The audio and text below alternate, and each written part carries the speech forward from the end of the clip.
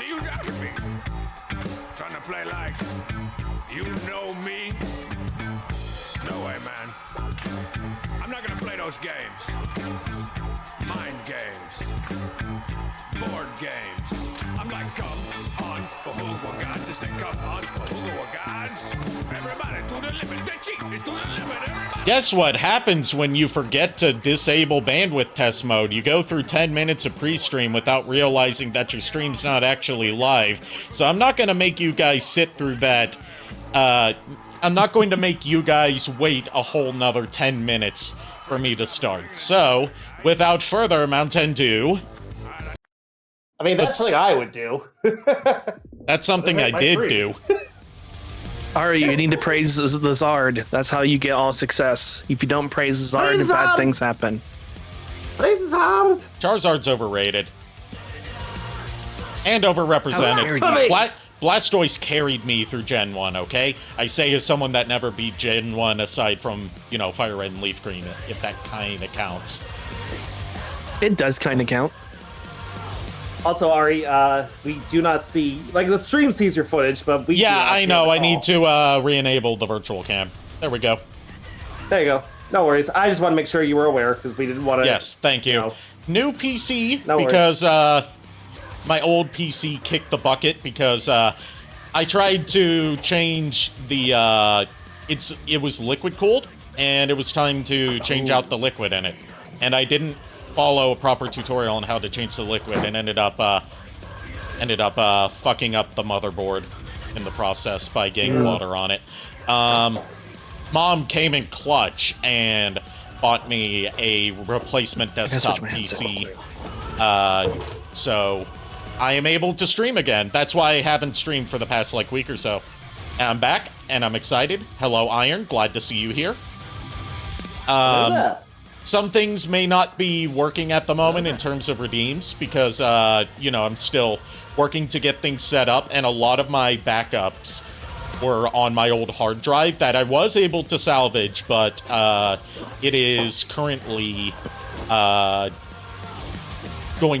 it's with my mom right now, and she's going to get it cloned for me, so I don't have to put out money that I don't have to get it cloned. Yeah. That's nice of her, honestly. Yes, she has done so much for me. Round of applause for her. We appreciate parents here. We appreciate good parents here. Parents. Or at least, you know, I was just saying, it's like... parents that do their best. Yes. Yes.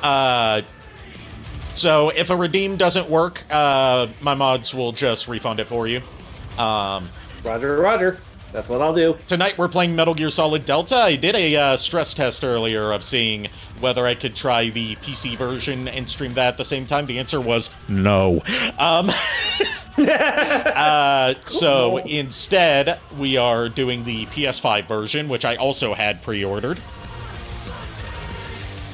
And I don't have a scheduled graphic set up for social media yet because the assets I need for that are on that old hard drive. So for the time being, I'm just going to have to like post my Twitch schedule from Twitch. Yeah. Tomorrow night, we're doing more Castlevania Lords of Shadow, and then Sunday is going to be more Sonic Frontiers Mod Madness. We're going to have to start the DLC over from the beginning because I don't have that save file anymore. Oh. But, you know, it's At okay. least I'll be able to... At least this time I'll actually be able to watch it from start to finish. Yes. Like the last time. And, yeah, with that being said, let's, turn on the capture card audio to make sure that you guys can actually hear that. And, we will switch on over here, and... Come on, boop. There we go. We booped. Boop. Also, Ari, quick question. How's my audio? Is it, okay, your audio's or do I need good. to bring the mic closer?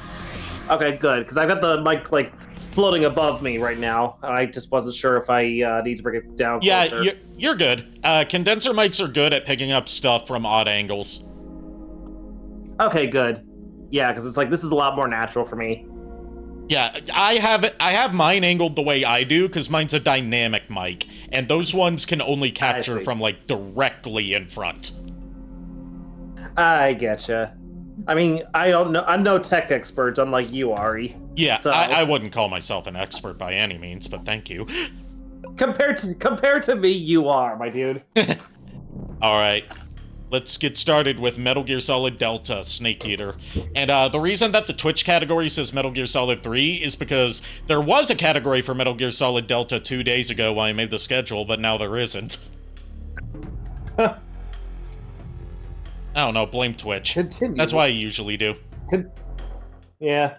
It says continue where you left off because I did off. play a little bit of this on my own time just to get a feel for it. Of course. But I haven't gotten sense. that far. Like, just through the Virtuous Okay. mission, which is, you know, the tutorial I see. section. And I'm going to be yes, skipping tutorial. through the Snake Eater intro when it plays on here, because they remade the Snake Eater intro complete with a brand new recording of the Snake Eater theme. And I want to save that for when it plays in the story. Oh, yeah, I getcha. Iron says, I did something similar when my original laptop started to show signs of not working as well as it used to, mostly by copy-pasting my stuff onto a micro SD card. See, I didn't have the opportunity to do that in real time, and the reason I can't just, like, you know, use a hard drive adapter to plug it into, like, a USB port and copy stuff is because it's one of those old-style, like, desktop-sized HDDs that requires external power.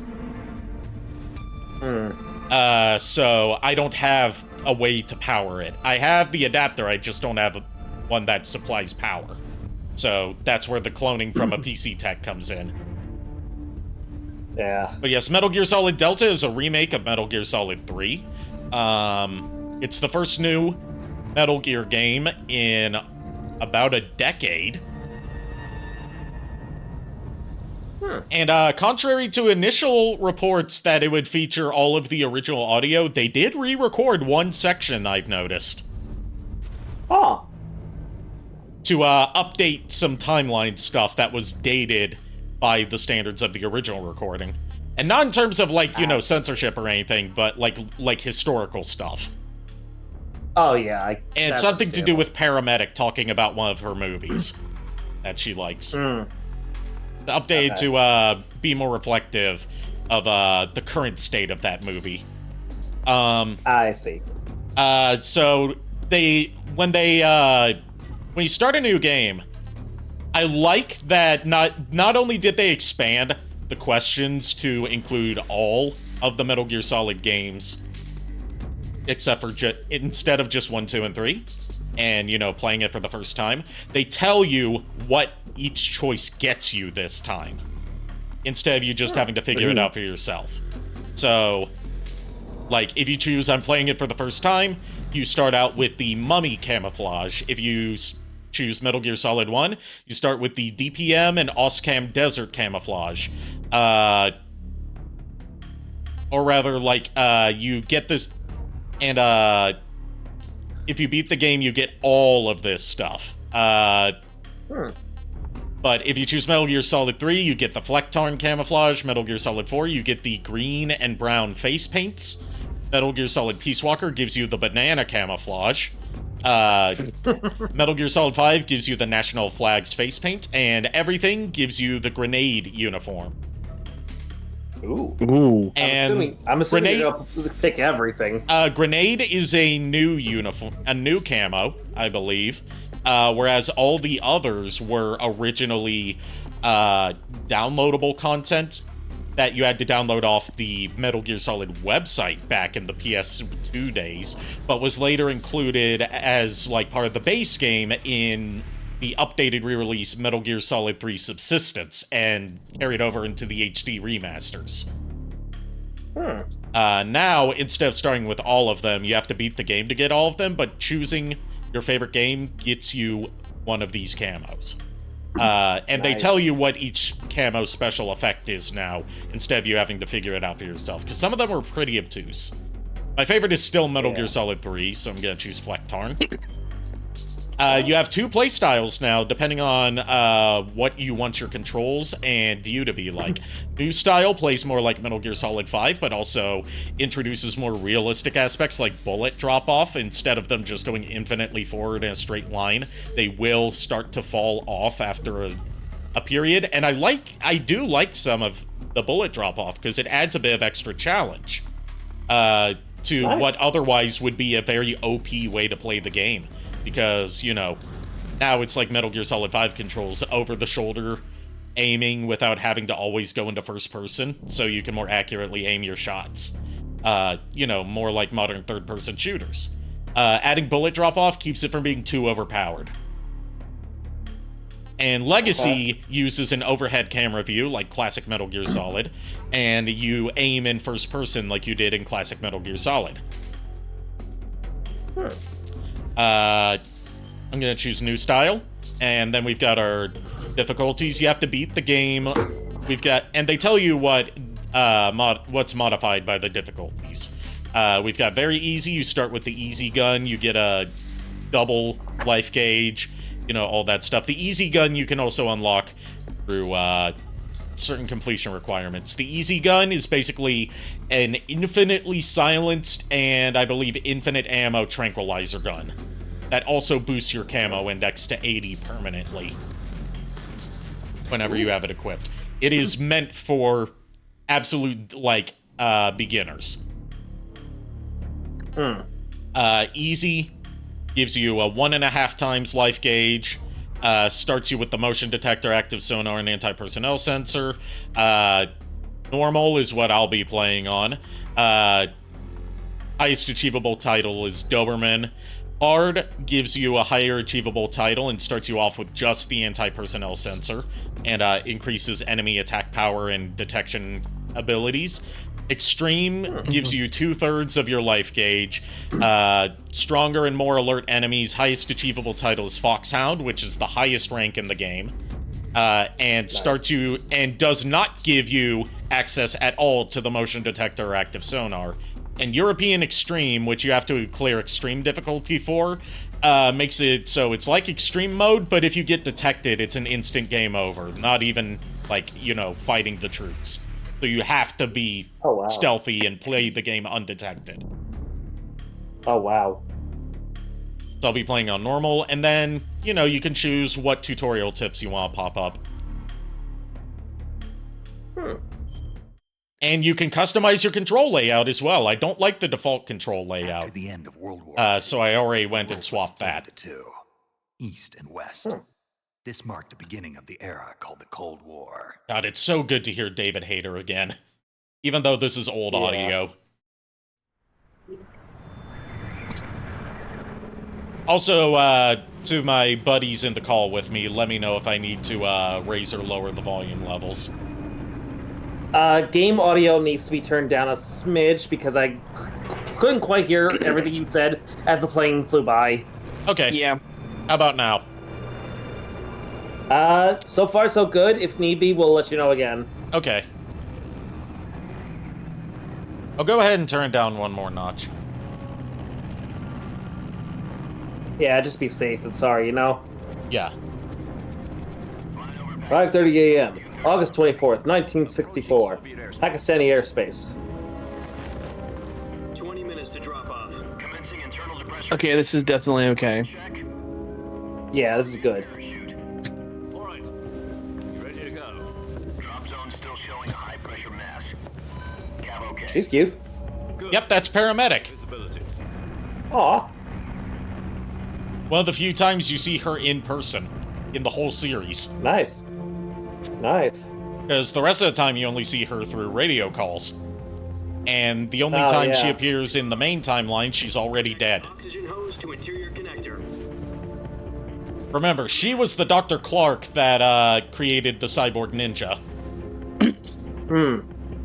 And was murdered. Ooh. Does this panty waste know what he's doing? You're talking to the big boss. He's not Big Boss yet, remember. No, I know, but it's like you're talking to the future big boss. Well, this is also his first mission for the Fox unit. Oh, okay. Because the Fox unit hasn't officially been incorporated as, like, a government force yet. This is basically a test run for them to prove that they should be an official government operation. Checking oxygen supply. I see. 6 minutes to drop off. Opening rear hatch. And I will say, I love that they included all the extras that none of the HD editions have included.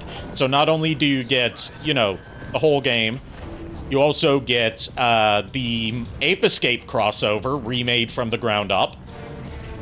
Nice. And you get something that was excluded from all of the remasters that, until this, was only available in the PS2 version of Subsistence, which is the Secret Theater, which is basically joke versions of the cutscenes. Oh, Never included in the HD remasters. interesting. Is one for the history books. The world's first Halo jump. 10 seconds to drop off. Stand by. It's like he knew it was gonna be before it was there. All green. Yep. Prepare for drop-off. Countdown. 5, 4, 3, 4, 3, 2, Spread your 1. wings. and fly. God be with you. There was an aspect, you know, speaking of our Major here, which at this point in the story is called Major Tom, will go on to be Major Zero. An aspect of him that I neglected to mention about his, you know, final appearance in the timeline, which was Metal Gear Solid 4. He was born in 1909, right? Okay. Metal Gear Solid 4 takes place in 2014. He was 105 years old when he appeared in that game, which is why he looks so decrepit. It depends on it. If it succeeds, Jeez. organized into a unit. You know, apart from, you know, being infected with the vocal cord parasites by, You know, don't get Skullface. cocky. This isn't a training op. as we would find Yeah, out in the truth files. So what exactly is this wonderful mission? Right.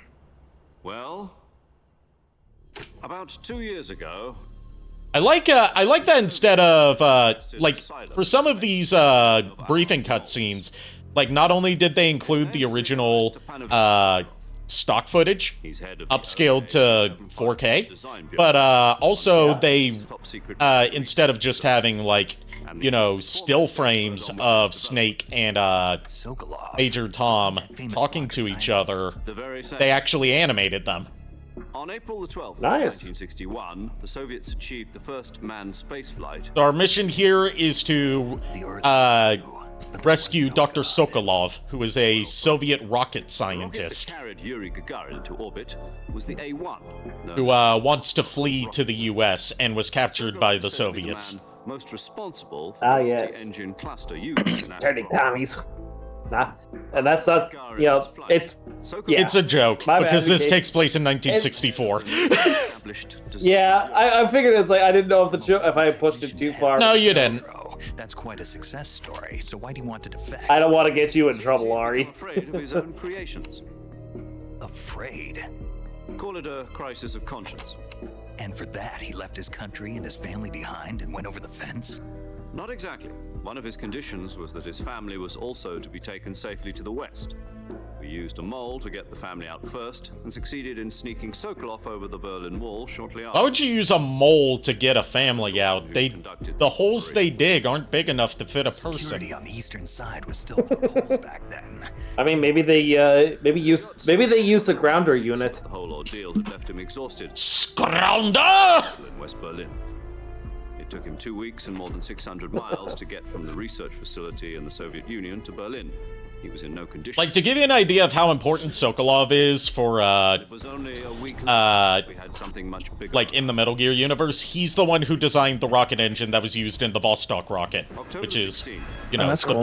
the big advancement in Soviet rocket Soviets were technology. in the process of deploying Yes. intermediate-range ballistic missiles in Cuba. Like, a lot of this has to do with the space race The president demanded going on in the background, as Makes well sense. as, you know, as they talk about here, the Cuban Missile Crisis. prevent further missile shipments Yes. in Cuba. Because this takes place around a year after the Cuban Missile Also on Crisis. secondary alert. Soviet transport I ships see. carrying missiles And, on course towards like, Sokolov is such a valuable asset that, like, in the Metal Gear universe, the reason that the Soviets pulled out of Cuba and, you know, the Cuban Missile Crisis was put to a stop was because the U.S. reluctantly handed Sokolov back over to the Soviets. avoided a nuclear holocaust. Because Sokolov is that valuable for not just space development, but, you know, rockets for weapons. Yeah. IRBMs from Turkey. No. The Jupiter IRBMs deployed in Turkey were obsolete, and we were going to get rid of them anyway. They had So, like, strategic value the Soviets were willing to risk World War III to get Sokolov a back. cover story that was fed to the other Oh, wow. intelligence agencies around. Damn. So what did the Russians really want? Sokolov. They wanted us to return Sokolov. You mean the Soviets pulled out of Cuba just to get their hands on Sokolov? That's right. Oh, the prototype pop is showing up in At the time, China we now. had no Cool. idea. Oh, cool. We were running out of time. It's gonna take time, but it's the coolest thing I've ever done. Or risk Yep. a full-scale nuclear war. In the end, we had no choice. President Kennedy gave in to I was gonna say jokingly, Ari, you can have joint custody of the Chaos Next Pop. day, I got Sokolov We'll alternate weekends that he visits. Yes, exactly. Screaming, "Save me!" Yeah. I don't blame you for not being able to get him for me. Miles, 'cause I get to joke about that because I grew up in a joint custody parent, divorce parent relationship. About Sokolov? Oof. Yeah. Yeah. And plus, I you mean, and I have been fair. best friends for Yeah. years, so we can joke about that shit. Hey, you guys. Plus, I think technically you guys are geographically closer anyway. Yes, we Yeah, are. we technically are. Rockets? Yeah. Missiles. Same technology. Whereas It's kind of funny. You know, I'm I guess like a quarter ahead, across. I'm halfway across the country from you guys. For half a year now. The weird thing, JKR, that you don't know about me, but Ari does, is like all of my close friends growing up all had a joint custody related family dynamic. Chef was ready to pull out of Oh, jeez. I don't know how it happened, but it did. So Ari and one other person. He's in Salino. Somehow I feel it's bad for anybody somehow I'm not sure how, but somehow it's for its fault. Yes. Even though you Dang guys it, didn't for even, Treacherous mission. even none of us knew for it until like within the past decade. Apparently, Dang it, for it! Why did you have to break up people? to get him back. This mission would never have been possible if he was still in the I mean, I'm all for playing for it when it makes sense, This is our but last chance. Sokolov must have known that too. Birds existed back that time. yeah, but We didn't know him. Nope. No, Yeah, no, exactly. ferrets did. Therefore, Pokemon Pokemon Silver and Gold existed. So that means ferrets existed. Well, just not ferret. my parents divorced in '98, so They came out that in would '98 be technically in Japan. yeah, but not in the Yeah. West. They hadn't migrated westward. They hadn't migrated westward yet. Dang it, just go with it. You're supposed to just go with it. You know, as part of their great plan to colonize the entire world. Yask in the Soviet mountains, ensure the safety of Sokolov and bring it back to the west. I like that they included the optional first-person view. Every single one of them. If we don't get Sokolov, Yeah, that's a nice touch. that weapon is complete. Oh, Ari, you're gonna be shocked when I tell you this. What? Clock is ticking. I'm drinking Pepsi. You're drinking Beepus? I'm drinking Pepsi. How dare Good. you? You're doing your state proud. The rescue of Sokolov, stand by at the recovery point. I ran out of Will Coke. be dropped at that point. Helium will be pumped. How into dare you the run out of reactor. Coke? The process takes You're talking to I'm someone sorry. Who doesn't even you're talking to somebody who barely ever drinks soda to begin with. Meanwhile, soda-wise, I don't have any Beepus or Conk, Familiar with the and I don't have Dr. Pepper, but I do have the Food Lion equivalent, Dr. Perky. Dr. Perky. Dr. Poiky! The shock will be less Dr. Poiky. parachute jump. You gotta put it like with that Three Stooges accent. It's like, oh, it's Dr. Poiky. Dr. Poiky. She's equipped So you'll be happy to hear, like, for the secret project, that I still can't disclose the exact nature of publicly. with the fuel in the tank, we're facing a But you full- guys know what it is. goes well. Not called. For one of the characters I voice, who But if anything, who I'm voicing as sort of like a mix of a Joe Pesci and a Danny DeVito. the rest of your I'm recording multiple takes of each line, like alternating between pronouncing them as written and going like difference between like certainly and certainly. Certainly. And giving the directors options to choose from for how they want him to speak. Yeah.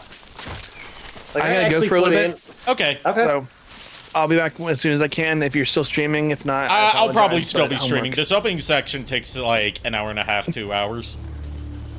Yeah. Okay, I'll see if I can come back by then. If not, sorry. Take your time. Okay. Take your time, Miles. If you come back, great. If you don't, that's fine. Yeah, just praise the Zard for me if I don't get JKR. Okay, yeah, I'll praise the Zard. Okay, good. I'll see you guys. I will ya. not praise the Zard because I am a poke-theist. But the Zard drinks Dr. Pepper and Pepsi. I didn't say I Yeah, hate so? the Zard. I'm saying I don't worship him. I worship no one. We don't worship. I worship no one except for my number one waifu for lifeu, Murasaki from Senran Kagura. But that's a discussion for another time. Goddamn, is Big Boss a hunk? I'll see ya. See ya, Miles. Yeah, I like one of the lines I recorded for that project. I actually put in like I don't know what it was. Just I had a line stuck. Like I was doing my line. And it's like the way I was talking in the footage. I couldn't help but do like a certain line. That's obviously not even in the store. Not in the script or anything. But I had to get it out of my system. Yeah, that's how I was for my recordings on another project with them. Like, just getting it out of my system, knowing that's not going to be used. In survival training. Right, but I put it in there anyway, just so that way they could use it for blooper reel. Be careful, you might not have a choice. What about you, I just Major? labeled it separately so that way they knew. I'm gonna raise the volume one notch because it is really quiet on my end. Call me Major Tom. Okay. This will be a sneaking mission. Ground control to Major Tom. Be seen by the enemy. Partly. The original idea for Metal Gear Solid 3 was for the space race to play a much larger role in the story, and for the main theme of the game to be Space Oddity by Great. David Bowie, the song that gave us, I like ground snakes. control to Major Tom. Your idea, yeah. Joe. But eventually that ended up shifting, and Major Tom instead becomes a reference to the movie The Great Escape, How exactly am I supposed to feel? Oh, okay. which in itself is based on a real-life story of some American POWs in World War II who escaped a Nazi prisoner camp by digging tunnels. They dug 3 tunnels to escape through. Their names were Tom, Dick, and Harry. Better go back. You know, Okay, And that makes a lot of sense. 2 of them were discovered before they were completed, and they escaped through the final one. And he's trying to name himself after the one that they escaped through for good luck. And press the action button. I see. I'll be monitoring your progress over the radio. We can't risk violating Soviet Let's see. airspace, but I'll be in the gunship. My frequency is 140. Now, one thing I do like is, I'm saying a lot of one things I do like. There's a lot of things I like about this. They simplified the codec system. So instead of having to dial in the frequencies, you just press down on the D-pad to bring up a radial menu with all of your contacts in it, or you can tune into specific frequencies where they included some that were originally only in the Japanese release, including stations that were used for, like, secret frequencies that would heal you when you called them, that were taken out of the international Nice. version. Huh. And cool. there is an achievement for calling one of those stations, if you can find it. Ooh. Have you found it yet? No. All the frequencies are the same between the original and the remake. I just haven't looked up the frequency. I see. Also, because I'm using the modern style controls, the D-pad is used for selecting items and like bringing up the item and weapon menus, because the traditional L2 and R2 for item selecting is taken up by, you know, aiming and shooting. Yeah. An aspect I like here is, like normally in Metal Gear Solid 3 you would start out with the tranquilizer gun in this section. But since, you know, your backpack is up in the tree that has all your equipment in it, you start out with just the knife. Hey, Shadow Dragon. Hey, Shadow Dragon, how you doing? Things might be a little bit fucky tonight, Shadow Dragon, in terms of redeems and, like, my tracking and stuff, because I'm still trying to get things set up on my new PC. Yeah. And I need to get my old hard drive copied, which my mom is taking care of. I asked her to, you know, try and expedite it a bit, so I could get important files off of there, but she's back at work now, so she'll have to move at her own pace. No, that's understandable. You know. Yeah. What comes first? So if you go up here, there's some life medicine. Life medicine is the only... It's an item that's in limited supply through the game, and it instantly heals you instead of, like, the gradual health restoration that you normally get. But your rank at the end of the game is hampered depending on how much life medicine you've used. Okay. And certain ranks unlock certain extras. Plus, you know, bragging rights. Yeah. So with the Also, default control scheme, X would be the interact button, and triangle would be the, like, crouch button. And I hate every bit of that. But thankfully, they let you customize the controls. Good. So I made it more like how it controls, you know, in regular Metal Gear Solid 3.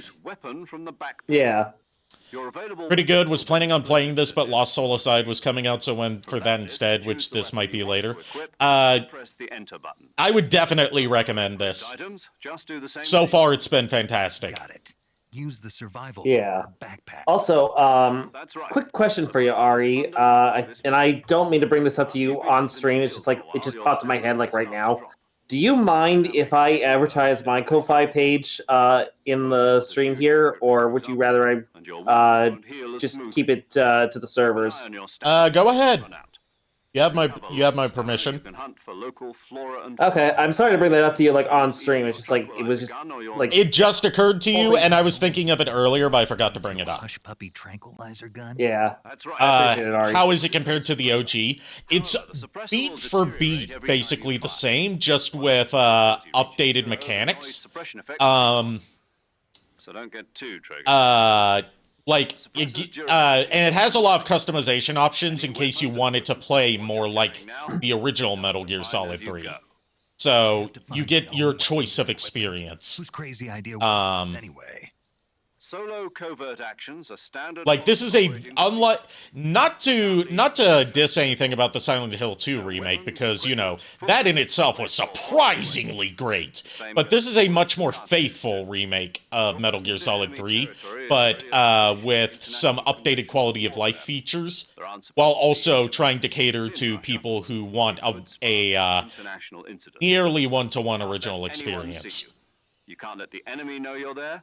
This is a like, there's two gameplay styles you can choose from. Modern, like, I think they call it New Style, and Legacy. Legacy plays like Metal Gear Solid 3 on the PS2's, like, complete with the top-down camera view and the old control layout. Whereas New Style plays more like Metal Gear Solid 5 and also adds bullet drop-off for extra challenge.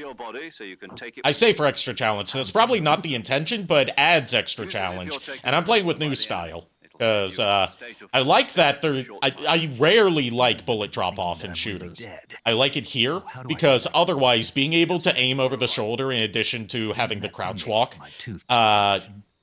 in this game would be game-breaking, so, you know, having bullet drop-off makes it so you have to aim your shots more carefully. I'll keep it in mind. It avoids a Peace Walker HD scenario where you're just too good at aiming by default. Count on any reinforcements. correct. The mission Let's rests see. entirely in your hands. Also, this is something that somebody on YouTube came up with in terms of like what to use for the character of Makeshift for Transformers. Yeah. I don't know why, but this actually works pretty well. A Jet Viacon was used as Makeshift, and I can kind of see that being like Makeshift's default form. Yeah, I could too. As well, and she's here on the gunship with me. She. Hello, Snake. I'm paramedic. Nice to meet Hello? Paramedic. you. Yep, my girl paramedic. I like all the women in this game, okay? They're all great. But paramedic, holy Yes. shit. My name, huh? Woman after my own heart with her love of B movies. You're a regular Yes. Captain Nemo. Especially Godzilla. Nothing on She has great taste. Oh, week. Oh, hell yeah.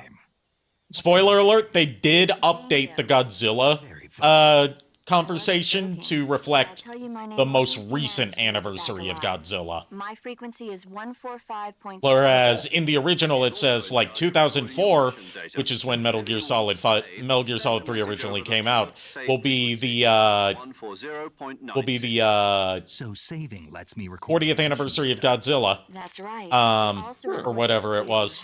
Good to know. There's one more person I want. No wait, 50th anniversary of Godzilla. And Snakes. in this game they update to say 2024 will be the 70th anniversary, Actually, it was the boss Okay. that got the DCI's authorization in the first place. which makes it one of the few bits of new audio recorded for this game. Bosses? She also helped me Nice. plan this mission. She and I were. I also, just speaking of the audio from like audio mixing standpoint, I like that they added a radio filter to the radio calls. That's right. It's oh yeah. Also, hello, Let me- Pearl from SpongeBob, Lori Allen as the boss. Years, 72 days, and 18 hours. You've lost weight. You can tell just by the sound of my voice. I'm also going to try and do a lot more of the optional calls that I missed in the original Metal Gear Solid 3 playthrough as well. Like, there's a lot with the boss in this opening section of the game that you can miss out on, because this is the only time you get to call her. Secret mission. Nice. You didn't need me anymore. There's one in particular Also, you that I guys- want to call her for, because it's a rare funny moment with the boss. Everything you needed to know about fighting Nice. techniques. Also, if you hear any clicking, I'm sorry. That's just me messing with my Energon 6-shot. I don't blame you. Techniques Transformers make for good fidget how to toys. think like a soldier. Yeah. How to think like Especially That's the what my more, mom- like, she was just- chunky, simplified ones from the Unicron soldier trilogy. needs to be strong and Oh, yeah. and Yeah, I mean, you gotta hand it to Aaron Archer. You know, his art design and everything, like, you know, and everything that he was coming up with. Great ideas for chunky, I just don't like a lot of the intrusive gimmicks, but, you know. Yeah, it is what it is. that wasn't part of, you know, his art design. That was like Hasbro toy designer Right. mindset at the time, where everything has to have a gimmick. Right now. Doesn't mean they Right. I don't blame him for that. I just I don't like the fact that almost every, especially like the 6-shot shock blast mold, like, I don't like how huge this cannon arm is. Like, I love the idea of the huge cannon arm. I just don't like how cumbersome it is. You want to talk about cumbersome and intrusive gimmicks? My boy Sideways. Love his design. Impossible to pose because he has no articulation. Oh yeah, I know, and I can't wait for the new. Apparently, the new one's going to be a Voyager class. Yeah, I So that'll saw. be interesting. But you're not quite I'm also I can't I'm wait to looking see to get my hands on that Cybertron Sideways figure as well. That's doubly true. Because Same here. Like, I'm not gonna the use it for, original like- the original Cybertron Sideways that I have is He has incomplete. no enemies and no friends. Oh, it is. Only the mission. You Missing follow one of the I thought- wings. That's what being. I thought you had it complete. I thought you got it mint in box. I have to. No, Or I was bought it used. Something else. No, the one I got mint in box was Armada Starscream. Thing. Sooner or later. Oh, okay. Because I remember, like, when you were here, I remember you got Armada. Not Armada. No, I said Cybertron Sideways. Cybertron Sideways, not Armada Sideways. There's a saying. I know. I bought corrected myself Armada after- Sideways at the store when I went to visit you. Being patriotic. Oh, okay. I Cybertron remember you Sideways I also- bought on eBay. Your country. I thought Oh, okay. Because for whatever reason, I thought because I think it was Thunder Blast. I remember you got as well. You got Thunder. Yeah, I got Tits Thunder back Blast then, as too. well. I had to get Thunder Tits when I saw her. Others will take their place. Oh, of course. I don't blame you. the leader. no matter who's in charge. Speaking of remakes, I didn't know the House of the Dead 2 remake came out, and I heard it was awful, just like the House of the Dead 1 remake. People's values change over time, and so do the leaders of a country. So there's no. But yeah, no one knew that the House of the Dead 2 remake came out because there was no marketing for it. Enemies in relative terms, constantly changing with the times. As long as we have loyalty to... Like, I actually had the idea to, for Six Shot and Shock Blast. Well, Shock Blast I put up on the Unicron shelf because he technically became a vessel for Unicron's overall power in Energon. All right. So, like, I figured I'll put him up there on the top shelf. But Six Shot here, I'm actually considering using him as, like Decepticon Super Soldier or something like that, where it's like, you know, he's a generic that just doesn't really have much personality. He's just there to, you know, like, for a brute purpose. Yeah. Because I mean, look at the dude. He's freaking chunky. You'll be fine. Isn't that right, Snake?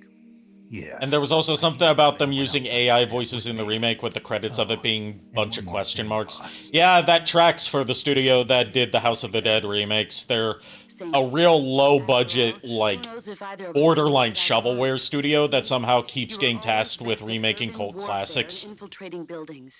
Probably because they are a cheap studio to hire. They also did the Front Mission remake that nobody bought. And they also did the Panzer Dragoon remake that nobody bought. For the past few years, I'm probably pretty rusty. Not to worry. I'll be here to help you remember. After all, this is your first actual survival mission. I'll be supporting you over the radio. Where are you, boss? Next to the Major?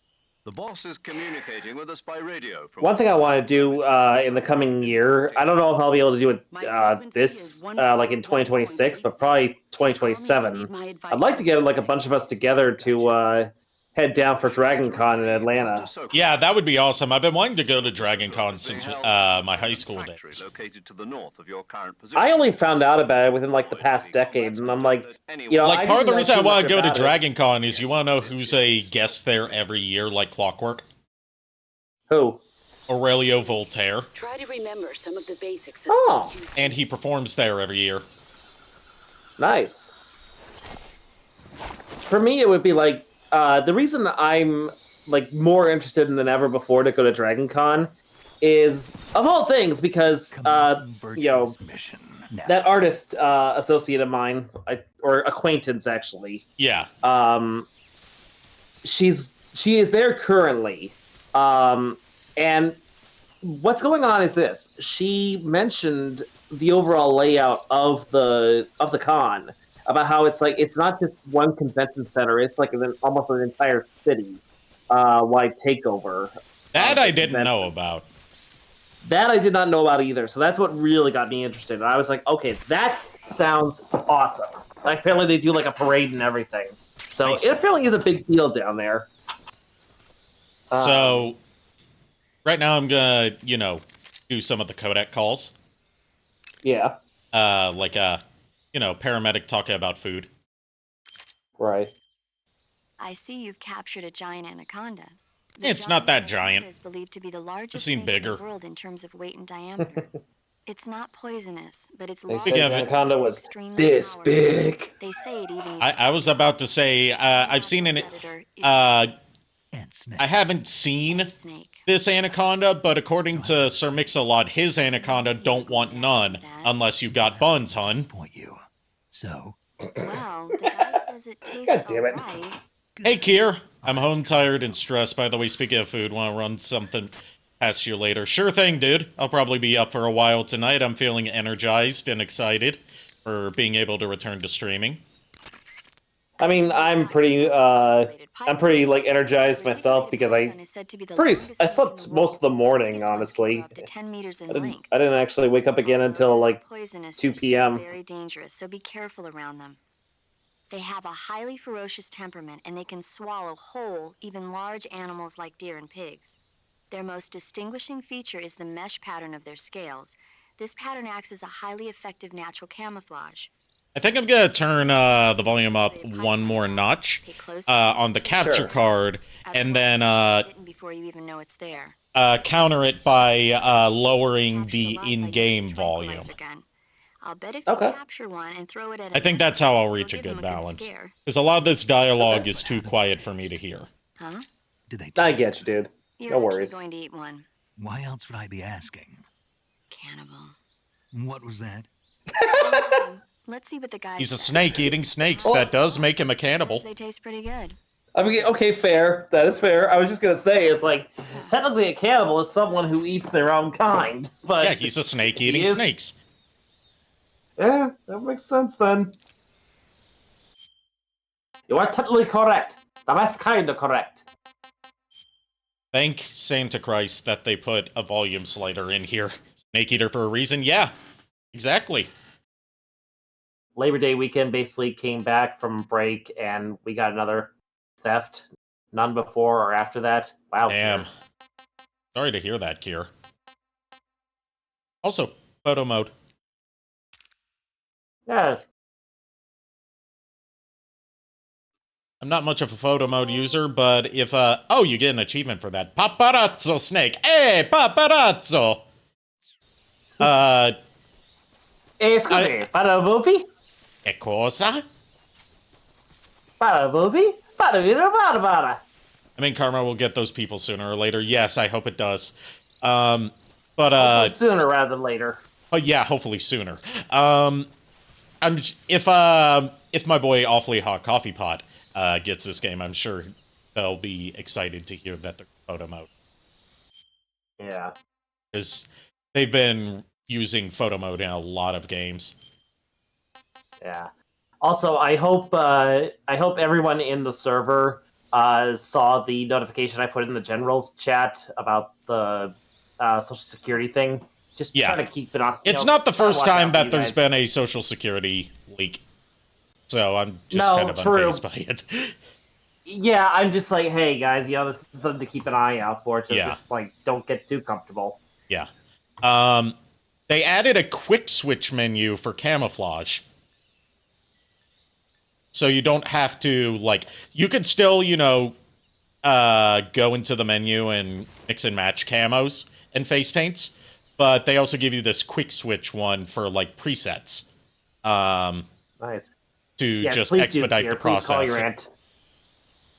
Yes, please call your aunt. This is, I'm about to show you, one of the, optional. By the way, since I pre-ordered, I got the white tuxedo. Which, it makes it so, it makes your footsteps silent and doubles your, health recovery rate. But if the jacket gets dirty, you don't get the bonus effects. And you can't use CQC while wearing it. Which is your melee moves. Yeah. I'm a text because she's sick and I'll call in the morning. Okay. Flectarn. This is the camo that I got for choosing my bonus at the beginning. Prevents battery drain. Ooh. But yes, I'm going to choose the naked camo, which takes your shirt off. And I'm going to call the boss. You would. You would, Ari. Camouflage is an Skip through that. visibility is Skip through that. you can only use That. Snake. Did you take off your uniform? Yeah, What's the matter? just needed to loosen up. I know there's a naked option under uniform in the camouflage window that lets you take off your uniform. But without a uniform on, your camo index will remain low, and you'll burn through your stamina more quickly. So stop acting shit. like a fool and put some camouflage on now. Yes, ma'am. Did you hear me? Yeah. The way he says it. Yeah. That's Yeah. hilarious. I see you found some Russian oyster mushrooms. The Russian oyster mushroom is an edible variety that belongs to the Shimeji family. So, a thing I learned about Metal Gear Solid 3's flora and fauna, all the animals are real except for the Tsuchinoko, which I'm not going to even attempt to try and find. But all of the plants are made up. Oh, okay. I mean, oyster mushrooms are a real thing, though. I will Yes, say but that. they're made-up variants of real-life plants.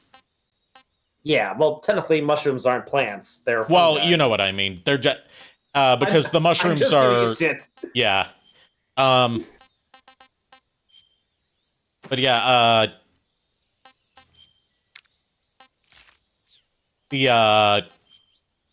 so like stuff like the milk apples that you can find are not a real thing that exists in real life. Yeah, no. Also, they add a new item to your item inventory, which you have equipped by default, called the compass. And all it does is it gives you a little visual indicator of where your objective is. Nice. So it's less easy to get lost now. First thing when you said about the compass, my mind went to Jack Sparrow. Jack Sparrow has given away the compass. From Dead Men Tell No Tales. I haven't seen Dead Men Tell No Tales. I only saw it once, and no one saw Dead Men Tell No Tales, really. I mean, I saw the what brought it back to my memory was seeing the clip on YouTube, because apparently that just showed up in my recommendations. So, Gator. A navigator. A navigator. Technically, it's an Indian gavial, which is a kind of crocodile. Now it's asleep. It's a sleeping croc. Is it killer croc? It's pretty easy to tell whether it's a gator or a croc. It depends on whether you see them later or after a while. Yup. Oh, God. I mean, a navigator is something that kind of crawls around in a swamp until it becomes a suitcase. And you have to be very careful not to confuse an alligator with an investigator or a navigator. They do not like it when you confuse them. I'm speaking from experience. Yet, speaking of, it just occurred to me, Vector the Crocodile was reimagined as a detective and the Chaotix as a detective agency. What are the chances that they did that just so they could say that he's an investigator? I deserve that. I deserve being hit by that gator. Also, that's a new kind of collectible they added in the game, the shootable Gakkos, which I don't know what you unlock for shooting them all other than a trophy. I'm sure there's something behind it. They're here alongside the Kerotans that were in the original. Okay. Like, they're hidden, you shoot them, they make a noise. They also work as a distraction for nearby enemies if you shoot them. So, there's more to it than just being a collectible on the menu. Hey, Ricking. Hey, Ricking, how you doing? Day 5 without Arikado streams, he finally arrived. Yes, my new PC is finally here, and we are playing some Metal Gear Solid Delta. Okay, I'm gonna BRB. I'll still hear everything. I'm just going outside the room for a quick sec. Okay. Alright. We're about to encounter some enemy troops, and this is where we're going to see that bullet drop off I mentioned. You really have to angle your shots correctly to factor in the bullet drop off when you're playing in new style.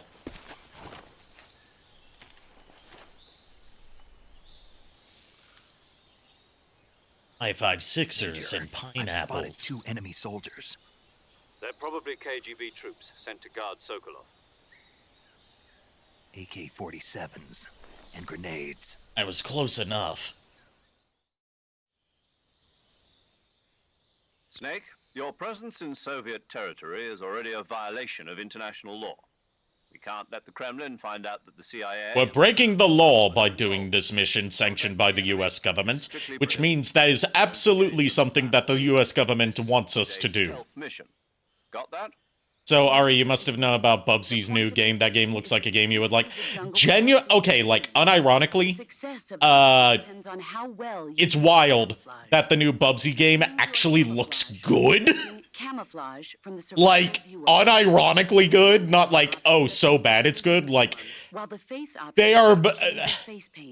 This is both hilarious and depressing to think about. Surroundings will help you consider Atari is putting more effort into reviving Bubsy than Capcom has into reviving anything Mega Man. like an idiot, you're bound to be spotted. But if you crawl, Atari has more faith in Bubsy as a profitable IP than Capcom has in their mascot.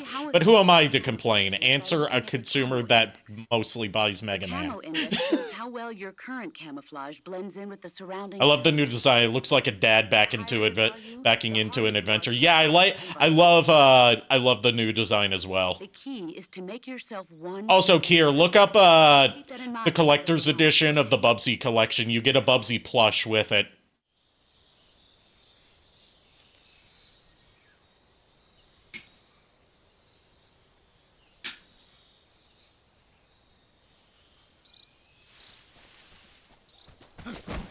Also, another aspect of the new Bubsy game that I like so far is, holy shit, they made sure that Bubsy's voice doesn't make you want to tear out your own eardrums, given that he's a very talkative character.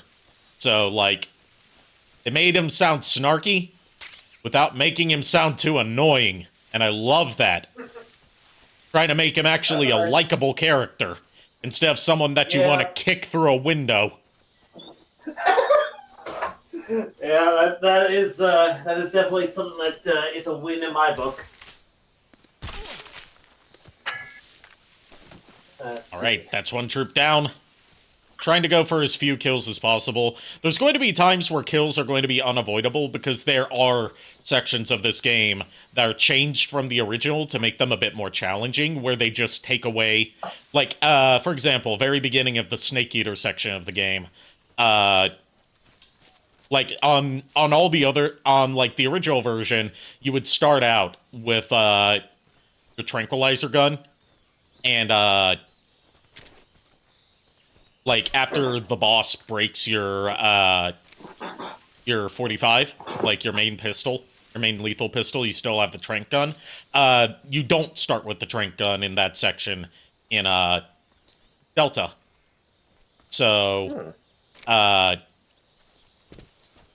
you have to be a lot more sneaky or rely entirely on CQC to get through. Oh, wow. I felt in my heart someday we're going to have... I feel in my heart someday we're going to have a Bubsy live action. Okay, Bubsy live action should be like a Who Framed Roger Rabbit type thing, where, like, he's animated and... where, like, he's, like, 2D animated with, live action people. No. We gotta think more on brand for Bubsy than that. It's not going to be it's not gonna be Who Framed Roger Rabbit styled. It's gonna be Space Jam styled. Oh no.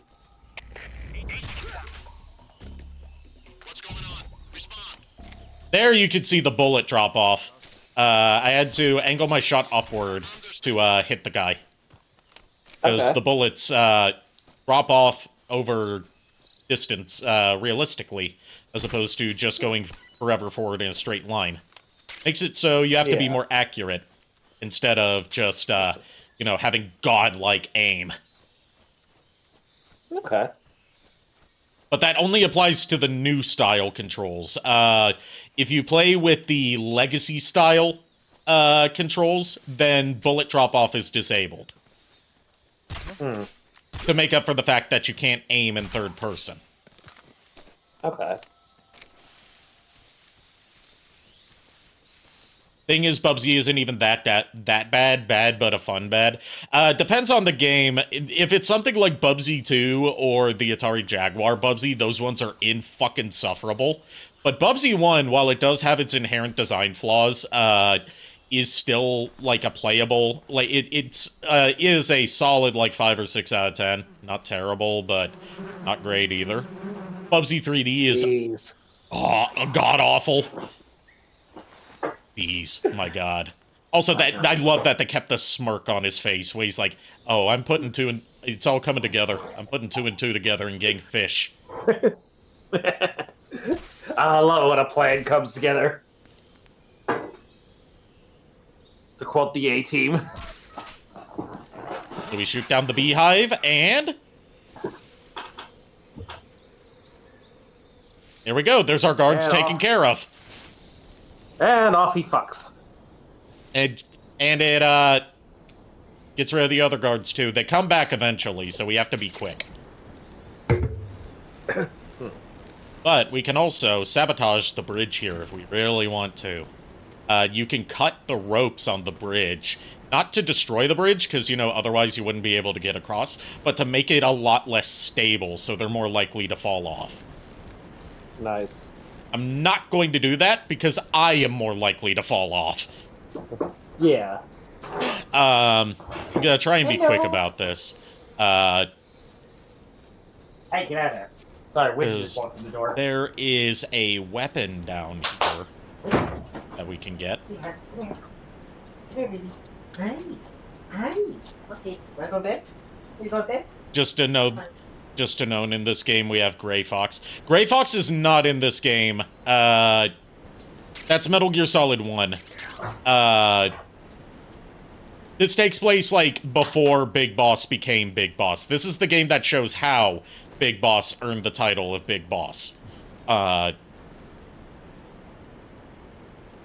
like, takes place chronologically first in the Metal Gear timeline. I said I like him. Sad I like him. Yeah, Metal Gear Solid Portable Ops, is non-canon, but at the time it was made, it was considered canon.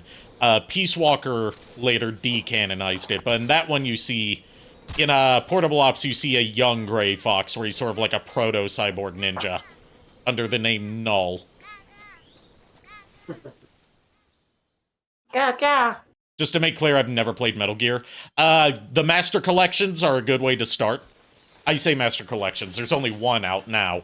It gives you all the games up to Metal Gear Solid 3, except for Portable Ops. Well, Portable Ops came out after, so... there's talks of a Volume 2 to the Master Collection, we just don't know what's going to be in it yet. Yeah. I would say get the Master Collection on whatever platform you can get it on. And start off... I would say start off with Metal Gear Solid 1. You could try Metal Gear and Metal Gear 2. Those ones do give you, like, background story details that are referenced in Metal Gear Solid 1, but Metal Gear Solid 1 also... is inside the factory. Gives you a recap of those games, because at the time it came out, they had not been released outside of Japan. So that was more so for the overseas gamers. And also because Metal Gear and Metal Gear 2 were not on... though the canonical versions were not on consoles, they were on the MSX2 home computer. That not everyone owned. When you get to Sokolov, compared to, you know, a PlayStation, which everyone owned. Yeah. I already accepted the fate, Ari. I'm going to play every franchise in chronological time, game to game, year by year. So, are you going to play the Metal Gear Solid series in release order or in timeline order? Because timeline order lets you, you know, see how the story plays out as it happened. In universe, but playing in release order makes a lot of the twists have more impact. And also, you know, makes it so you're not jumping back and forth between, like, archaic-styled games and more modern-styled games. Release order. Release order, okay. Because I know it's similar to, like, you know, Kingdom Hearts fans will debate about whether you should play it in chronological order or release order. And I'm like, you always play games with an overarching story in release order, because otherwise the twists that happen aren't going to have any impact. What's wrong? Right. Excuse me. Hi.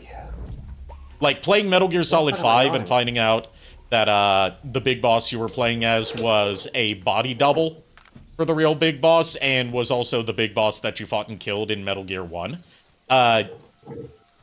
Playing that, like, you know, like third or fourth in the series is not going to have the impact that it has, compared to it being the last game in the storyline and the last big twist that we have so far. And also recontextualizing something that you yourself already experienced. Let's see. Also, apparently, Shockwave was officially announced, voted in as like the bot that gets a new figure and a new alt mode. He is going to be a sea creature now. Interesting. I don't know what kind of sea creature we're going to get. Some are hoping for a Spinosaurus, which interesting would be an interesting touch. I always forget that Spinosauruses were sea creatures. They weren't technically, but They were close like enough. they weren't like, you know, completely aquatic, but they did do a lot of stuff in water. Yeah. They're not necessarily Yeah, they were amphibians either. Yeah, they were more like crocodilian. They were more like just giant-ass crocodiles. Yeah. I remember, like, you know, growing up when they were depicted as land-dwelling animals. Yeah, same. I remember that too. No. I'm a CIA. All right, we found Sokolov. Time to get him out of here. Back to the other side of the Iron Curtain. Your CIA. Yeah. I was sent by Major Zero, the man who got you I out. also like that they added some music in some of these scenes, so they're not, like, awkwardly silent with just two people talking. I have a message. Yeah. It feels more cinematic. He said to tell agree. you sorry for being so late. Also, getting creative with the camera work is nice. Did he now? And they lipped... What is Personal W for me. Since most of the fans of this game and the whole series are, like, fans of the English dub, lip-syncing it to the English audio. Thank you. Nice. Who's they? Colonel Volgin of Gru. You in the West know him as Thunderbolt. I mean, there's two types of dialing gators each. Both at one point used to leap a good distance. He's a member of Yeah, it's weird to think that crocodiles and alligators are basically living fossils. They haven't evolved all that Yeah. much since they reached their current state because they're already perfect as is. Peaceful coexistence with the West. Right, they basically achieved Criticism the from perfect. and the provincial They've achieved their perfect. Okay, so suppress the opposition. I Yeah, forgot give to me a break turn there, on yeah. the audio monitoring for the redeem sources. Let me do that Precarious position. so I can actually hear them. That the Good thing that Yeah. Rick King redeemed that now so I could figure that out. Assassination. yes, Like, it plays on stream, I just can't hear it. Since Khrushchev has lost his biggest partner and his power base is rapidly crumbling away. A certain group is plotting to use this opportunity to seize power by rallying the anti-government forces, overthrowing How did I Khrushchev, get this disease? there that goes. and proceeding in his What are my place. treatment The options? mastermind behind There we go, now I can hear it. Gee, thanks. How will this affect Yeah, so my can I. loved ones? Thanks, Shadow Dragon. secret weapons research You may be facility entitled to much like financial this one. compensation. OKB 812, known as the Granin Design Bureau, and is using it to further his plans. But that is not enough to satisfy him. Now BRB he's for trying to real. seize the Take your secret time, Kier. I have been- I also set up, because I don't have the assets that I need for my ending and BRB screens, I set up new screens for those. Okay. Is this the original footage from the original game? The stock footage that they use is, but the, like, cutscenes of people talking to each other like this are brand new. Then the soldiers outside. But they're recreated basically shot for shot, Need that compared to the originals. inside. Hmm. Their orders were to prevent Colonel Volgin from capturing me. But they aren't crab/lobster gator and dials. Ah, so Kier knows about crustacean theory too. If you don't know what I'm talking about, it's this evolutionary theory that, like, everything as it evolves over time eventually becomes a crab. Yeah, I'm familiar with that stupid theory. By the way, 'Cause your Russian is super. that's not at all how that works. But Where did you learn to you know, speak? crackpots will think of anything. Mentor. So that line right there contextualizes that all these conversations that happen in the game that we're hearing in English are actually being spoken in Russian. No. I have no. That is because Hideo Kojima's original plan was for the entire game to have, like, Snake and, like, conversations between Snake and Russian-speaking characters be spoken really in Russian by the voice actors. But the only one who was on board for it was Snake's Japanese voice actor. Everyone else was like, we're not learning Russian, especially since we're Japanese speakers, and that's going to be even more difficult. We're not going to learn Russian just to do this. So he's like, fine, we'll just have them speak regularly and pretend that they're speaking in Russian. Yeah, which, honestly, it's kind of like the whole Doctor Who thing, where it's like, if you're in the presence of the TARDIS, or at least you've ridden in the TARDIS, then you apparently, like, the idea is that any alien language that you hear spoken while you're in the presence of it, the TARDIS will automatically translate it into your native language. Okay. But, yeah, that's also why you get, like, the Russian-born and raised Dr. Sokolov speaking with a British accent. Yeah. Or, Volgin.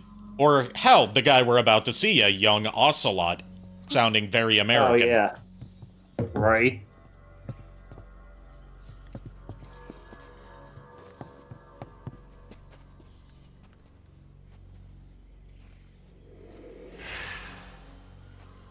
Peekaboo. Also, if I ever get to meet Josh Keaton, I'm going to ask him to record Ocelot's, war cry summoning thing for his troops in this game, where he just goes, wow!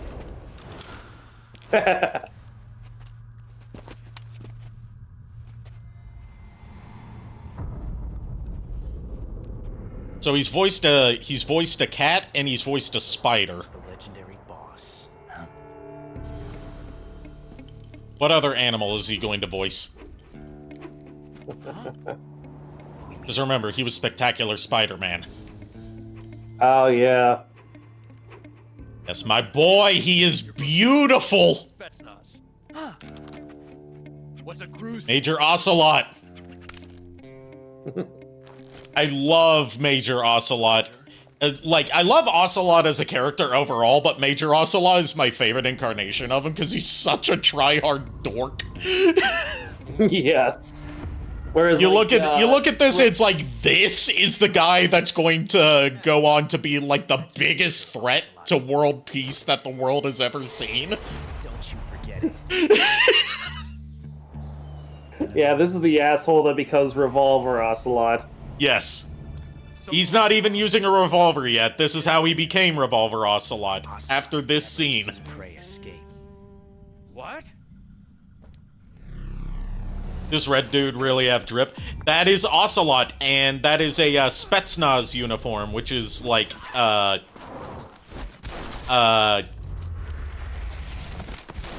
like, Black Ops unit for, the Russian government. Like, KGB is like the CIA, Spetsnaz is like an active force for like combat. Like, KGB is more like information gathering and manipulation, whereas Spetsnaz is like boots on the ground. Yeah. They do the dirty work, nobody else will.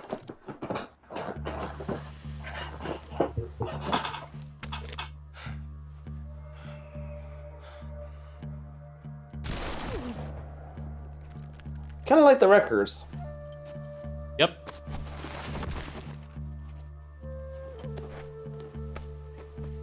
You mean that game where we shoot innocents in the shopping in that part my mission in that part me and my cousin Aang the mission like Sokolov. I'm not sure what game you're talking about because I haven't played whatever you're talking about. Let's see. I gotta hand it to Transformers Prime. Because the fact that they brought the Wreckers, at least mentioned the Wreckers in that show, and like better describe what the Wreckers. A lot of non-Americans' introduction to the Wreckers.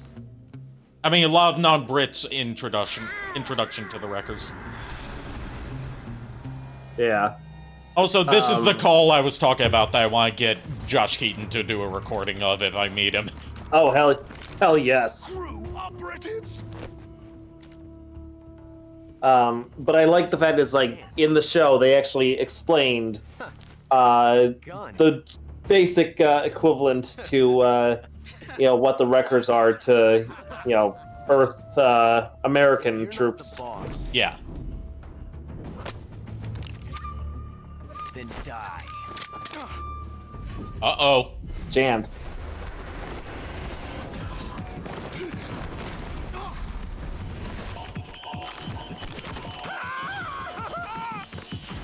Major!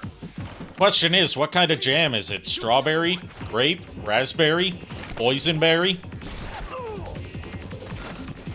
Nobody's ever given me the raspberry.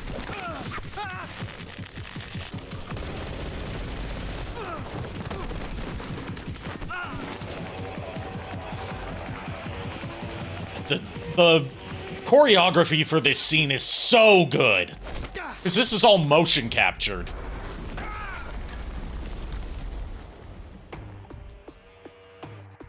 Like, you really feel the impact of Snake beating the fuck out of these guys.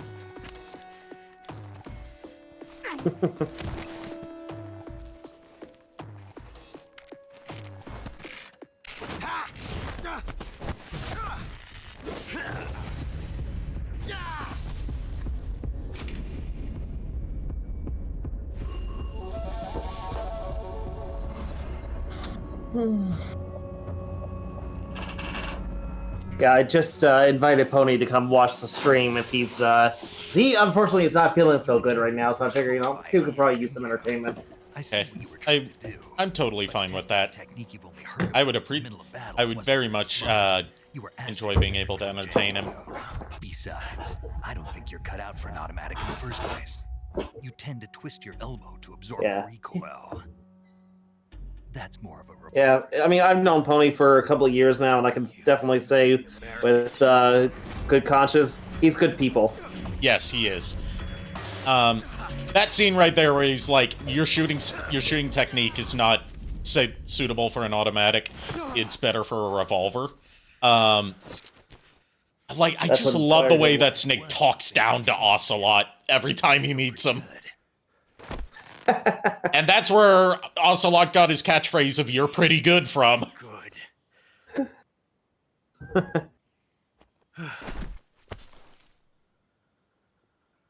He's not dead, he's just unconscious, but we can kill him, and that gives you a game over.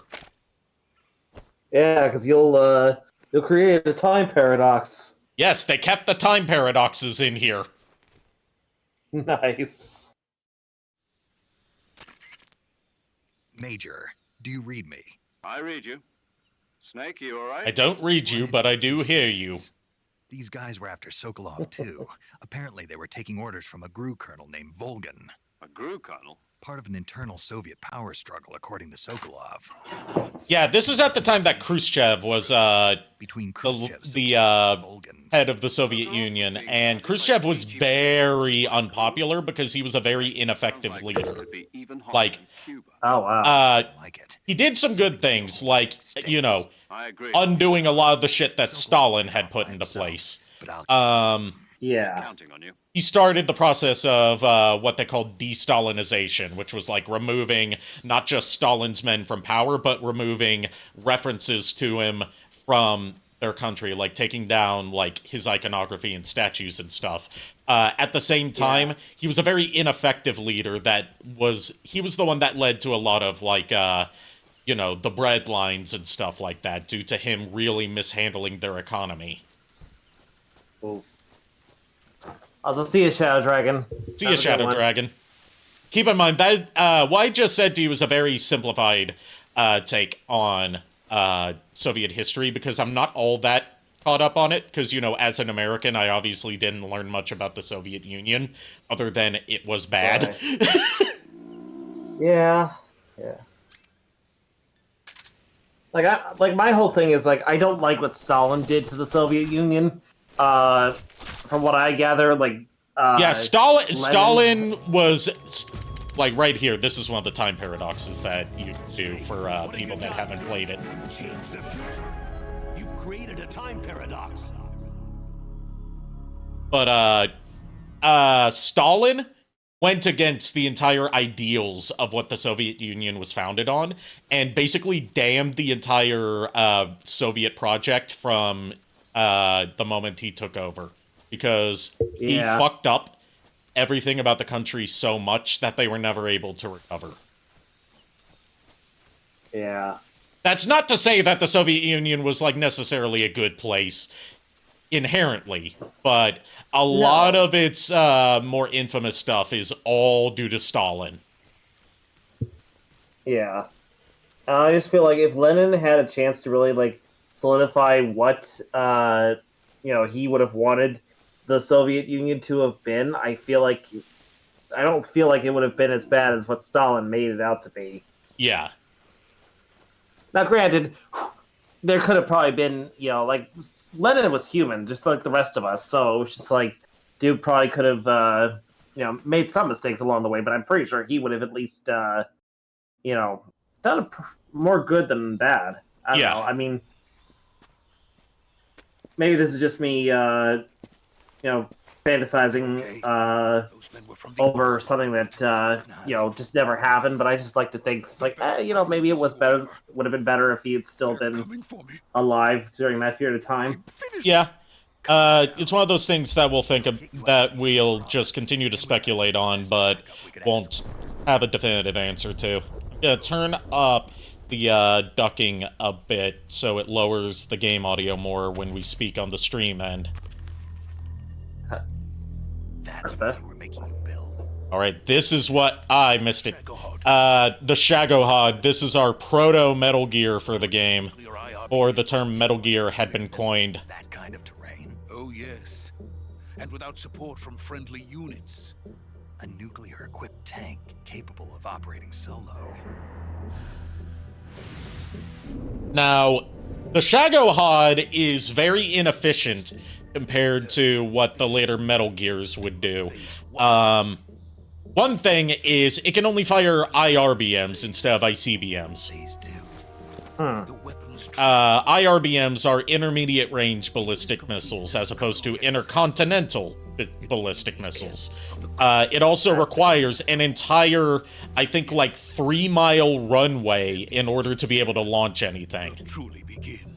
Oh wow! World War.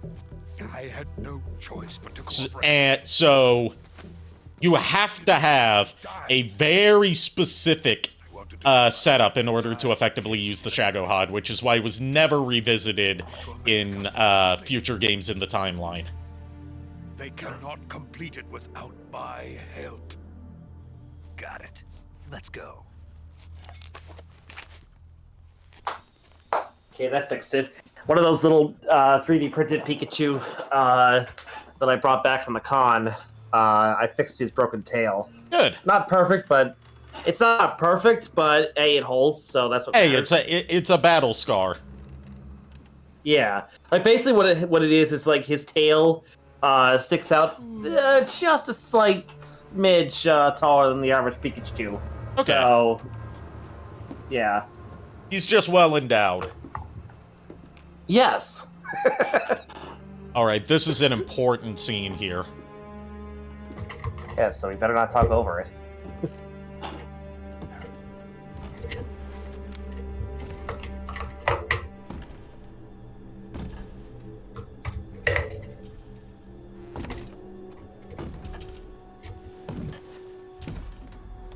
The boss, what are you doing here?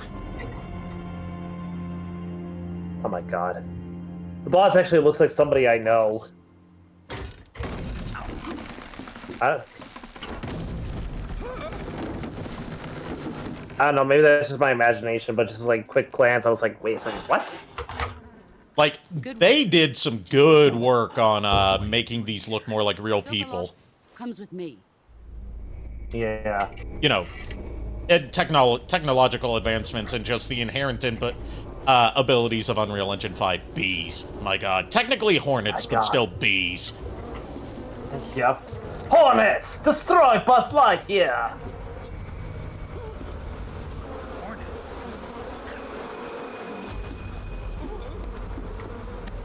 Yoink! Yoink is right. I just noticed he's being carried up by the bees. For the longest time, I thought he was attached to like a bungee thing or something, but no, he's being carried up by the bees. That's funny.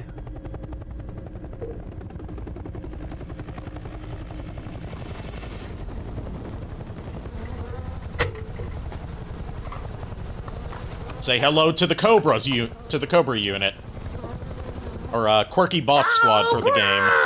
Let us fight together again. I have waited long for this day. We will fight with you once. Oh, hi, Greg Berger.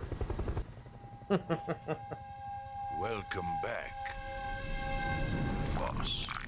Ugh. Now 5 of us are together. That was already freaky in the PS2 version, but it's even freakier when it looks more real. Also, I like that the raining blood is actually blood-colored this time. Oh, yeah. Instead of just being, like, It's raining blood. kind of black.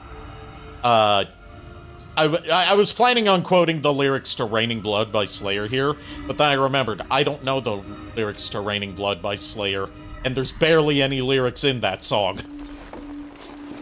I barely noticed the guy ever before, like I don't know... The Sorrow. The character's name. The Sorrow. I've never noticed the Sorrow ever having glasses. Yeah, he's always had glasses. They shatter at one point when you're talking to him. Kuwabara.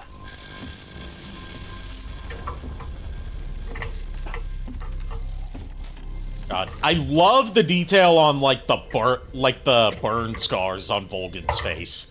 What a joyful scene. Really making his face look fucked up. Welcome to my country and to my unit. Before he became, the man on fire, yes. I wasn't sure if I should spoil that, because, I mean, if you've been tuning into my Metal Gear streams, you know that already. Yeah.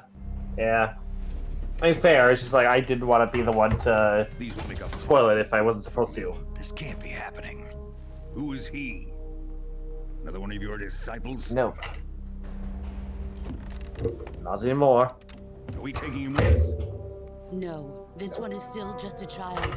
So I found out that the weapon that he's now carrying, that the boss gifted to him, was actually a real thing that never made it to, like, mass production and actual use on the battlefield. You can pull the trigger. Oh? It's called a Davy Crockett.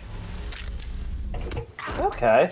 And it's supposed to be like a portable mortar launcher that fires smaller scale nuclear warheads. Oh, jeez.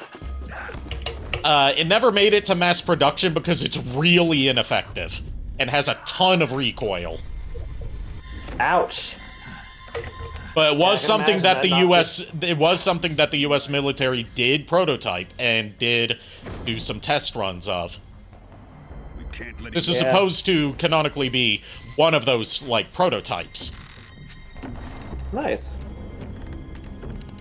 Like the, like with the, oh god, I cannot remember what it was called, but it was like the mobile, it was like a tank, that never got, the Studio Series Megatron turns into it. Yeah. The Studio Series 86 Megatron transforms into that. Yeah. Metal Gear delves into a lot of stuff of, like, prototype weapons and, weapons that never made it to actual battlefield use. You can't come with us. Yeah. Because it provides a lot of fun ideas for weapons and vehicles that can appear in this game. Right. Honestly, like, here's a thought for you, Ari. Okay, it was, the M8 armored gun system is what it was called. But, like, how would you like to see a crossover series of Transformers with Metal Gear? Hell yes, I would love a Transformer that turns into a Metal Gear. And not, like, the fan mode for, Not the fan mode for Studio Series 80, for Studio Series Bumblebee Megatron that I've got, no. I am jealous of the fact that you have it, but, it is what it is. I couldn't snag it when it was available to me. Well, you can thank and I'm Chuck glad for it. I got it off of him. No, I know, and I'm just like, I'm glad Chuck was able to offload it to somebody who, you know, one, I know, and two, I know would appreciate it. Now, on to Sokolov's research facility. Also, canonically, that's how Snake got his bandana. Snagged it off of the boss when she threw him off the ridge. Oh, wow. Because it used to be the boss's bandana. Yeah. This bandana... Drift away. David. David. My place is with them now. I know that this bandana might seem weird for you to wear, but it's been passed down through generations. Dad, it smells horrible. Well, that's because it hasn't been washed since 1964. It's for good luck. Oh God, I hate it when people say it's like, oh, we're not washing this because it I had to think about how I was going to do that gag because they have the same voice. So it's like, how do I do two people talking to each other that have the same voice?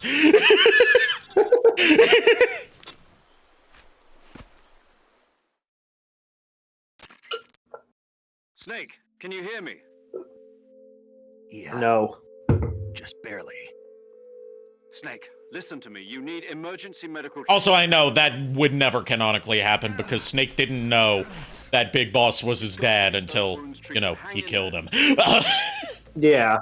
Well, thought he killed him. Put him into a vegetative coma that he wouldn't awake from for another, like, 10 years. Yeah. Metal Gear's weird. Yeah, it certainly is. It's a Hideo Kojima series. It's going to be inherently weird. The boss. Yeah. She's defected. We'll talk about that later. But yeah, honestly, I could see, like, if anyone could transform into, like, an actual Metal Gear, it has to be Megatron. Megatron would probably be, like, it would definitely be Megatron. Yeah, because the bot, you know, like, the Warlord himself is, like, known for transforming into, like, powerful weaponry.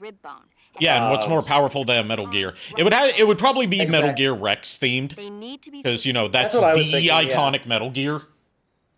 Right. Healing cursor with a movement stick to the affected part of your body, and press the enter button. Once you've selected the affected area, use the movement. Like if I ever get my hands on a Bumblebee Megatron toy, I would definitely I'll definitely transform into Metal Gear mode just for for display purposes. Yeah, I still need to take some good pictures of that. That should do it. Yeah. This tutorial is also newly recorded audio to reflect the way that the menu has been changed and how the controls are. Like now it just uses like universal terms for the buttons you press, so they don't have to record separate audio for different platforms. Mm. One of the only instances in the game that I've noticed so far where they re-record stuff and update the script. Yeah. So we gotta treat our wounds. We gotta disinfect it. We gotta apply some styptic to prevent bleeding, apply a bandage, and sutures. And there actually is a gameplay benefit to getting injured, which is for every injury that you heal from, it increases your maximum life meter. Oh, okay. So to treat bone fractures, I like that they call it a bone fracture instead of a broken bone this time, because it makes more sense about how you can just treat that. Yeah. You apply a bandage and a splint.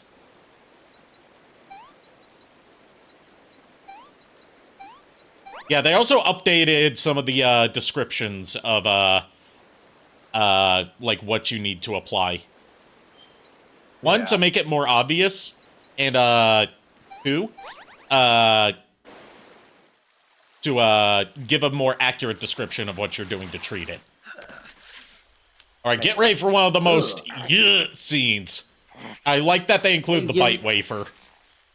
Yeah, if you don't mind, I'm going to turn away from this, because I don't like seeing this. Oh, they also added a deep cut on his arm. Yeah, I guess he for got me, it's just like Yeah. Yeah, it's not. Yeah, seeing him pop his elbow back into the socket is painful. Yeah, like for me, I think it's more so like I don't like seeing it because it probably brings back like the repressed memory of how my left arm was broken. Yeah. Even though that's not exactly the same way it was broken, but still. Yeah. Also, detail that I never noticed before is that he's using the bandana as a splint. Nice. Good job, Snake. We're coming to get you now. Just stay where you are. We'll drop... Also, you know how Fulton recoveries are like a running thing throughout the later Big Boss games? Yeah. Big Boss here performs the first ever Fulton recovery to get out of there. Also, hi, the Sorrow Skeleton. Rattle 'em, boys! They'll blow the photo! Rattle 'em, boys! That's not what the Sorrow sounds like, but that's what a skeleton sounds like. Everyone sounds like that when they're a skeleton. Yeah, right? When you decompose into a skeleton and you get reanimated, that's just automatically what your voice sounds like, no matter what you sounded like when you're alive. I have a joke for you. What is a skeleton's favorite snack? Death. Go on, guess. No! No! Why are you laughing? I haven't told the punchline yet! Why must you fail me so often? Ribs! Spare ribs! Fuck! I love that. That whole bit made me laugh harder than I probably should have years ago when I first saw it.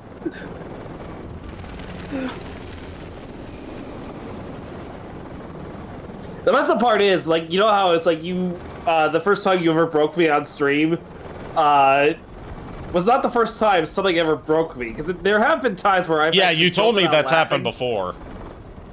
Yeah, I don't know how, it just somehow happens, where it's like, something stupid happens, or someone says something really hilariously stupid, and I break out laughing for no apparent reason. Alright, this scene where he fires the Davy Crockett, is not only, you know, an important scene for, you know, setting up the story. It's also, with the context of what the Davy Crockett was and why it was so ineffective, goes to show how powerful and just physically strong Volgin is. Because he's able to fire this Davy Crockett from an open helicopter and not get, you know, flung backwards. Who is she? That's how strong he is. He's able to absorb the recoil. Also, Sokolov's woman, Tatiana, or Tanya, as he calls her for short.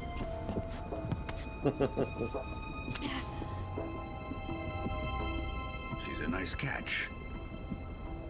I'll take her. Yeah, Volgin is, Fast, my dear. very much a card-carrying villain.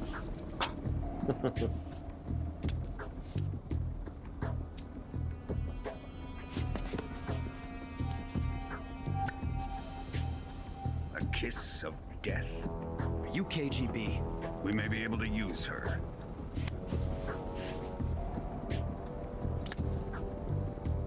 She has spunk. Kiss of Death was an actual thing that KGB, female KGB spies had. Basically, a one-shot pistol disguised as a tube of lipstick. Sokolov's research facility. I think it's time I gave this marvelous new toy. Oh, okay, so it was actually a gun. I thought it was like they actually had like no, you can. that if you look at it, you can see that there's no lipstick in there, but you can see like the hole that the bullet would come out of. Yeah, I saw. Yeah, I saw the hole, but I didn't put two and two together. It just now occurred to me what that was. That's why sometimes, like,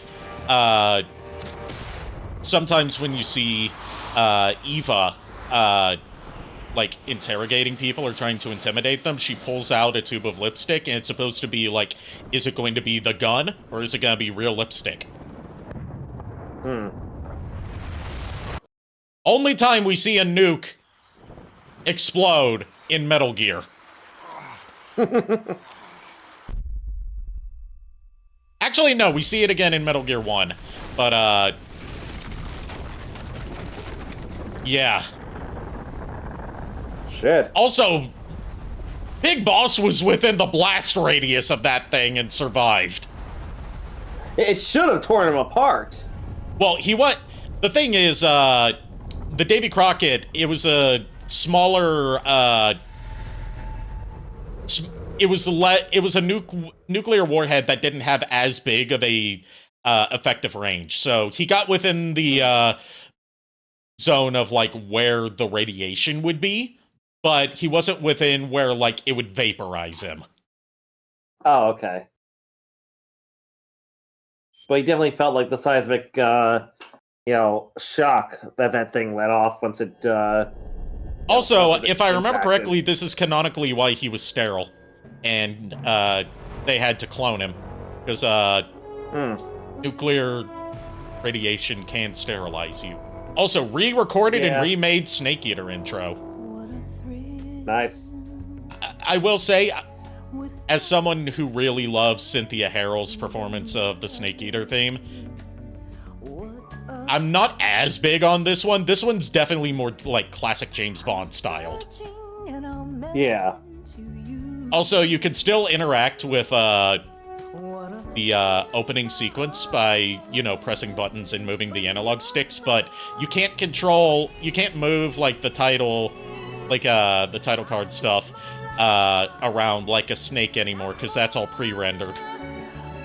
Yeah. Which is a little disappointing, but it makes sense. Yeah.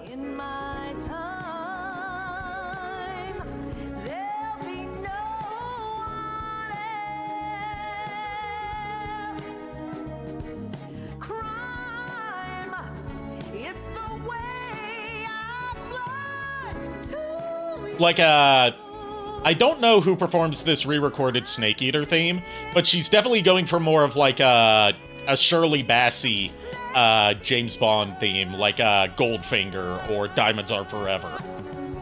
Oh, yeah. Which, given that Snake Eater was supposed to feel like a Bond movie, makes sense. Right. I've got nostalgia goggles for the Cynthia Harrell version from the original. No, I mean, that's fair. We've all got nostalgia goggles for something. Because Metal Gear Solid 3 was the first Metal Gear game that I played to completion. Yeah, I mean, for me, it's like, I'm always wearing the nostalgia goggles for My Name is Totoro because, the old the streamlined dub it was a dub by Fox instead of the later Disney dub. Right. That's for me that is like the definitive My Name is Totoro because that's what I grew up with. Yeah. That's what I remember watching as a kid. Nothing against the voice actors who replaced them for the Disney dub. I don't care for them. It's just not. You can't unhear what you heard growing up.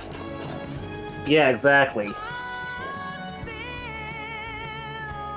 Which is why whenever we get to that, recording machine for like VCR. The VCR, yeah. I wasn't sure if it was like a machine or what. Nah, just a VCR is all I need. Yeah. Because I've got everything else I need to digitize tapes. Yeah, once we as your community are able to get you that VCR, I'll probably put it on my throne as something that the community can collaborate towards. I think that's probably a good idea, because that way it's not putting the bill entirely on just one of us. Yeah, and that way I can also have it shipped directly instead of me having to make sure it's still in stock. All systems go right. for own detachment. Snake, we can't risk a halo jump this time around.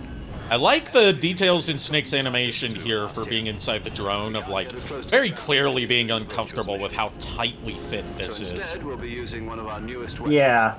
It's very claustrophobic. I'm not claustrophobic. He's not claustrophobic, but you would be if you were in something like that.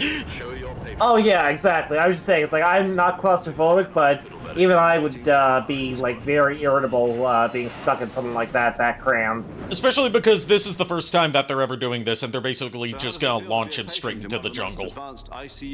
Yeah. Would you do me a favor? Okay, this scene is straight up carried over from Metal Gear Solid 3, from what I can tell, because this is artwork seen through the security camera. They didn't animate this like they did for the opening talk. And an accomplice to the boss's defection.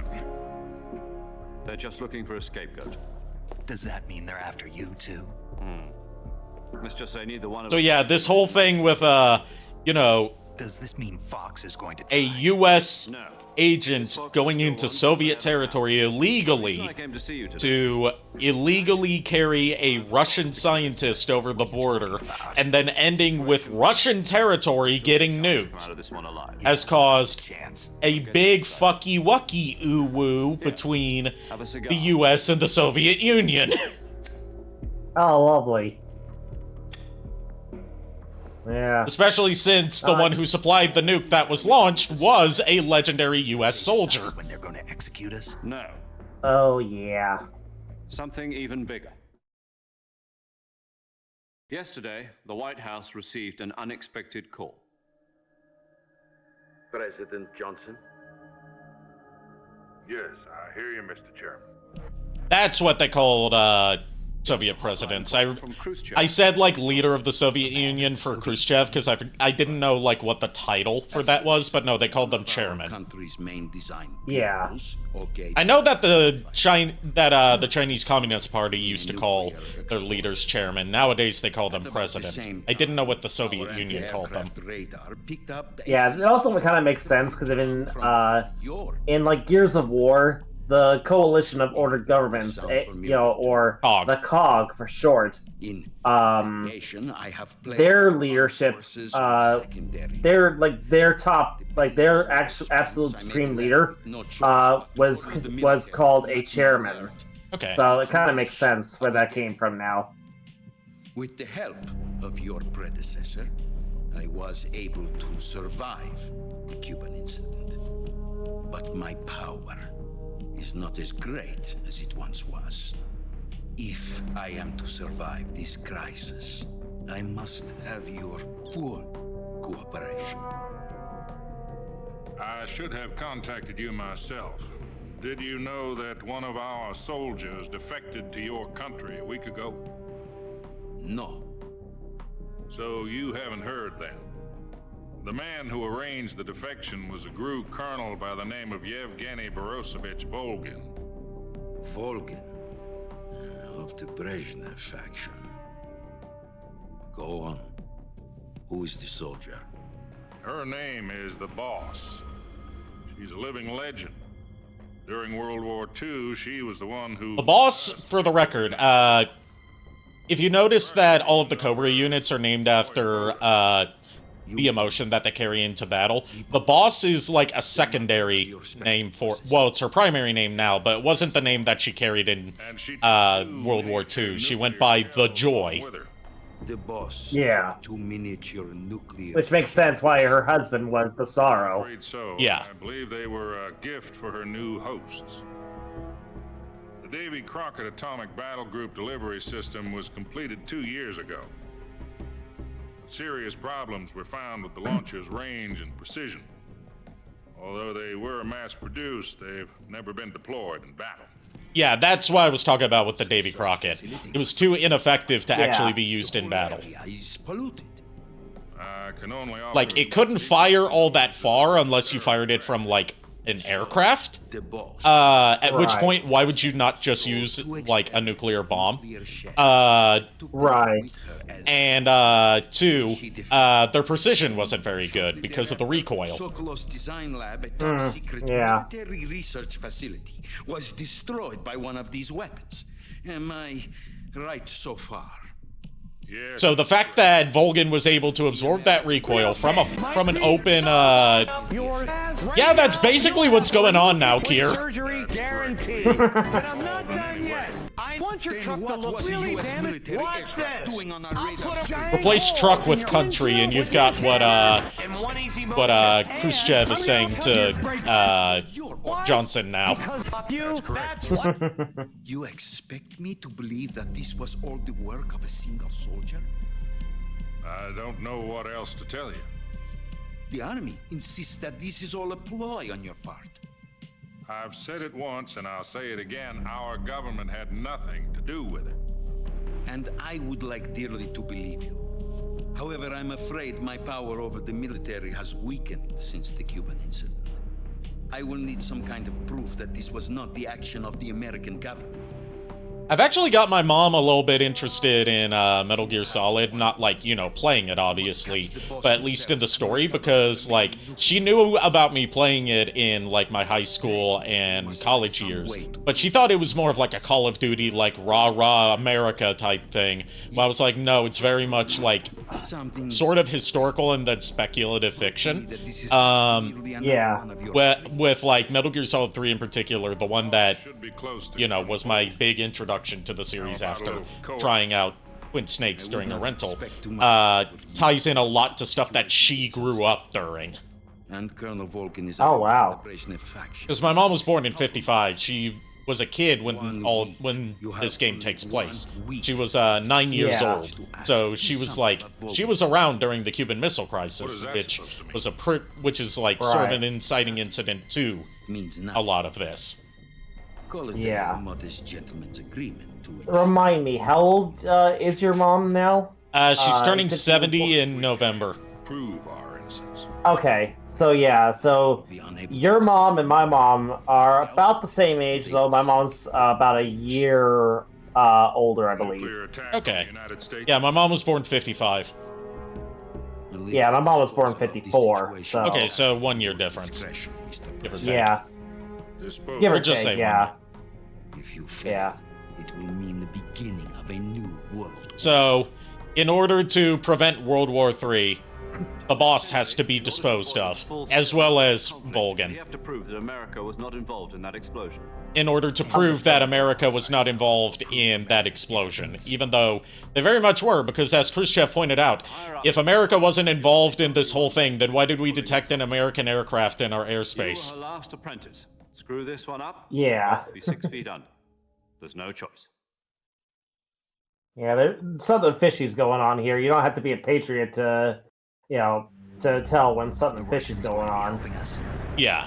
The KGB has promised to lend us one of their communications. My mom would be like 59 if she was still around. I'm glad I get to say I'm aging like my mama. She was 45 and people thought she was my big sister. There was a defection. Wow. Yeah, you know, I didn't know your mom was that young. You mean the two NSA? People actually thought the same of my mom. They actually thought, they actually, like, people these days still think that she is my older sister, and I'm like, no, that's my mom. Their code names are Adam and Eva. Alright, I'm going to pause here, which is a good thing that they let you pause cutscenes now. Put it on BRB, because I need to pee. Go ahead, do what you need to do. I'll bring up some music and you can chat with the chat. Yes, I will entertain the masses.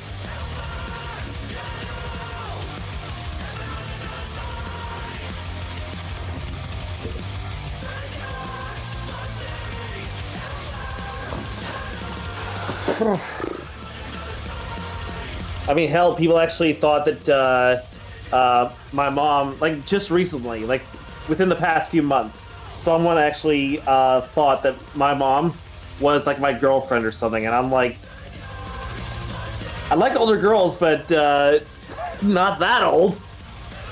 That would be very weird. Oh, hey, Kier. Yeah, I figured I'll give you a little bit of a hand until Ari gets back. I appreciate that, Kier. There's no problem, but yeah, like, you already know I'm 36, and people tend to think that I'm like 20, anywhere from 24 to 27. We don't act our age. That's the problem. But here's the thing: it's because it's the way I look, especially if I'm clean shaven like I am right now. Oh yeah, same with younger. me. Same here. Like, people actually think I'm like in my like early 20s. I'm like, nope. I'm in my early 30s, people. Like hell, even my one of my English professors, we were talking about this in class I think it was like a year beforehand. We were talking about stuff before, like how like the world worked before before social media and everything. And my professor immediately was just like, he was laughing. He's like, "Do you remember the days before social media?" I was like, "Professor, I'm in my 30s. Of course I remember." And he was just like, I could tell the look on his face. I couldn't tell fully, but I saw it in his eyes because he was wearing like one of those face masks at the time. Yeah. I could tell like the look in his eyes was just like, wow, this guy's older than he looks. Also, I'm looking at the Be Right Back screen. So in Blender, I just learned about. Oh, hey, how you doing? Because you were away, I wanted to make it a little bit easier in JKR. Yeah, which I deeply appreciate, my dude. It's no problem. I figure having me here, that can also help moderate the chat at the same time, and it'll just make things a little bit easier. Yes, welcome. Agreed. How's it going? Also, I tuned in right as Graveyard Theory was playing. Nice. That is the OC remix version of the Pumpkin Hill theme. Yeah, that's my jam, bro. Yeah, that adds some new verses. Yeah. Been told that Adam has infiltrated Vulcan's ranks.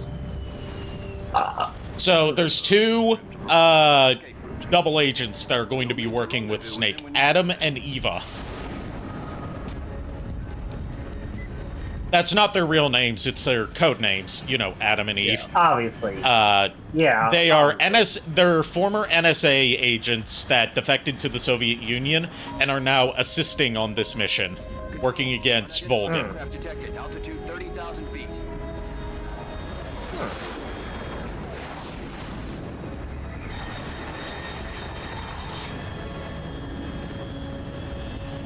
So, Kier, out of curiosity for you, because I was talking to Ari about this, I'm looking to put together a crew for Dragon Con. Probably not next year, but maybe the following year. Like 2027. Would you be in? Yeah. Dragon Con, if you don't know, it is in Atlanta. Atlanta, Georgia. Yeah. Yep. Okay.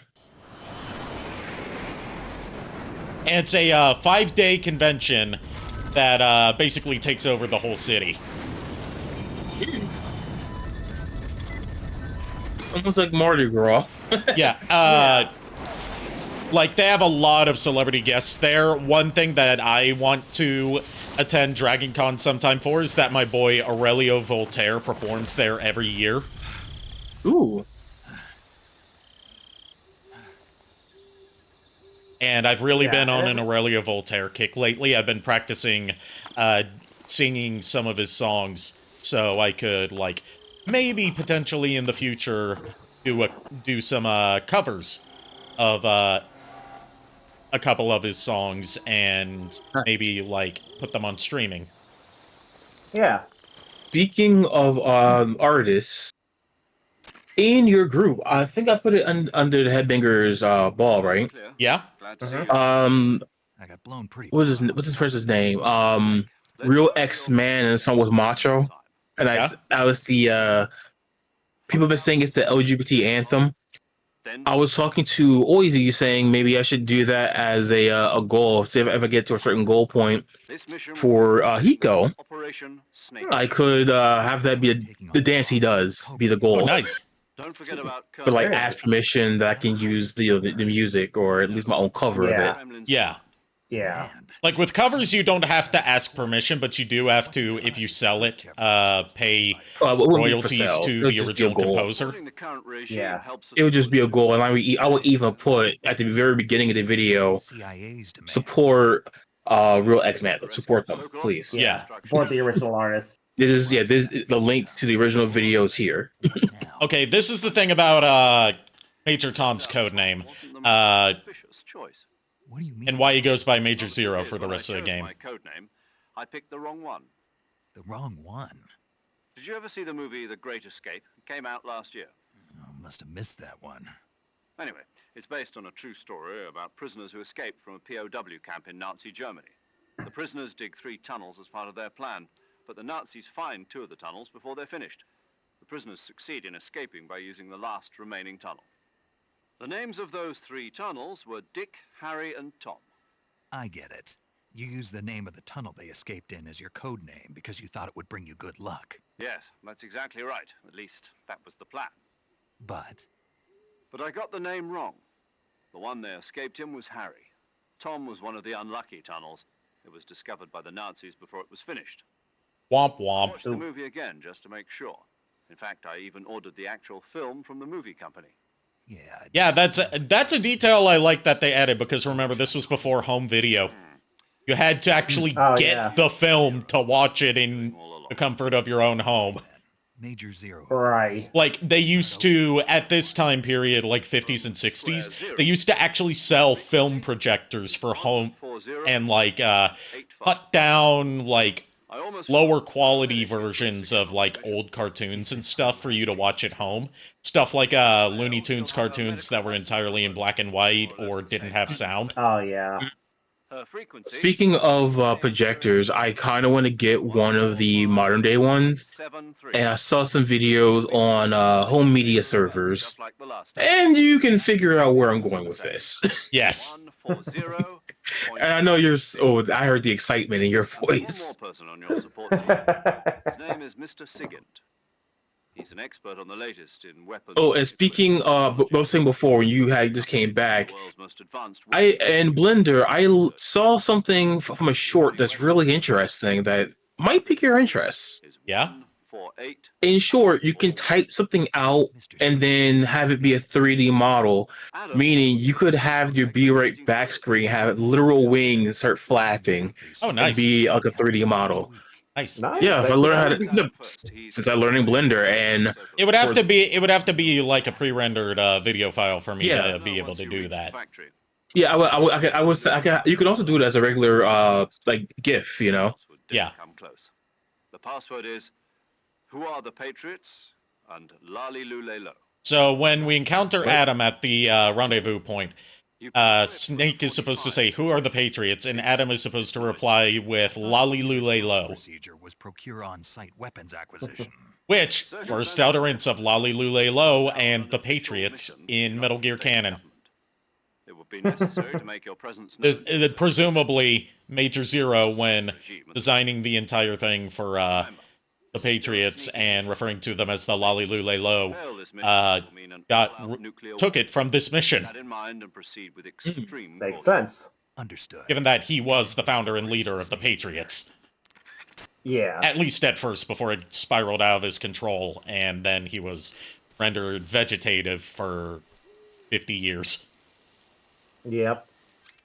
Also that Wesker ass haircut. Yes.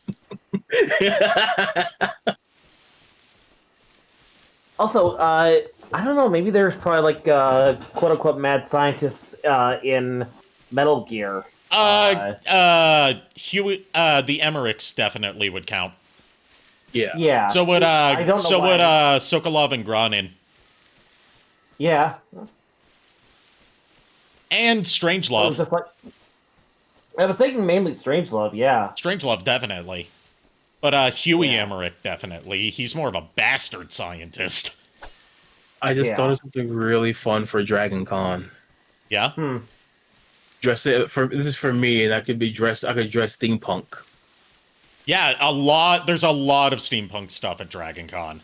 Okay, so you guys are going to have to help me with the outfits, you know that, right? Oh, of course. Yeah. I can point you in the direction of like some good goggles if you want to incorporate some goggles to it. Oh yeah, I think I have one still on my Amazon wish list for the Flygon one I want to do. Oh, nice. There's a Gakko that I missed. Hear me out on this. We could do the three of us, a Eggman version. Yeah. Steampunk Eggman. I love it. I had a feeling you would like that idea. And a Ketoton right next to it.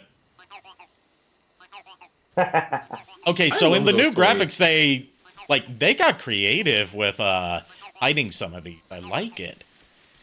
Nice. Given I've never found all the Kerotons in the original either, but something I've noticed, because I have played a little bit of this on a separate save file, like I mentioned before, shooting them carries over across all of your playthroughs, even in, like, new, completely separate save files, so you don't have to get all of them in one save file anymore. Oh, nice. That's much appreciated. Also, you'll be happy to hear, Kier, that they carried over and remade from the ground up the Ape Escape minigame. Ooh. And it's in all versions, not just the PlayStation version. So Snake vs. Monkey lives. They also brought over, which was never included in the HD remasters for some reason, the Secret Theater, which is basically joke versions of some of the cutscenes. Which you unlock by beating the game, and I'm very much looking forward to see those remade in 4K. Yes. Because I've seen all the joke cutscenes. They're hilarious. And they get real creative with how fucky they make things. And there's a joke cutscene that's basically like a time travel plot with Raiden. And it's the one time that Raiden hasn't been voiced by Quentin Flynn. It's Charlie Schlatter instead. Huh. Who, me and Kier might know as Spectre from Ape Escape 3. Oh, okay. Him as Raiden. The one time he ever voiced him in the series. But yeah, so aside from what you already told us, Kier, how are you anyway? I feel light as a feather and thin as a board. So, I actually saw a couple of interesting YouTube shorts before I saw the time. Yeah. One was talking about how Matilda from the movie and Wednesday Addams will become friends. Yeah, that would work. And, to my understanding, I haven't seen much of the Addams Family, any incarnation, and I haven't seen Matilda. Oh, please let me know when you want to watch them, because I'll watch them both with you. Nice. Both a horse. Addams Family's movies.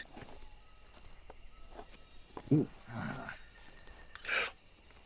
Oh, that's the... I'm not saying anything. But yeah, let me know when you want to watch both Addams Family and Matilda. I'll watch them with you. I'll get a big ass bowl of popcorn. But yes, that is the boss's horse. That's the same horse that we rode in that big scene in Peace Walker. That arm still hurt? Yeah. That horse... But this is the horse that she rode into battle in World War II, and it lived until 1974. Horses only live for like 20 years or some shit, right? Yeah, that horse was geriatric when Big Boss rode it to try and stop the Peace Walker.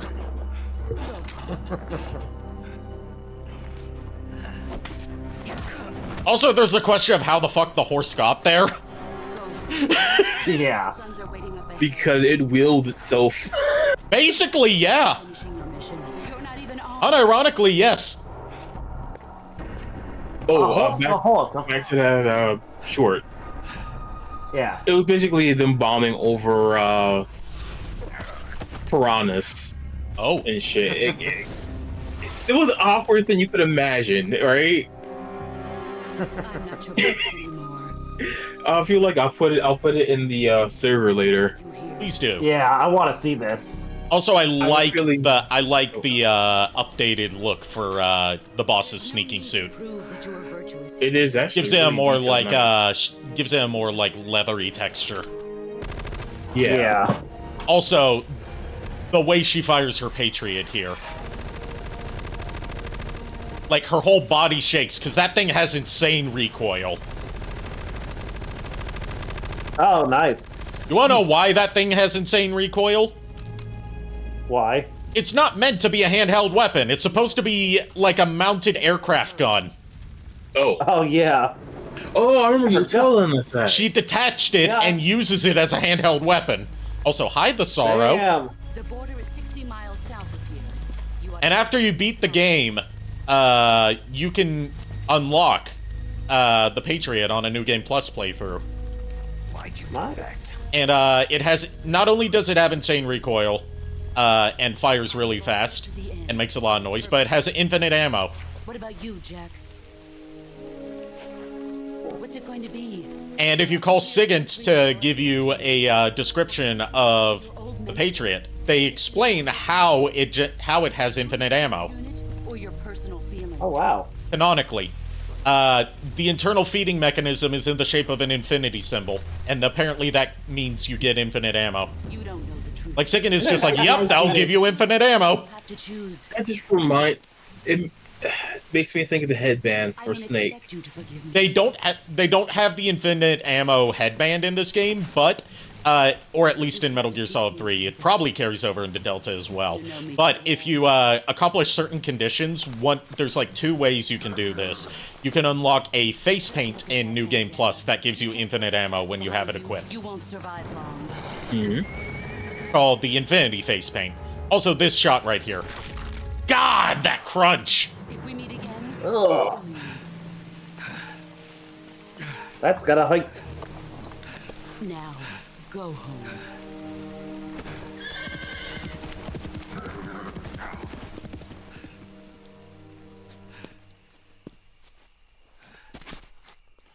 I'm disappointed that nobody redeemed the horse redeem during any of that. It's too late now. This is Snake. Yeah. I expect better from my viewers. I kid. I don't expect better from my viewers because I don't expect better from myself. But what was the boss doing here in the first place? There's got to be a leak somewhere. No, that's impossible. I was gonna do a redeem, but like, nah, that's just too mean. I lost my gun. The boss destroyed it. Snake, I know how you're feeling. It's hard for me to believe, too, that a legendary hero like the boss would go over to the Russians. That she'd double-cross us like this. But that's how it is, and if you don't accept... Oh yeah, since you're here, Kier, I wanted to tell you about, my plans for my anniversary stream on October 20th. Because I would very much like you to be a part of it if you're able to, of Together for course. 10 years, and now you tell me she's my enemy? Enough.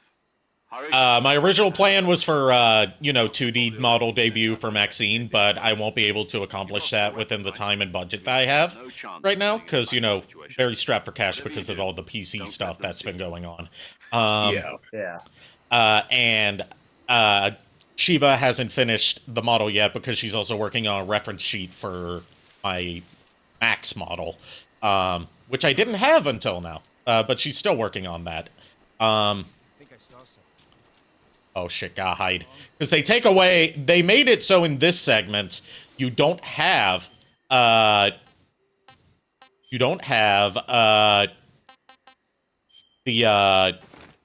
tranquilizer gun during this part, so you have to hide. Oh. Or, like, generally be sneaky, or, use CQC. Yeah. Because you can't just trank your way out. Oh, yeah. Not here. And there's guards that come through here. Because, they heard the explosions. They're gonna call in backup. Patrol here. We have evidence of an enemy intruder. Commence alert formation. I like that there's a slight delay between the person saying it and what comes through on our comms. It's realistically how it would happen. That's a nice touch. Yeah, I was gonna say that too. I was like, I actually like that. That's a nice touch. It's actually a detail. It's an option that you can turn on or off, called sound reflection. Basically, more realistic, like echoes and sounds and stuff. Yeah, makes sense.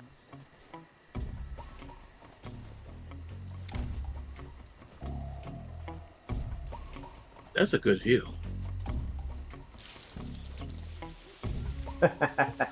That's America's ass.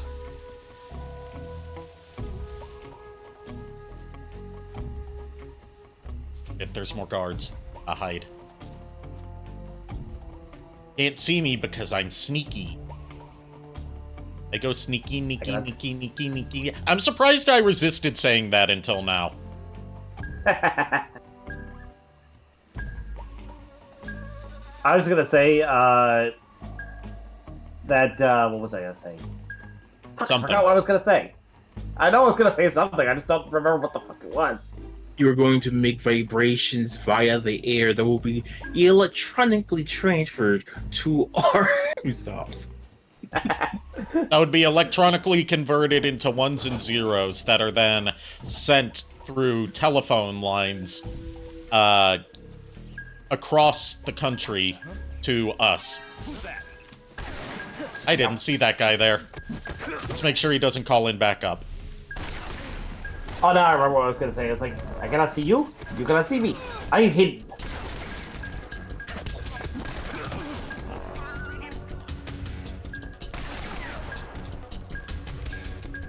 It's okay, I've got... Bam! I've got the CQC slam, I'm good. Nice. By the way, there's an achievement that you get for using the CQC slam on somebody for the first time. It's called Mama Said. Nice. Oh, God. Mama said. Also, whenever you say QDC, I always think QVC is. My mind defaults to that. No, CQC, Close Quarters Combat. I know. It's just my mind defaults. Yeah. Yeah. I can't help it. I grew up where your home shopping network stuff was actually like dinner TV. Yeah. TV dinner content. Oh, yeah. Now you just watch it when you're cooking. Because there's nothing Just on. as background noise. Yes. Right. I did see some cool things on there, like cool little snacks, but you know, QVC prices are too high for that. I mistimed going to try and sneak up on him. Oh. Okay, he didn't get to radio for backup. Good. Ooh. And I'm getting some injuries here that are going to be useful for extending my life bar. There's also, during the torture sequence, like, when Volgan's torturing Snake, he comments on what Snake's body looks like, and his comments differ depending on how many injuries you've suffered through your playthrough up to that point. Ooh, nice. He'll say things ranging from, like, you know, you've got a nice body that's, you know, unspoiled, and I'm looking forward to breaking it, versus something like, you've clearly been through a lot of shit, but this is going to be the worst thing you've ever experienced. Oh, wow.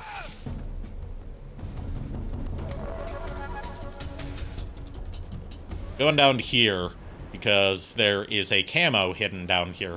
Also, same area we were in during the Virtuous mission. Just a little bit further up ahead, because we couldn't drop off at the same point. Canonic. They explained that in the briefing cutscene. So we get some weapons, like some grenades, some life medicine, and the raindrop camo. Oh. Raindrop camo is really useful for, one, hiding in rainy areas, and two, hiding in water. Ooh. There's also an option, I forgot to mention, in the... Is it in graphics, or... game, yeah, it's in game. You can change the magazine region. That basically changes what the covers of the magazines you can use to distract soldiers look like. And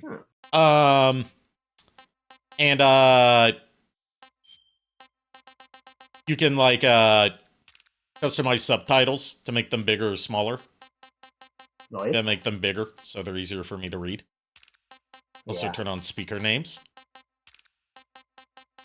Yeah, there's a lot of accessibility features, but in the main menu, not within, like, this menu, there's an option to enable or disable, like, headgear that you have equipped, appearing in cutscenes. and they recommend that you have it turned off for your first playthrough. I have it turned on, because basically what that amounts to is, do I want, like, if I'm wearing the crocodile hat, to appear in cutscenes or not?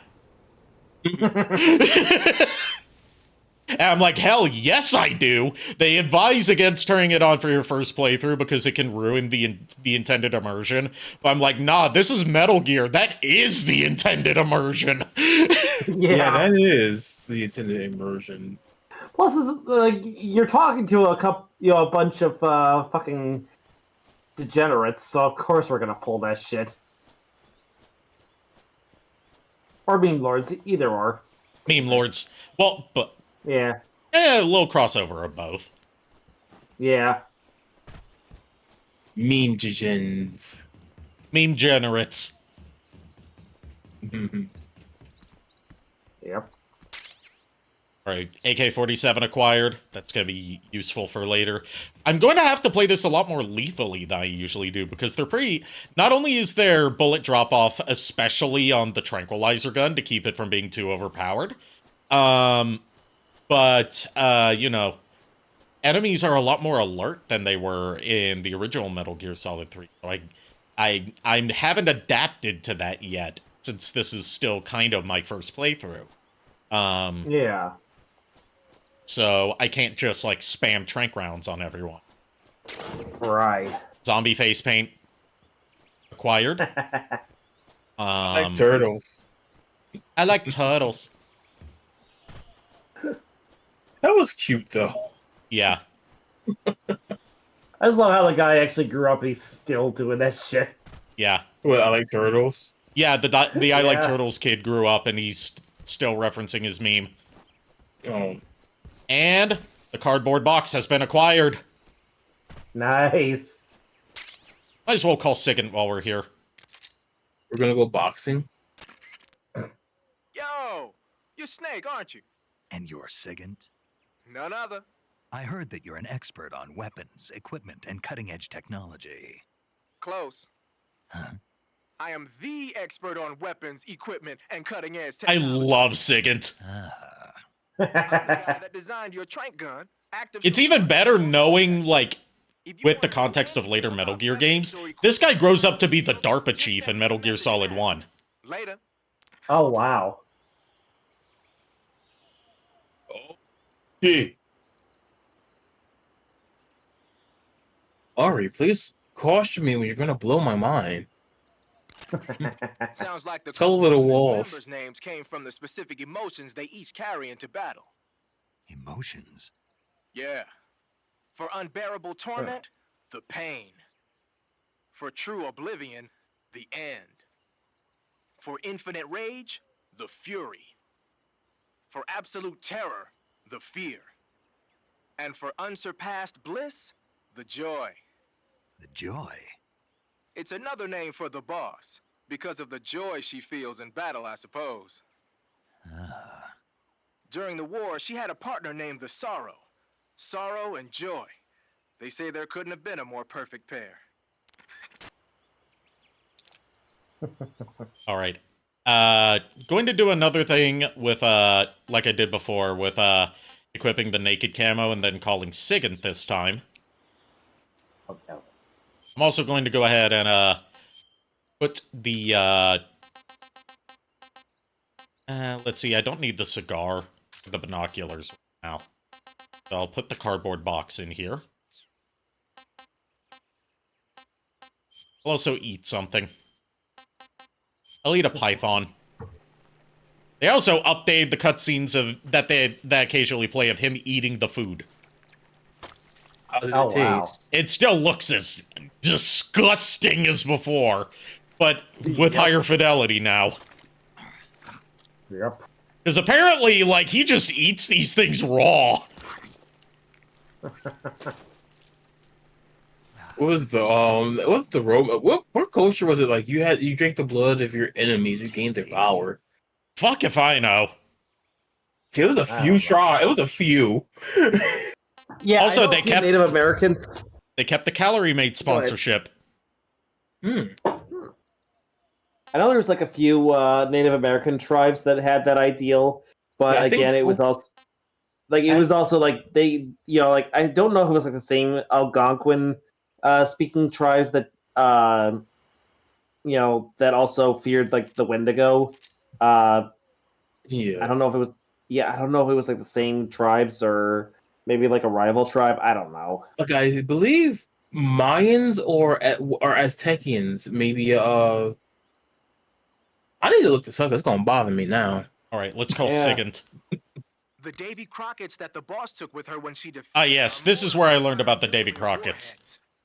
They're named after Davy Crockett, the hero who died defending. That's also why, that's why Volgan says, remember the Alamo when he's about to fire the Davy Crockett.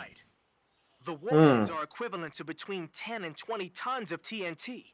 Every building within 150 yards of the hypocenter is completely obliterated. But the warheads the boss had with her were some kind of experimental super bomb.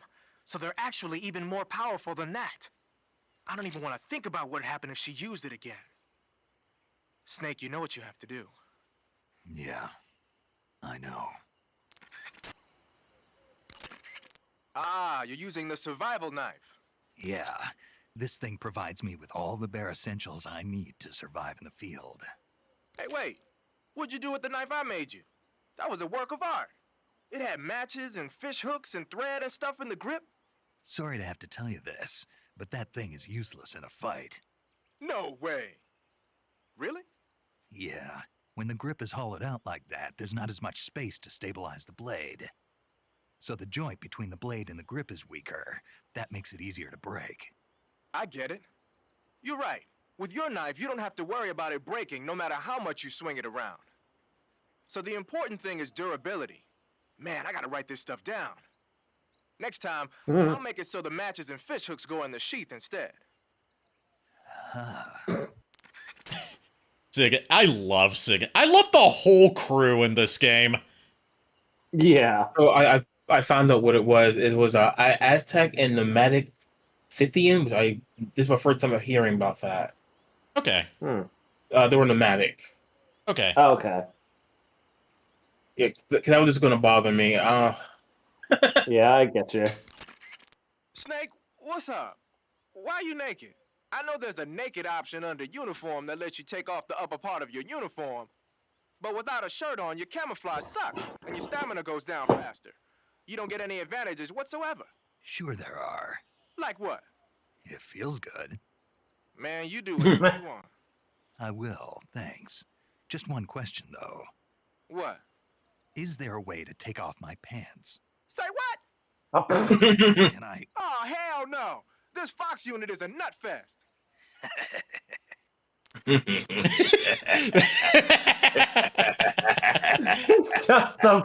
He's just a fucking troll. And now for the legendary cardboard box conversation. Oh, jeez. My favorite codec call in this whole game. Snake, what are you doing? I'm in a box. A cardboard box? Why are you... I don't know, I was just looking at it, and suddenly I got this irresistible urge to get inside. The cat. Not just an urge. Not a snake, he's a cat. It was my destiny to be here, in the box. Destiny? Yeah. Oh my god. I put it on. I suddenly got this feeling of inner peace. All the snakes in Big Boss are all cats. I feel safe. Think about the chaotic nature. Like I'd found the key to true happiness. Uh-huh. Does any of that make sense? Not even a little. You should come inside the box. Then you'll know what I mean. No, thank you. I want to know what you mean. Come inside the box. You're strange? Yeah, I will admit I thought the same thing. I wasn't going to say it out loud, though. I suppose even that dumbass box might make a decent disguise if you wear it inside a building. Come inside the box. Make sure the box is You should come inside the box. Then you'll know what I mean. Snake? This isn't like one of my... know what you mean. Snake? This isn't like one of my Japanese animes. Paramedic. Snake, it's so good to hear from you again. Same here. It's been a week, hasn't it? 4 days, actually. Huh? I visited you in the hospital. You were still unconscious, though. Then you must have seen me naked. Yeah, but you were all wrapped up in bandages and tubes, so I couldn't do anything but look. Better luck next time. Let's hope so. But Oh. seriously, don't forget that you were like that until just Smooth yesterday. operator. In fact, you really Both of them are so fucking smooth with each other, and yet they never try to get together. push yourself. Eat something to Nope. replenish your stamina. And try not to get yourself hurt. I feel so much Get jealousy. bitten by a venomous animal. Go Basically, what that means is she's single. and treat yourself using Q. Yep. Yeah. I can see you still know how to nag. You're welcome. And I can see you still don't know when to keep your mouth shut. Maybe so. This is my first time hearing this conversation, and I'm like, okay, they have better chemistry than Snake and Eva do. They do. Yeah. Of course not. Like, oh my I god. believe in you. Who's voicing paramedic? I don't know. Didn't they use that to force Give me a Almost- moment and I will check for you. No, I Yeah, volunteered. We do almost know who sounds voiced like Eva Kara now, Crowe. and I'll say that when Eva shows up. Snake, Yeah. you're the best agent I've ever seen. Because it was a well-kept secret for 20 years, until it was revealed last year. To make sure you and the boss Right. kill each Not other. last year, this year, actually. So that's Oh yeah, it was this year. It was this year, the voice actress in question revealed her identity as part of the Metal Gear Solid Legacy series of like documentary videos that Konami's been putting out.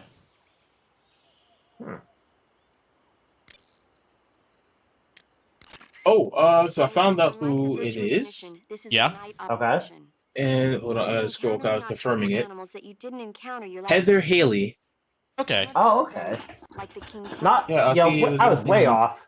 If you get bitten by a venomous animal, the poison will spread through your body and rapidly drain your Don't look up who voiced Eva. I want to say that I myself. won't. the cure screen and survival view I won't. immediately and inject yourself with serum. Got it? Soul Calibur 6 Thankfully- was Cassandra. Get yourself a green tree. Oh, nice. The green tree pipe. Yeah, I'm trying to find ones that you Exactly. guys I could totally see know, her voicing you know. Cassandra. Too, so I don't think it's likely to attack you. The green tree python originally comes from Australia and New Zealand. It's a really pretty green color, and it lives. Oh my God! What's wrong? I don't think you guys farm What did I alone, just right? say? They come from Australia and New Zealand. No, after that. They're a really pretty green color. I thought so. What was I thinking? Seeing a snake and calling it pretty? What's wrong with that? Everything. When a normal woman sees a snake, she's supposed to scream or get. Well, paramedic, you're not a normal woman. You're better than normal. Oh, and well, Nothing. Oh, it's all your fault. Jeez, I'm sorry. But enough of that. What do you mean enough of that? This is serious. No, I just wanted you to tell me how it tastes. How should I know? Ugh. It was awfully pretty, though. Hello? oh, the internet's acting up on my end. Okay. Wait, I think it's Yeah, sorry about that. It was acting up on my end, so that's why I hopped out and hopped back in. It was acting up on Kier's end, missing too. on my end also. Yeah, like it was like Seemed stuttering, like that. right? That's Yeah. weird. We're in very different areas, and it was acting up for all of us. It's very Wow. weird. I mean, it's just probably Discord itself then. Yeah, it's probably Discord itself because it didn't interfere with the stream. No, I Yeah, so checked the look stream over- and it was like it was fine. Yeah. Remember, I have two screens so I can easily Arrived at the factory, I turn. see. Oh yeah. I envy you, Kier, because I definitely want to set up a second monitor for my computer. I've got a when- second monitor, when and I you're have not the money. envious of me? How about a time? Nothing was specified. Oh, Okay, I've is there heard- way I'm you not can sure. set that up How am I actually? supposed to find him then? You I won't w- be. there's forget- a He'll sorry, find you. go ahead. I was like, I forget that you have a second screen, Ari. Where you met That's how I look at chat. Adam might be in there. Yeah. Truth be told, I could have 5 screens right now. Well, 6 screens. Yeah. If I clear off a section of my desk, I can get one of those vertical facing screens. And Yeah, that's what I was you gonna know, say. It's like Yeah, You like can I get the can ones hold that it- attach to the desk that holds 2 screens, and it'll be easier Yeah. that way.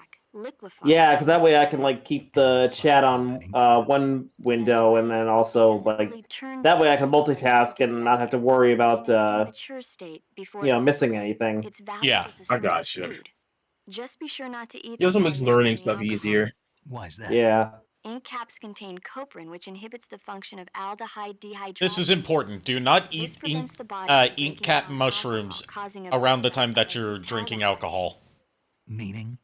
Meaning it will give you the Okay. hangover from hell. That's why.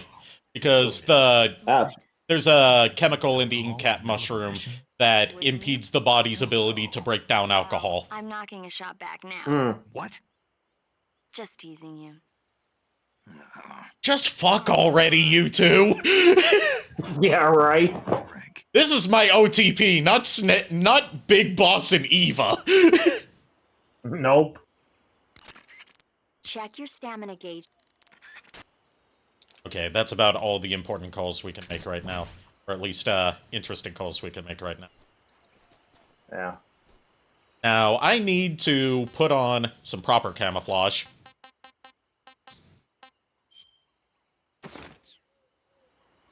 Rick King says, "Damn it! I said to Kirby not to let the demons go in." Oh, that's a Prince of All Saiyans, and whatever voice I want. I'll do that as Team 4-Star Vegeta. Damn it! I said to Kirby not to let the demons going out. But Vegeta, look at him! God damn it, Nappa!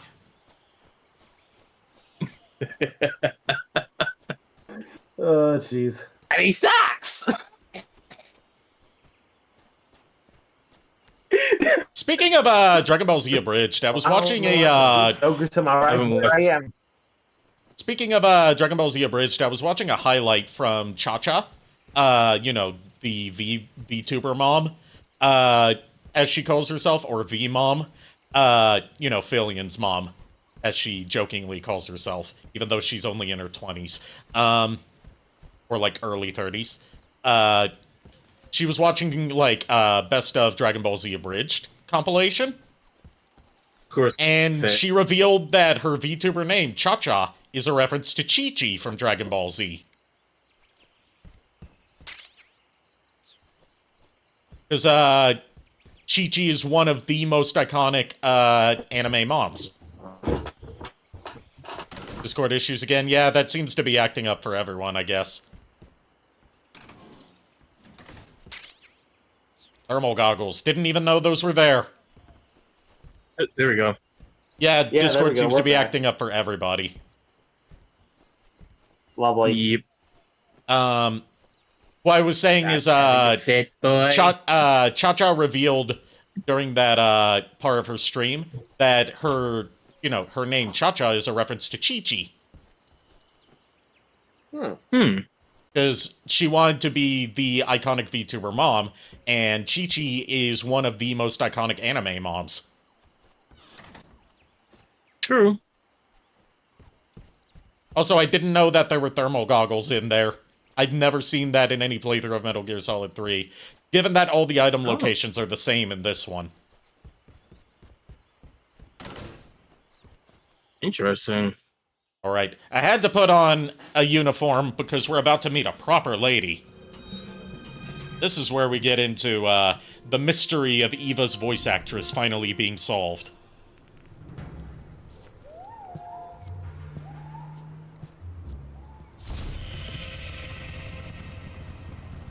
Sorry I'm late. Cut the engine. They'll hear us. Are you the agent they sent? Are you Adam? I thought you were supposed to be a man. Adam couldn't make it. All right, say the password. Who are the Patriots? Who are the Patriots? Answer me.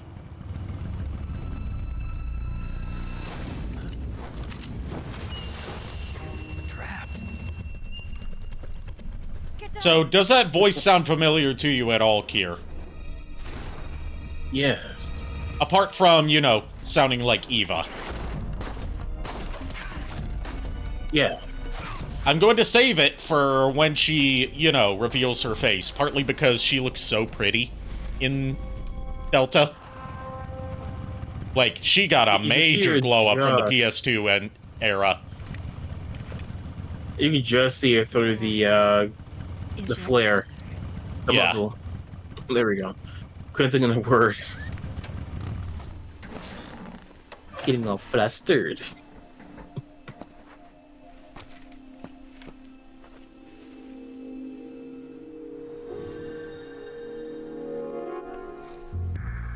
So Eva is voiced by Jodie Benson.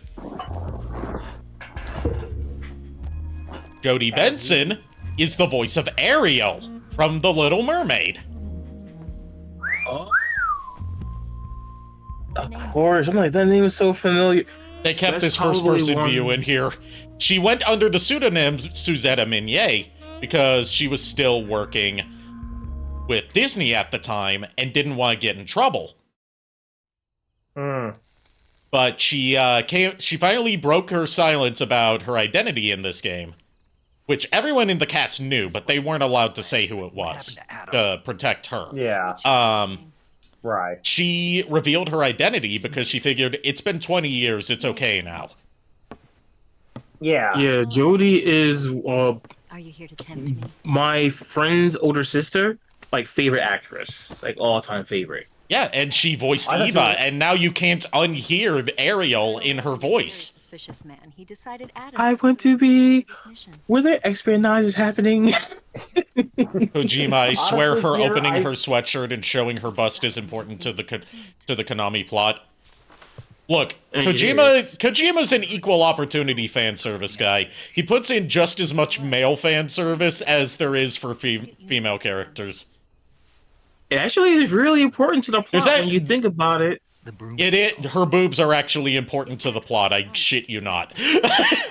Yeah, same thing like Merle's ass. And use the muzzle. Yeah, Meryl's ass was important to the plot. That was impressive. And You've never seen that technique in the MSG2, naked cartwheels. Naked cartwheels, which the Raiden naked scene in Metal Gear Solid 2, Kojima's plan was for him to actually be full frontal with like you being able to see stuff, but he was forced to tone that down for ratings reasons. I mean, that makes sense. You can't exactly get away with that shit. He keeps wanting to put full frontal nudity in his games and keeps forgetting that no one will allow that without getting an adults only rating. Yeah, it's like if he wants more people to play his games, you kind of have to tone down shit. The sight system is Also, I like that Snake is more like to make it easier on the finger. gushing and fangirling over this pistol than he is about the sexy woman in front of him. Trigger guard's been filed down for Yeah. grip. And not Would you honestly? I was gonna ask you, but I think the answer is a definitive no. Do you think he's aromantic? No, because he is canonically romantically interested in Eva. Where'd you get Right. So it was like I was gonna say it was like I was like that's why I said it was like the answer is definitive no right before I even asked the question. I would say he's probably more like demisexual. He has to get to know someone before having a romantic or sexual attraction to them. Okay. Better take this too.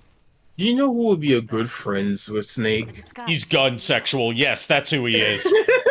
Yes. There is a term for that that's meant as a joke in certain English-speaking communities. It's amosexual.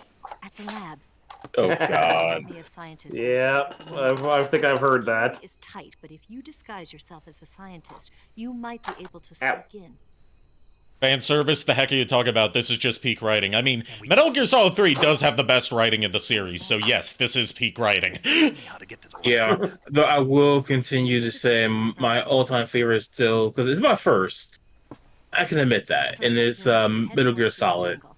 Yeah, Metal Gear Solid 1 is, like, iconic. Pass the heliport and continue north, and there will be a I can admit that I'm blinded by nostalgia, you know? Also, I like the detail that when he's shaving off parts of the gun here, they show the shavings coming off of it. Swamp, there'll be a warehouse. Make your way Nice. through the warehouse and you'll come out just south of the lab. Okay, where the hell did this come from? And just what are you doing there? In close-range combat, a knife can sometimes be more useful than a gun. By doing this, I'll be able to hold a knife at the same time and still keep the gun steady. That way, I can instantly switch between a gun battle and a knife fight. If anyone is familiar with the Hi, I'm Daisy comics of, like, Persona and Metal Gear back in the day, before the artist ended up, like, taking down all the Hi, I'm Daisy stuff after going into, like, professional comic writing, and no longer wanting to be associated with Hi, I'm Daisy, they did a recap series of comics of the entire Metal Gear saga, to my knowledge. I think it went all the way up to Metal Gear Solid 4. And in Metal Gear Solid 3, there's one part that lives rent-free in my mind from, like, from the Virtuous mission when Snake is first, getting ready to do CQC, like, holds the knife and the gun together for the first time and then says commencing Virtuous mission. Yeah. My orders are. It's like the way that Hi, I'm Daisy demonstrated that was like knife, gun, commencing Virtuous mission. I'll do something.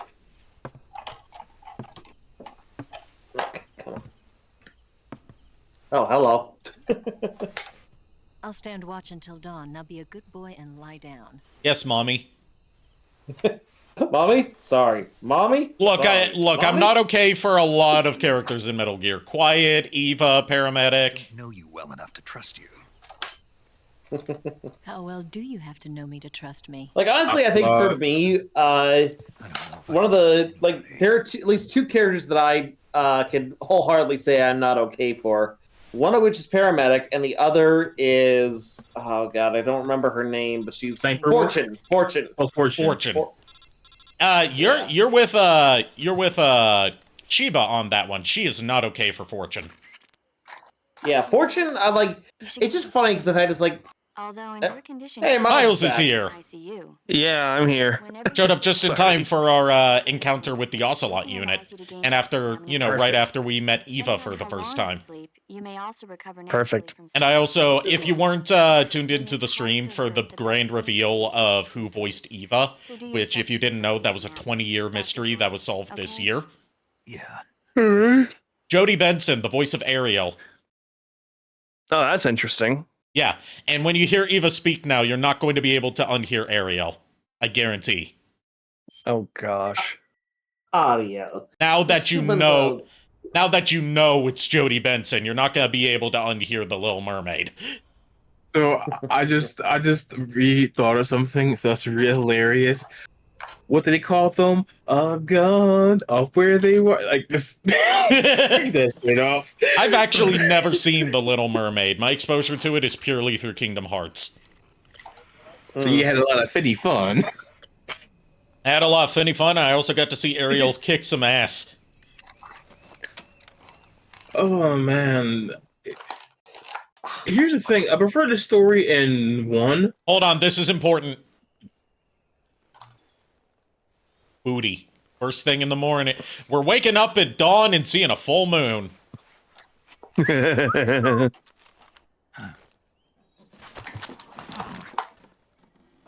the matter? Also, like, in terms of designing Eva's model in this game, I like that they didn't go, like, overboard with her design, because in her PS2 model, she wasn't, like, super stacked to begin with. We've got company. Yeah. The Ocelot unit. Let's get. And I like that they Was it kept the her PS2 proportions, model? like, mostly the same. She'd probably be like a C cup. Yeah. Here. Remind me, Ari, was it the PS2 that Metal Gear Solid 3 was out on, or was it the? It originally came out on the PS2, but it got remastered for the PS3 and Xbox 360, and is now available on all modern platforms, including the Switch. We can use this. Oh, okay. And the PS4. All right. Which is the PS3 and 360 HD remaster, just ported to new platforms. I see. You can get it as part of the Master Collection that includes Metal Gear, Metal Gear 2, Metal Gear Solid, and all of its international variations. Metal Gear Solid 2 and Metal Gear Solid 3, as well as a bonus collection that features the digital graphic novels with voice acting that were released for the PSP, and the NES Metal Gear and its NES exclusive sequel, Metal Gear Snake's Revenge. So it's a massive deal, like ton of games, and like just a ton of stuff for like $60. Discord acting up again, I see.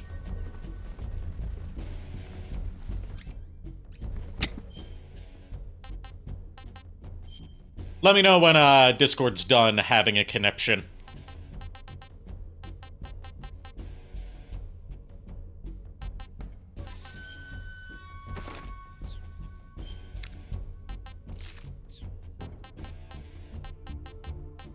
The backpack give me weapons. And I'm gonna try and do this as non-lethally as I can.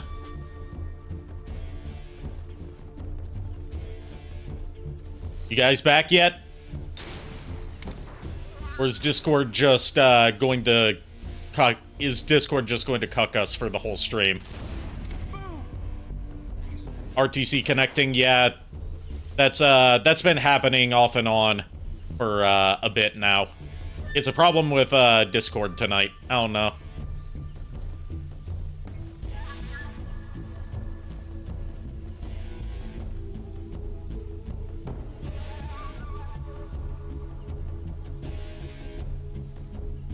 I think it's trying to reconnect. Yeah, it's trying to reconnect, and it sometimes gets stuck in a loop like that. It's a problem that's been affecting all of us on... I'm saying this mostly for Miles' sake, because he just joined. Okay. This is a problem that's been happening off and on. Yeah, I can hear. It's been happening for like the past half hour to an hour. Yeah, like... Jeez. Yeah, like it just comes and goes. Hour or so. Yeah. Like, I had to hop out of the call, then tried to hop back in, but it was just like... Yeah, then it, like, gets stuck on, like, trying to connect to the call. Yeah. What I was gonna say before Discord had a conniption, I could hear Ariel definitely from that voice. Yeah. And I don't know if you heard, like, either through the stream what I said, JKR, but basically, if you want to get into playing the Metal Gear games, get the Master Collection, probably on PS4. Okay. Because on Switch, they're capped to run at 30 FPS. Oh, yeah. Like $60 and you get a shit ton of games. Yeah, that's definitely worth it then. Like, you get basically every Metal Gear thing ever released up to Metal Gear Solid 3. Nice.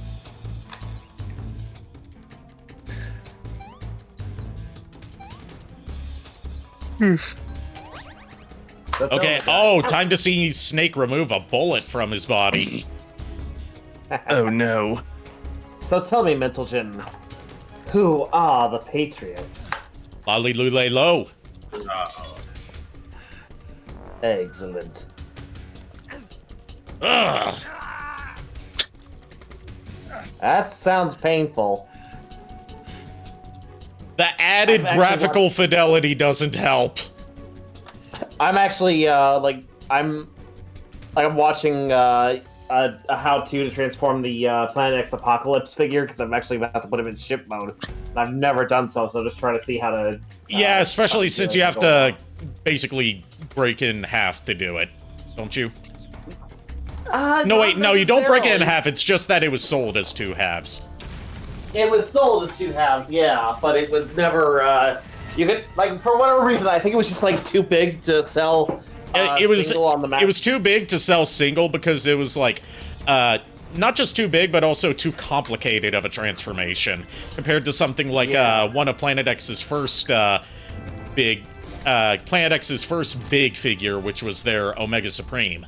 Oh yeah, that one was a lot more simple to engineer and manufacture because, it's War for Cybertron Omega Supreme. It's a pretty simple design. Yeah. Whereas having Trypticon as he appears in War for Cybertron turn into the Nemesis from Fall of Cybertron, which is a transformation we have never seen happen on screen. Right, they had to get creative with it, and in the game. Like, it happens in game, but we don't see the whole thing play out. Whereas with Omega Supreme, we see that happen in its entirety. Also, Omega Supreme is just nowhere near as complex of a design as Trypticon. Right. It's just big, bulky robot that turns into big, bulky ship. Versus Trypticon, which is very stylized and very angular and very spiky T-Rex. That turns into a very spiky ship with a very specific design. For me, what I'm actually repurposing this Trypticon as, instead of it being the Nemesis, I'm actually... Now that we have a Nemesis figure.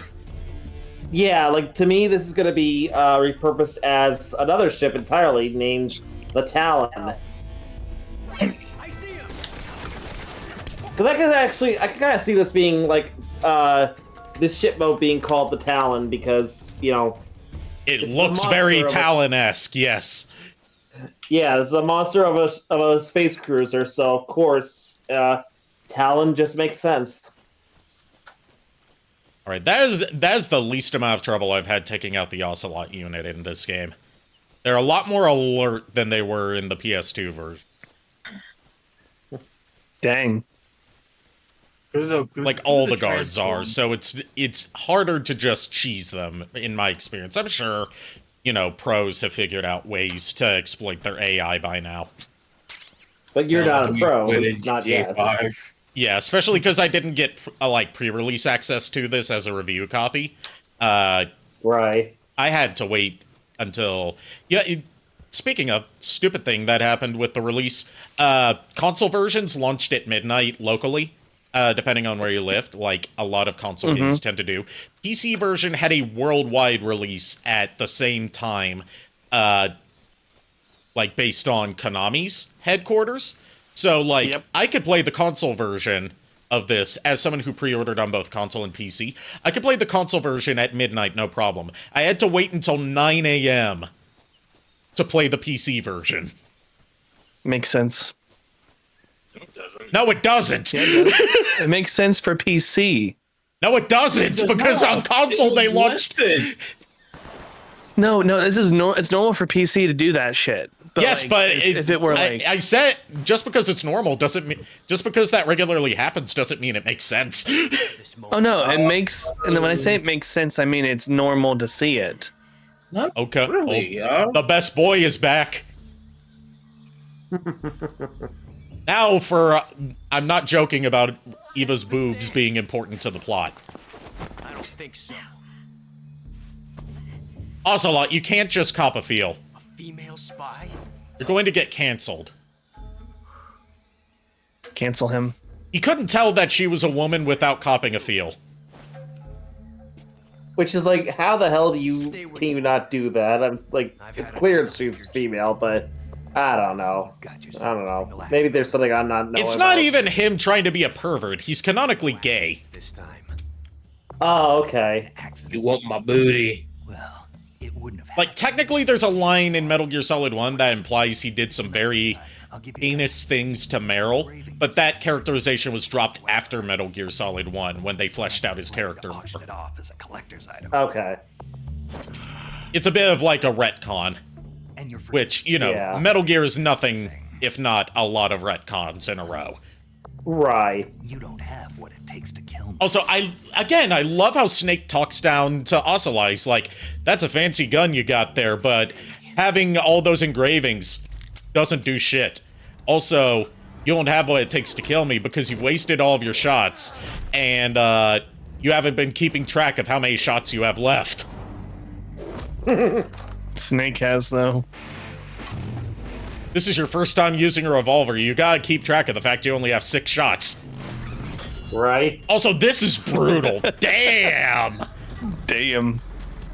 Roadkill. You think... Here's a question for you. You think Do you guys think Ocelot would be up for a game of Russian roulette? He does a variation of that as an interrogation technique, so yes. That thing only carries 6. Yeah. He does his own variation of that where, as we'll see later on in the game, we probably won't get to it tonight, he does Russian roulette, except it's just on the person he's trying to intimidate, and it involves 3 pistols with 1 bullet in one of them, and he juggles them while periodically pulling the trigger up to 6 times across all 3 of the pistols. Oh, look at his face, that nice tire tread. Yeah, that tire tread. Also the detail that, like, he hasn't quite figured out how to stylishly put the revolver into its holster yet, so he puts it in backwards by accident. He's such a dork, I love him. I've made jokes at one point of a Joker-style Russian roulette, but it was like, I never specified what the hell Joker style would have been, and I'm just like, it would have been the reverse of regular Russian roulette. He's got 5 bullets in the chamber, and if you're lucky enough to, if you're lucky enough to get the blank, or like the flag, you think, I was like, oh yeah, I'm safe. Nope. Yeah, because the flag is always, a projectile. Yeah. Like, he would have to pull the trigger twice in order to get the flag to actually, fire and, like, actually hurt somebody. But, that's the way I see it. Is like, because I remember that from Batman Beyond, Return of the Joker, where it's like he had to pull the trigger twice. Yeah, one to pull out the flag and the other one to actually fire it. Right. Can we talk about how Batman Beyond Return of the Joker, they censored it for its original release because of, like, post-Columbine sensitivity, but in their censoring of it, especially with Joker's death scene, they actually made it more gruesome in hindsight. Yeah, because I was talking to one of my friends about that years ago. It was hilarious because it was like, it's more shocking. Get it? Shocking. Because he dies in the uncensored version, which is the one that is on, all the releases nowadays. He just dies by, flag gunshot. Yeah. Whereas in the censored version, that was the one initially released that no longer gets distributed. He dies via being electrocuted to death. Off screen, but still. Off screen, but the implication is worse than just being shot. Yeah. Like, you could hear him screaming / laughing to death. That's worse. Oh man. What were you gonna say, Miles? Yeah. I was gonna try to distract us from the talk about death, but did you guys happen to see anything about the new Mega Pokemon they announced? Halucha? Yeah, Halucha of all things. I didn't because I haven't been keeping up with Pokemon news for several years now. It looks cool. Kier's obsessed over the shiny form. Well, not obsessed. I just think it's appropriate. It looks good. I mean, it's okay, but I'm like, I would have been more interested in that fucking what was it? The Mega Arbok concept thing that somebody posted. Yeah, I was like, piss. I know it's fake. But at the same time, I'm like, I really wish it wasn't. I would have loved to see that. I would have loved to see that actually get. To me, it looks almost like it was concept art. Yeah, it looks intimidating. Yeah. Exactly. It makes Arbok even look, even more intimidating than it already was. Yeah, and dude, that's one of the main abilities of Arbok. Intimidate. Arbok. Here, you said Arbok. He said Arbok. He said Arbok. I know. Yeah. Hold on, we got here paramedic telling Snake what a rat is. And I don't think they'll attack you, but they're quick little creatures, so you might have a hard time catching one. So how do they taste? Snake. What? They're rats. I know what they are. Do they taste okay? Rats. We're rats. We're The guide says they're not that bad. Good enough for me. So apparently rats don't taste that bad. Oh, jeez. Still wouldn't recommend eating a rat unless you really have to. Yeah, no. I would not eat a rat. Hold on, eating a politician wouldn't Hold on. that cannibalism? This is her describing a calorie mate. Oh, a little block that looks like a cookie. I've actually had calorie mate before. It's pretty good, depending on the flavor you get. Never seen anything like it. I had the cocoa flavor. Energy supplement that contains Oh, cool. all the proteins, lipids, vitamins, carbohydrates. It's like a little shortbread cookie. Oh, nice. And it's supposed to have like all of the essential amino acids and lipids and stuff that you need for a quick energy boost. Basically, sort of like one of those energy bars, except healthier. And it's also good for keeping track of how many calories you've taken in. I've never been late for a mission. Nice. Really? Aren't you always keeping people waiting? I like right there the reference to kept you waiting, huh? Which he wasn't the one that said that, so he doesn't know what she's talking about. That was Solid Snake, not Naked Snake. It's a reference to the future. Each calorie Yes. has a set number of calories. Future. By the way, there's an achievement in the HD remaster of Metal Gear Solid 3.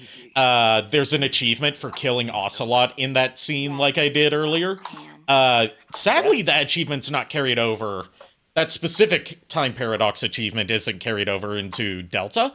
But in the HD remaster of Metal Gear Solid 3, that's also included in the Master Collection, it's called Problem Solved, Series Over.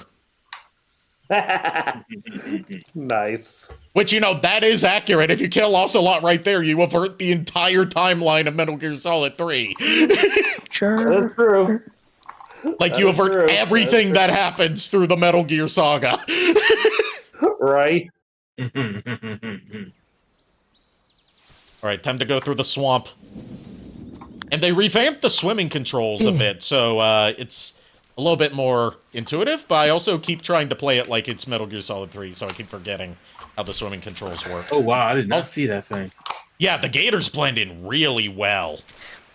So Ari, got a question for you. Yeah? Are you gonna stay out of my swamp?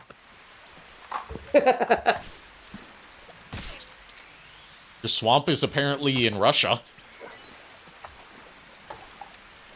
Rather than Scotland. So we're going to see. We're going to see. Are you going to stay out of my swamp? The answer is no, because it is our swamp, comrade. So hold on, we're going to see Russian ogre. We are going to see Russian ogre, da. Oh, jeez. What about Bambushka? We are going to see Baba Yaga. Oh, this is the gator in front of you. Yep, I'm going... As long as I don't let him bite me, I'll be okay, because them biting you in the water is a one-hit kill. Oh. Also, if you notice that they added a shortcut to the cure menu. For whenever you have an injury that you need to treat. I've got leeches on me. And what leeches do, they don't hurt you, but they drain your stamina. They only appear in certain areas.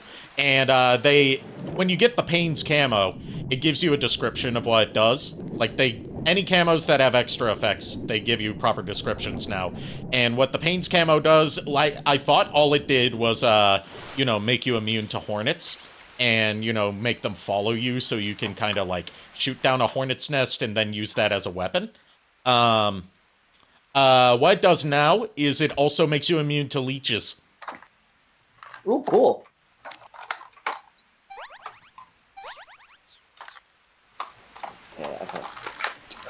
I'm going over here because we can... time for a call from Eva. Ring, ring, ring, ring, ring, ring. Phone call. Phone call. Did you miss me? Did you make it without any trouble? No one's... But if you climb up the tree that's over here and then tightrope walk across the rope and then drop down onto the other rope below it and then shimmy across that to a ledge, you get the crocodile cap, which is very good for a later section of the game. Betraying All I gotta say is everything you said in there sounded like a Pokemon type of Weren't you born and Yeah, a lot of the descriptions of like how to find certain items in Metal Gear Solid 3 sounds like some shit you would do to catch like Mew 3 in Pokemon Red and Blue. Would you believe me if I told you I tried so many of those different theories?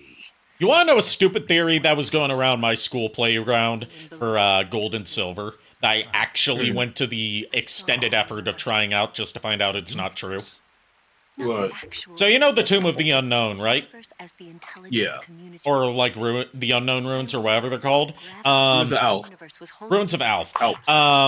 People and countries changed by their environment. And like there's like a lot of hidden messages in there, which at the time we didn't know that you can just read it. Yeah. In my school playground, because you know there were unknown for every letter of the alphabet, and we knew that shinies were introduced in this game, and we knew about Celebi, even though it wasn't easy to access in the North American versions, because Japan always gets Celebi easier than we do for some reason.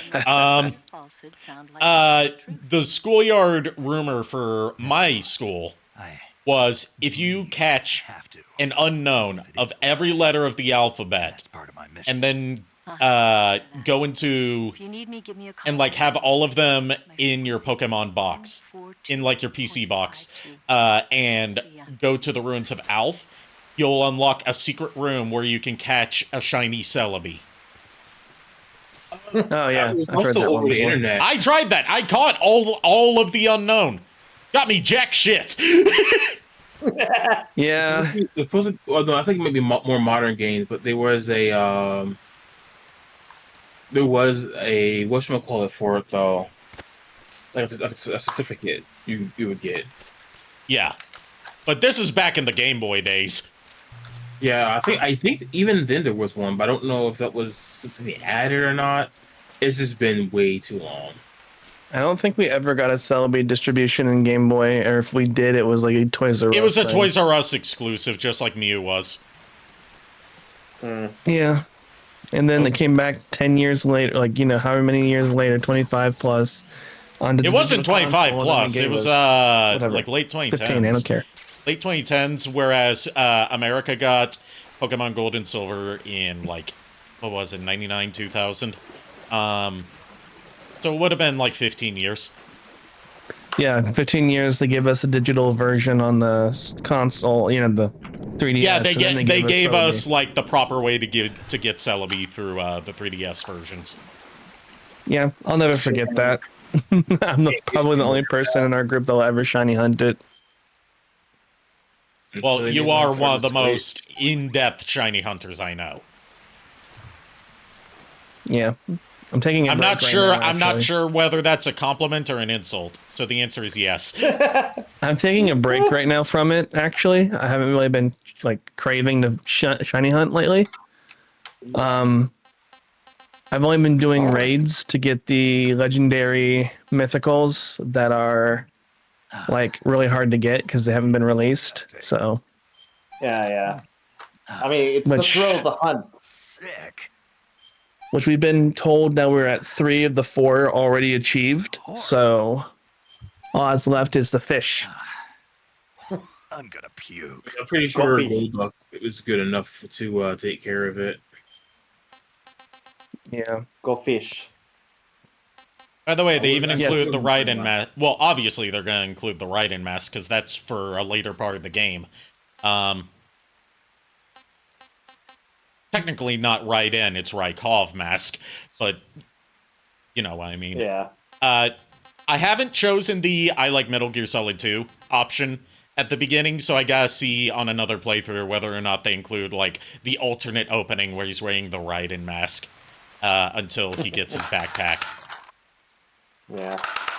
Also, I gotta call the paramedic about some more food before I eat it, because I want to hear as many of these conversations as I can. Captured an Indian gavial. The Indian gavial is a crocodile that originally lived in... I'm gonna head to bed. It's late. I got work in the morning. Okay. I'm glad you stopped by while you could. Yeah, I'll be back Sunday. Okay. All right. We'll see you then. But we will talk tomorrow a little bit here and there. Adult males grow Of course. 6 meters in length. All right, They'll never I'll catch see y'all. one alive, even See ya. if you use the See ya. tranquilizer gun. Got it. So, how do they... Taste? Yes, I did look into that. You know what they always say. Tastes like chicken. Sounds delicious. But be careful when capturing an Indian gavial. Normally they're cowardly creatures, but the ones in the forest there are belligerent. Apparently they attack humans. What do you mean? They weren't. And I like this explanation of what the hell an Indian crocodile is doing in Russia. That were conducted nearby. Yeah. They were brought there for research purposes. I We must do research. Arowana. The arowana is an ancient fish that lives Arowana? in freshwater areas. Isn't that the devil's lettuce? Size, I don't I guess this would be the That's devil's Merrill. fish. Ancient fish like the arowana are fossils. Changed their form since the Oh, jeez, that was a bad one even for you, Ari. other I have no bottom for how low my jokes can go. organisms on Earth have evolved I mean, in fair. shapes and forms. How did you know I was chilling with Mary? Hundreds of millions of years. Baffling. I can tell. Sure. Well, I can see you're not interested. Are you sure about that? Are you sure about that? Supposed to be huge. I'm not sure of anything. I'm not even sure of myself. Good meal. Yeah. So, do they? I mean, I'm never sure of Guide says myself. they taste just fine for a fish. Great. Ow. So fucking pointy. Yeah, I'm also gonna hop out because I am like tired. Okay, have a good night. I can kind of tell here. I'm happy. Have a good I'm night, so kid. happy that you joined tonight. Have a good night. But for some No problem. reason, ones in that Yeah, when I can, I try. Yeah. Yeah, we get carry a it. potent neurotoxin called At least stay for hearing Snake ask if he can eat a poison dart frog. Their arrows for hunting. God, Watch out, even because if you eat one, you'll get food poisoning. Okay, he didn't ask because paramedic was just like, no, don't even try. You'll get food poisoning. yeah. Yeah. Even the fact, even before it happened, I'm gonna sit here like, no.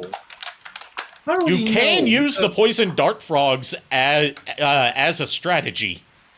I know. I'm not gonna say it. I know you're gonna use it for a fight. I think. You can also throw the poison dart frogs at people to scare them. If you capture them alive, that is.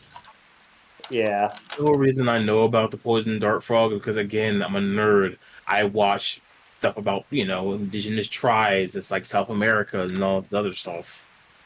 Right. I'm a nerd. I can't help it. We're all nerds. We're all nerds here. I wouldn't be Nerds streaming on here. Twitch if I wasn't a nerd. Nerds. Anyway, have a good night. Later, too. here. By the way, Snake, What?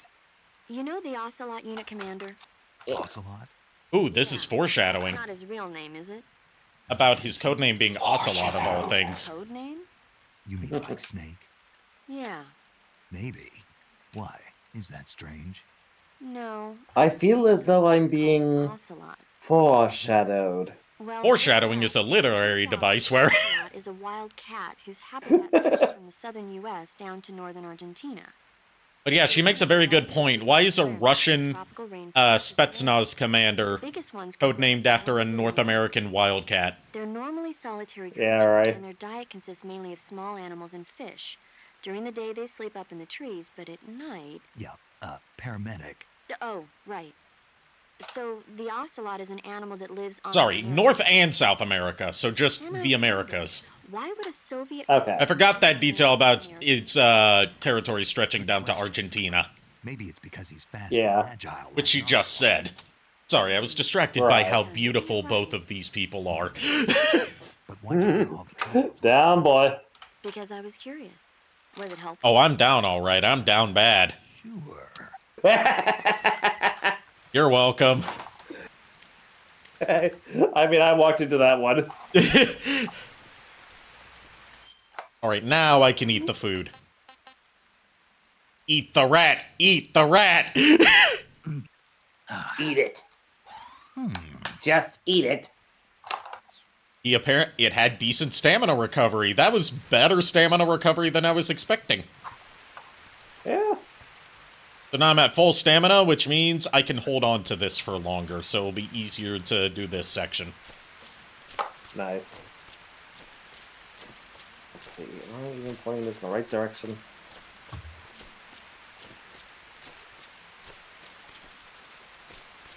Position myself I don't correctly. care about Booking.com.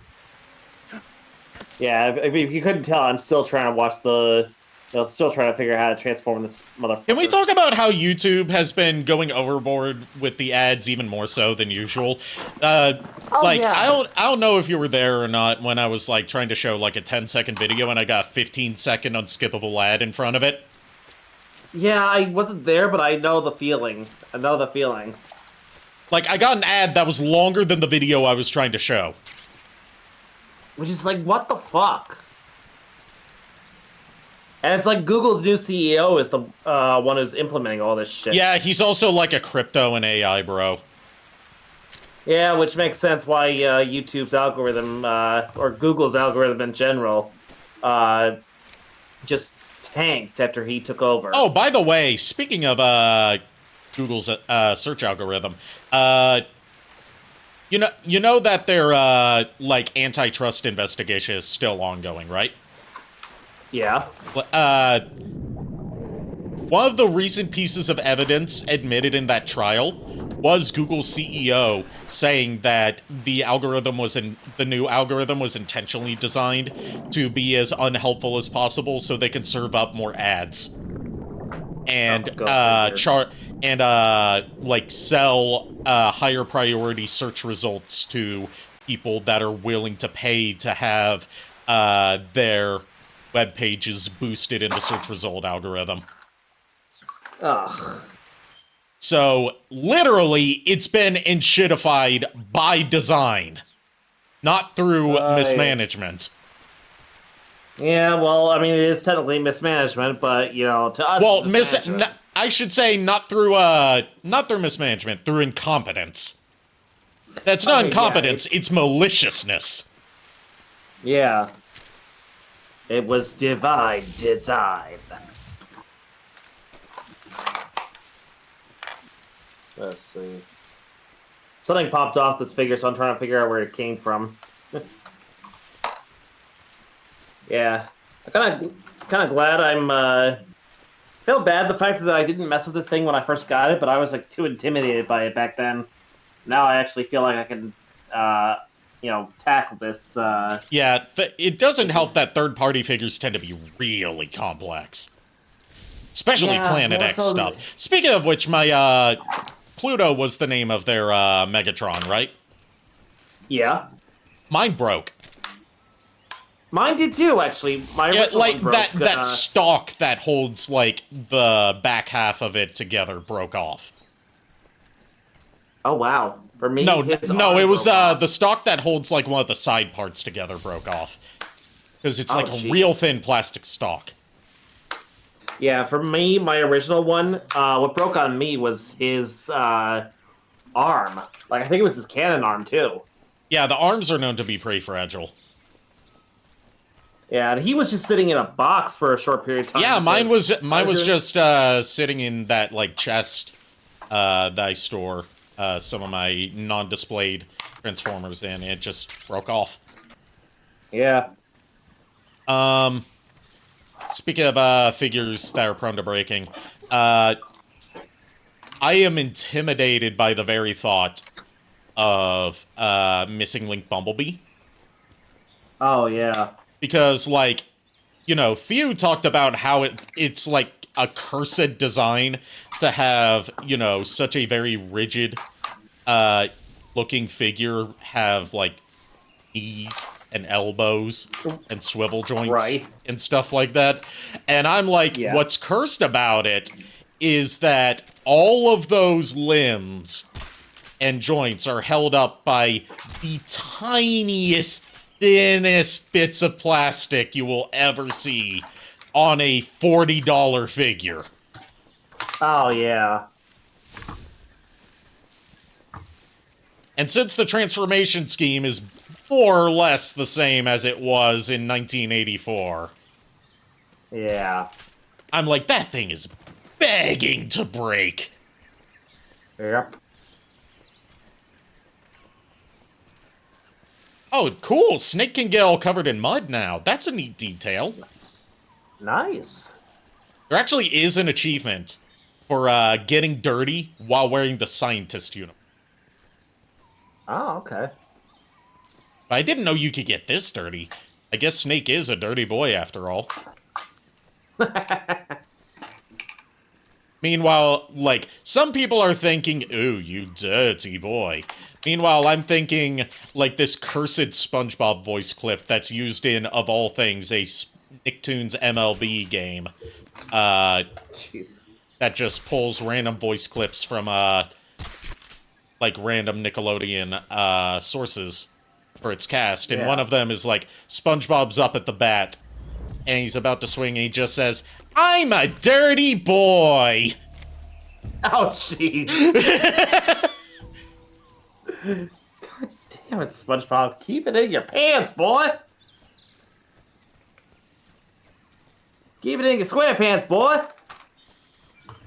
Speaking of curse, did you ever see that, SpongeBob Baby Got Back, advertisement for Burger King? No, I don't think I ever did that. It was really controversial, and understandably so, because Baby Got Back is a filthy song.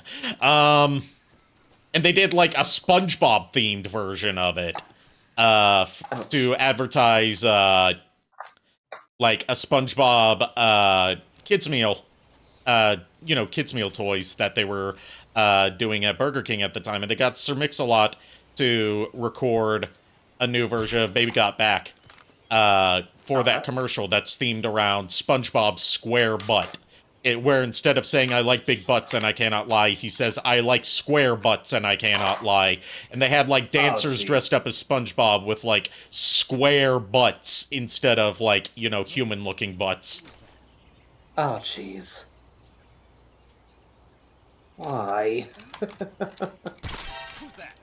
And, there's one point where, like, at the end of it, people are looking at him funny, and he's like, booty is booty. I'm like, why did they think this was okay for a kids meal commercial? Right. That's a lot of questions you would have to ask because of that thing. This is where I'm gonna have to start playing Lethal. Because I keep, I'm having to adjust to the bullet drop-off on, the tranquilizer rounds. Whereas, the bullet drop-off on the standard pistol is nowhere near as severe. Yeah. So, like, I'm not saying it's impossible to do a pacifist playthrough, because of course it's possible. They wouldn't design it to be impossible. It's just I haven't adapted to it yet, so it's harder for me. Because I keep wanting to instinctively play this like Metal Gear Solid 3, when no, this is not straight up Metal Gear Solid 3, this is Metal Gear Solid Delta. Right. Okay, I think I found out where that, okay, I found where the, piece came out of, and yeah, it's not good. The piece actually broke. Oh no! It's it's like one of the hinges that connects the upper torso to the lower one, and I think I can fix it with a little Bondic, but that's gonna take some time that I don't have at the moment. But I'll still like, it doesn't look like it's that big of an issue, due to how like this whole thing is designed. But still, it's like sucks the fact that the $300 plus toy, is broken now. But oh well. Yeah, that's how I feel about a lot of third-party stuff. That's why I'm also wary to keep transforming my Studio One cell. Not Studio One cell. Is it Studio One cell? The Unicron. Yeah, I know what you're talking about. I keep getting the names of their Unicron and their Primus confused. Yeah, Primus is Seed. Okay. Primus is Seed. But Studio One Cell, itself. like great figure, great engineering. I am afraid to keep transforming it because it's like I paid $400 for this thing in total because I had it shipped from Hong Kong instead of buying from a American-based distributor. Yeah. So, like, I don't want to break my $400 toy. I don't blame you. I do not blame you. I'm the same way with the HasLab Unicron. I'm like, that thing just looks too damn fragile. So I was like, I only mess with it enough to get like the planet ring installed, and then also him installed onto his stand, and then I'm just keeping him in planet mode from this point onward. Right. And it's sad because I only paid like maybe $200 out of that whole thing because when I was working that off, the virus broke out. Yeah. And I couldn't work anymore. So my mom was just like, she's just like,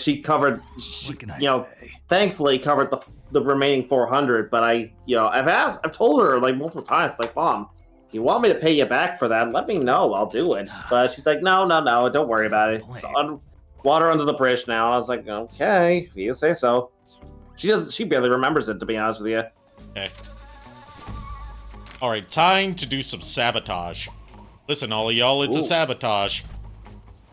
They kept in this I'm glad they kept in this aspect of being able to blow up the helicopter here, and the effect that it has if you do blow it. Speaking of which, let's radio Major Zero and see what he has to say about the helicopter. Major. What is it? That attack chopper is parked on the heliport.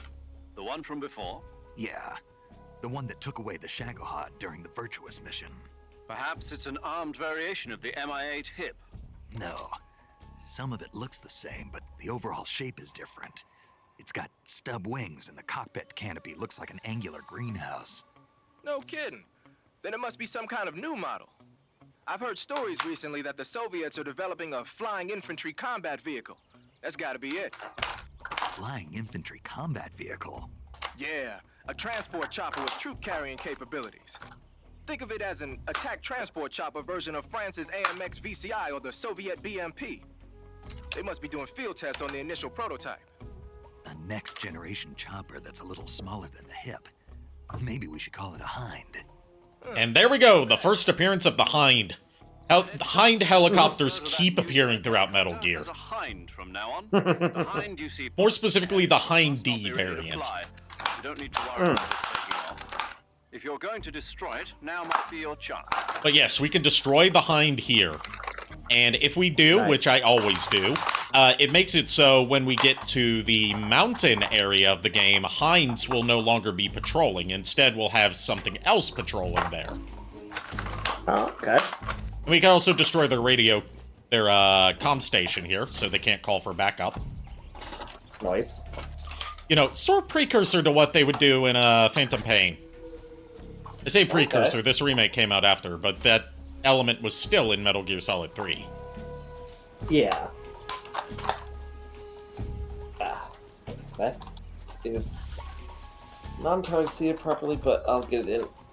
I'll get it in there once I scratch this itch on my hand. Let's see. Yeah, I'm sorry for not giving the stream my full attention. This thing is just like it requires a lot of attention, so I don't blame you. Yeah. It's a complex, large figure. It's going to require a lot of attention. Mm-hmm.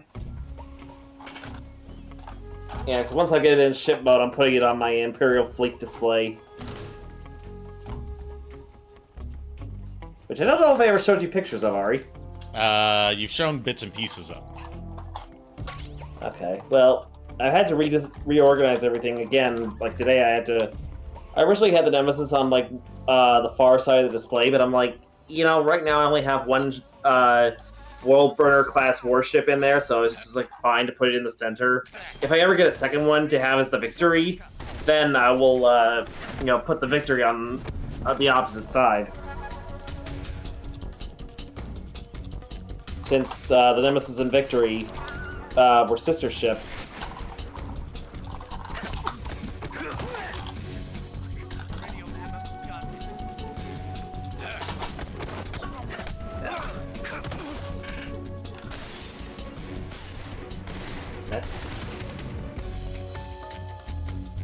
I need to re-irritate? Mama said to knock you out.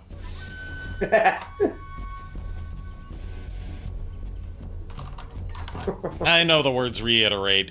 It's just saying re-irritate has been stuck in my head because of Ed, Edd and Eddy. I was gonna ask you, was that show was generational brain rot, and in the best way. I was actually gonna ask, was that something from Homestar Runner? Because I actually thought it was like, it sounds like something from Homestar Runner. It does sound like something that would be in Homestar Runner, but no, it was Ed, Edd and Eddy this time. That's funny. What's wrong?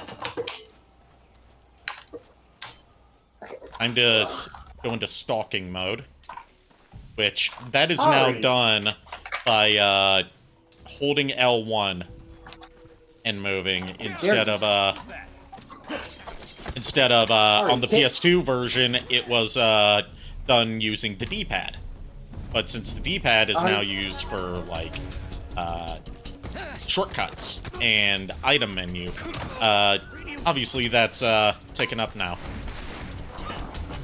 Okay. Lord Maximilian Arikado, you cannot be stalking people. What about cyber stalking? That's socially accepted. Is it? I mean, if it's a celebrity, then yes. Look, I'm not stalking. I'm just looking through. I'm just rooting through their garbage for anything that smells like them, and keeping track of where they go on a day-to-day basis. And oh shit, I am stalking.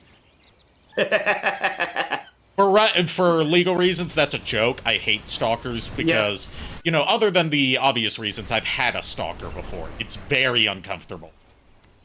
Yeah. I think there have been times where I almost ended up becoming a stalker. No. Stop right there. Yeah. Good point. Good point. My bad. My bad. Thank you, Ari. I don't want you to get yourself in trouble. Yeah, I get myself into enough trouble as it is. Like, you talk a lot about... I say this as, you know, one of your best friends. You talk a lot about putting your foot in your mouth. I'm trying to keep you from doing that. Yeah. No, I appreciate that. Let's see. Is this how you do it? Is this how it's done? Is it? I don't know. Go. Also, I like that they mark on the map where you have found Kerotans and Gakos now, as opposed to before where, you know, they weren't shown.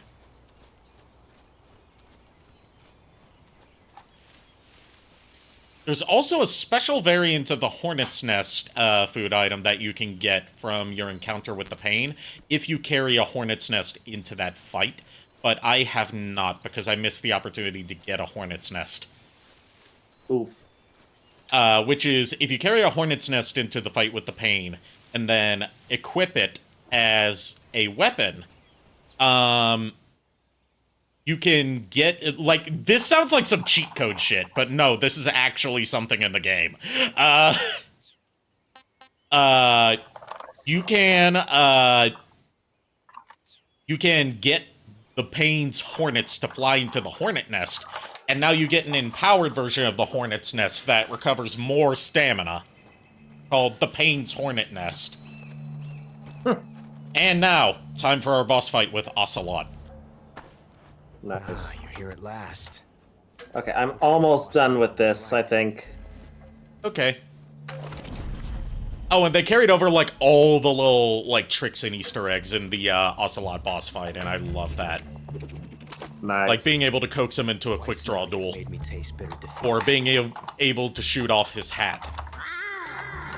I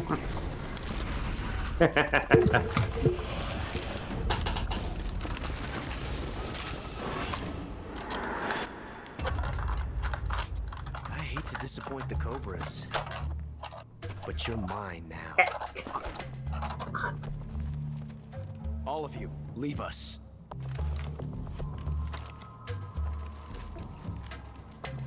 It's just you and me. No one to get in our way. Ocelots are proud creatures. They prefer to hunt alone. Oh shit, he's dual wielding. You must be a rogue.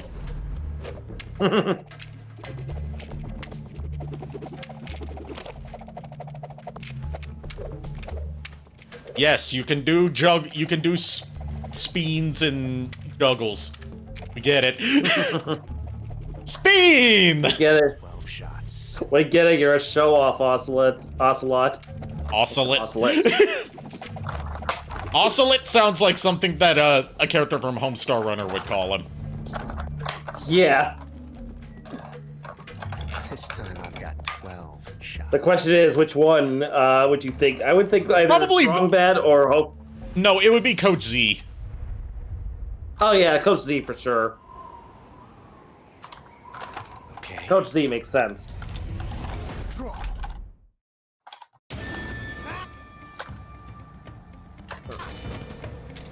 Almost got it. Come on. Where's that slot? There we go. Okay, that's in. Let's see. Orient the tail properly. Right, he switched guns. Ah.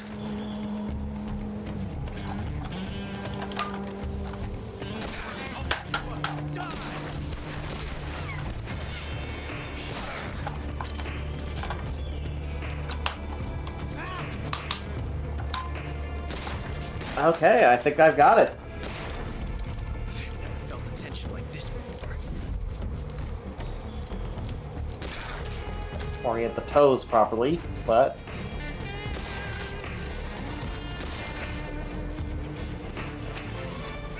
Right, I'm scaring him out with the bees. bees. My God.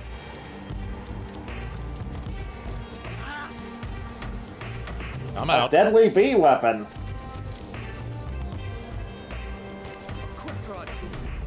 Oh, time for the quick draw duel. Yes.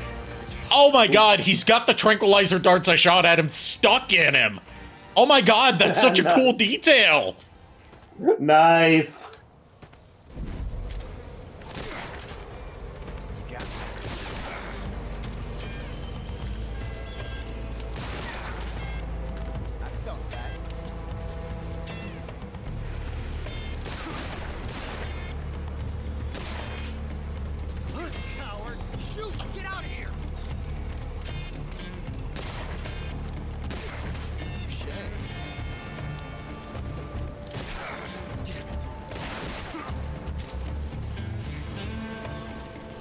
LS.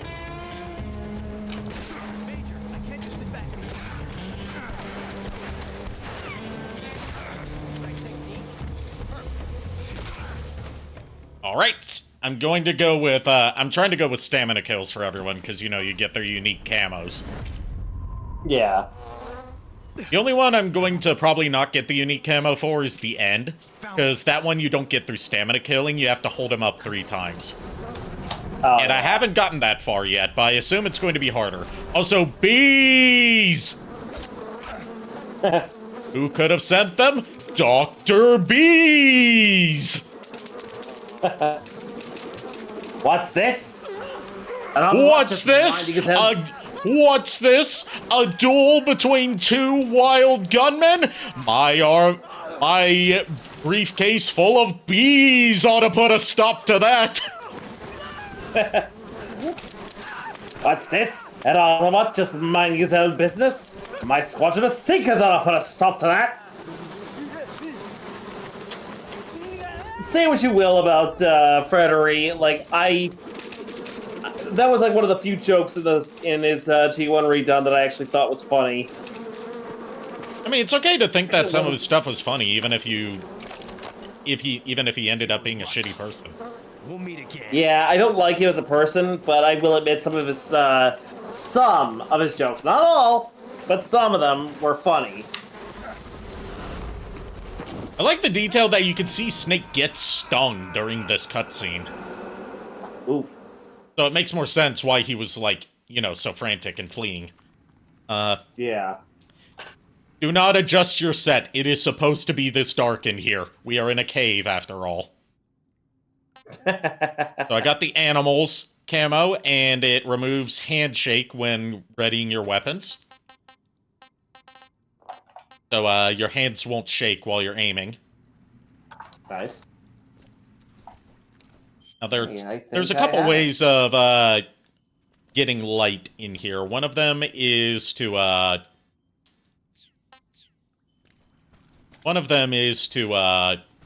find the torch nearby.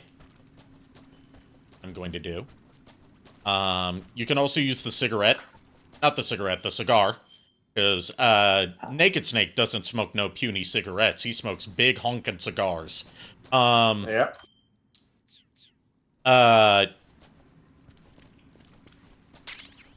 Torch should be right here. I think.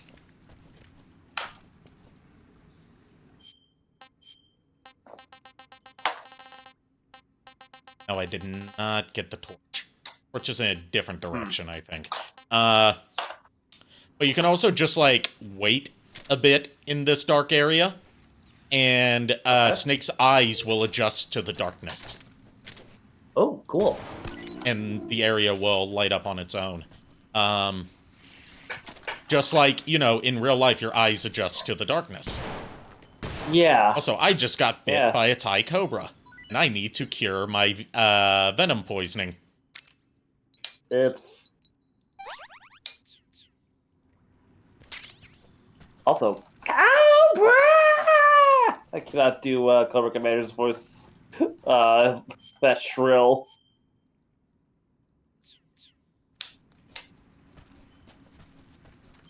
I mean, even modern Cobra Commander voice actors can't do it that shrill because, why am I hate that I'm forgetting his name. Chris Latta? Chris Latta. One-of-a-kind voice. Yeah. So you see how the area is lighting up on its own now, even though I don't have the torch? Right. That's because it's supposed to mimic how naturally, when you're in a dark environment, after a bit your eyes will adjust and you'll start to be able to see more clearly. Oh, yeah. I mean, that's a detail in the original Metal Gear Solid 3 that was carried over to this. Nice. I've experienced that myself, actually, like, when I went stargazing up in Michigan with my scout troop. My first year up there, a bunch of us were just, like, we went on this, like, stargazing thing. We just went up to, like, a specific area on the camp, on the grounds, and then just, you know, watch the stars for about an hour or two. Nice. But of course, like... It's a Kenyan mangrove crab. Crab battle! Crab battle! Stop saying that! Oli, oli, olio! You stop that too!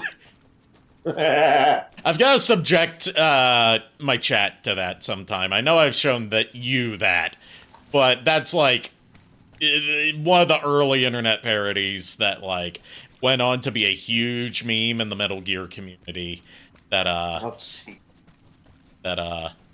you know, newer fans might not be aware of because it was a Newgrounds thing. Oh yeah. And you know, younger generations aren't as familiar with Newgrounds as, you know, Zillennials like myself are.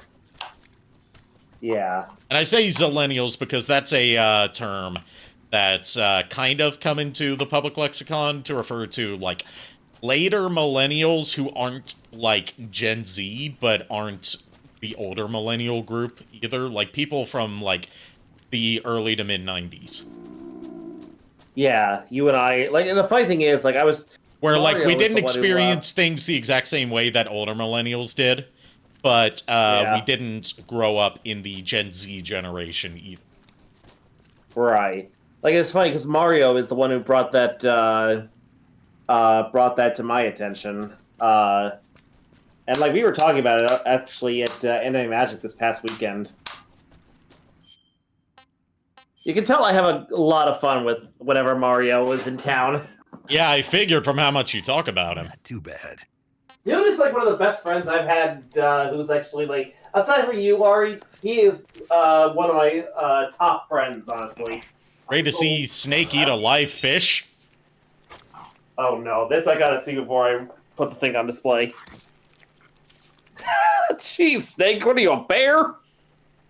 He didn't even kill it before eating it. Yeah, right. The funny part is that was a dead arowana. Apparently, the dead speak, to quote the opening crawl to the worst Star Wars movie.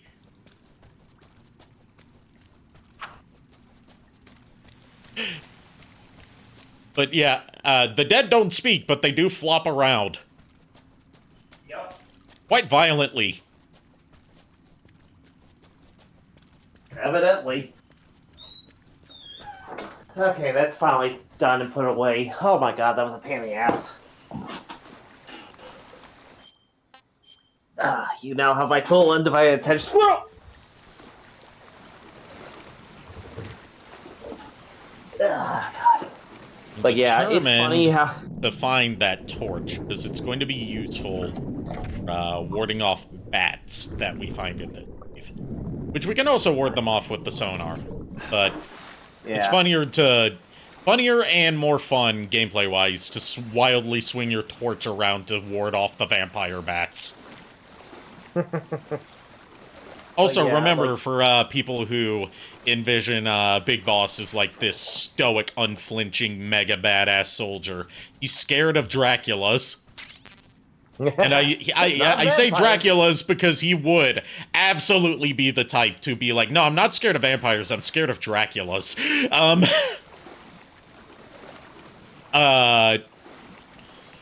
And he believes in Santa Claus.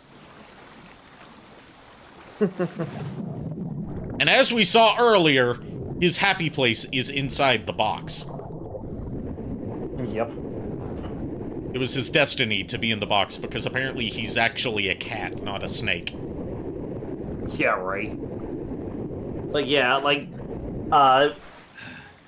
you know, it's funny because the fact is to Mario, what he did for me that night, was like, to him, it was nothing. I was just doing the right thing. To me, it meant more than he realized. Because it was me at my lowest. Yeah. That's tasty. Let's learn about some food. I see you've caught yourself a Taiwanese cobra. Sorry, not a Thai cobra, a Taiwanese cobra. The Thai cobra is a different kind of snake that you can catch, both of which will bite you. Neurotoxin in its fangs. Oh boy. Be careful. If it bites you, go into the survival viewer immediately and use the cure option to inject yourself with serum. Sounds interesting. Don't ask me. Huh? The guide doesn't say. If you absolutely have to know, then you'll just have to try it yourself and see. I didn't say anything. But you were going to ask, weren't you? About the taste? Maybe. I'll talk to you later, Snake. God, I love their dynamics so much. They should have gotten together! Yes. Snake should have Big Boss should have, like, a polycule. But it's not actually a shark. Him, Eva, Paramedic, Ocelot. Cigar shark, the river barb, and the sultan fish. Interesting. So how does it taste? According to the guide, it's good, but it's kind of oily and it has a lot of little bones. Fine with me. Ugh. I never worry about the little things. So I gathered. I see. Also, BRB, real quick. Sorry. Okay. The Kenyan mangrove crab is a I'll still hear everything. It lives in burrows dug near seashores and Is that a cave demon? it's not Built like it. Those claws could rip through a tank. Pinchers. Treat it with caution. Got it. So this thing must taste pretty good, huh?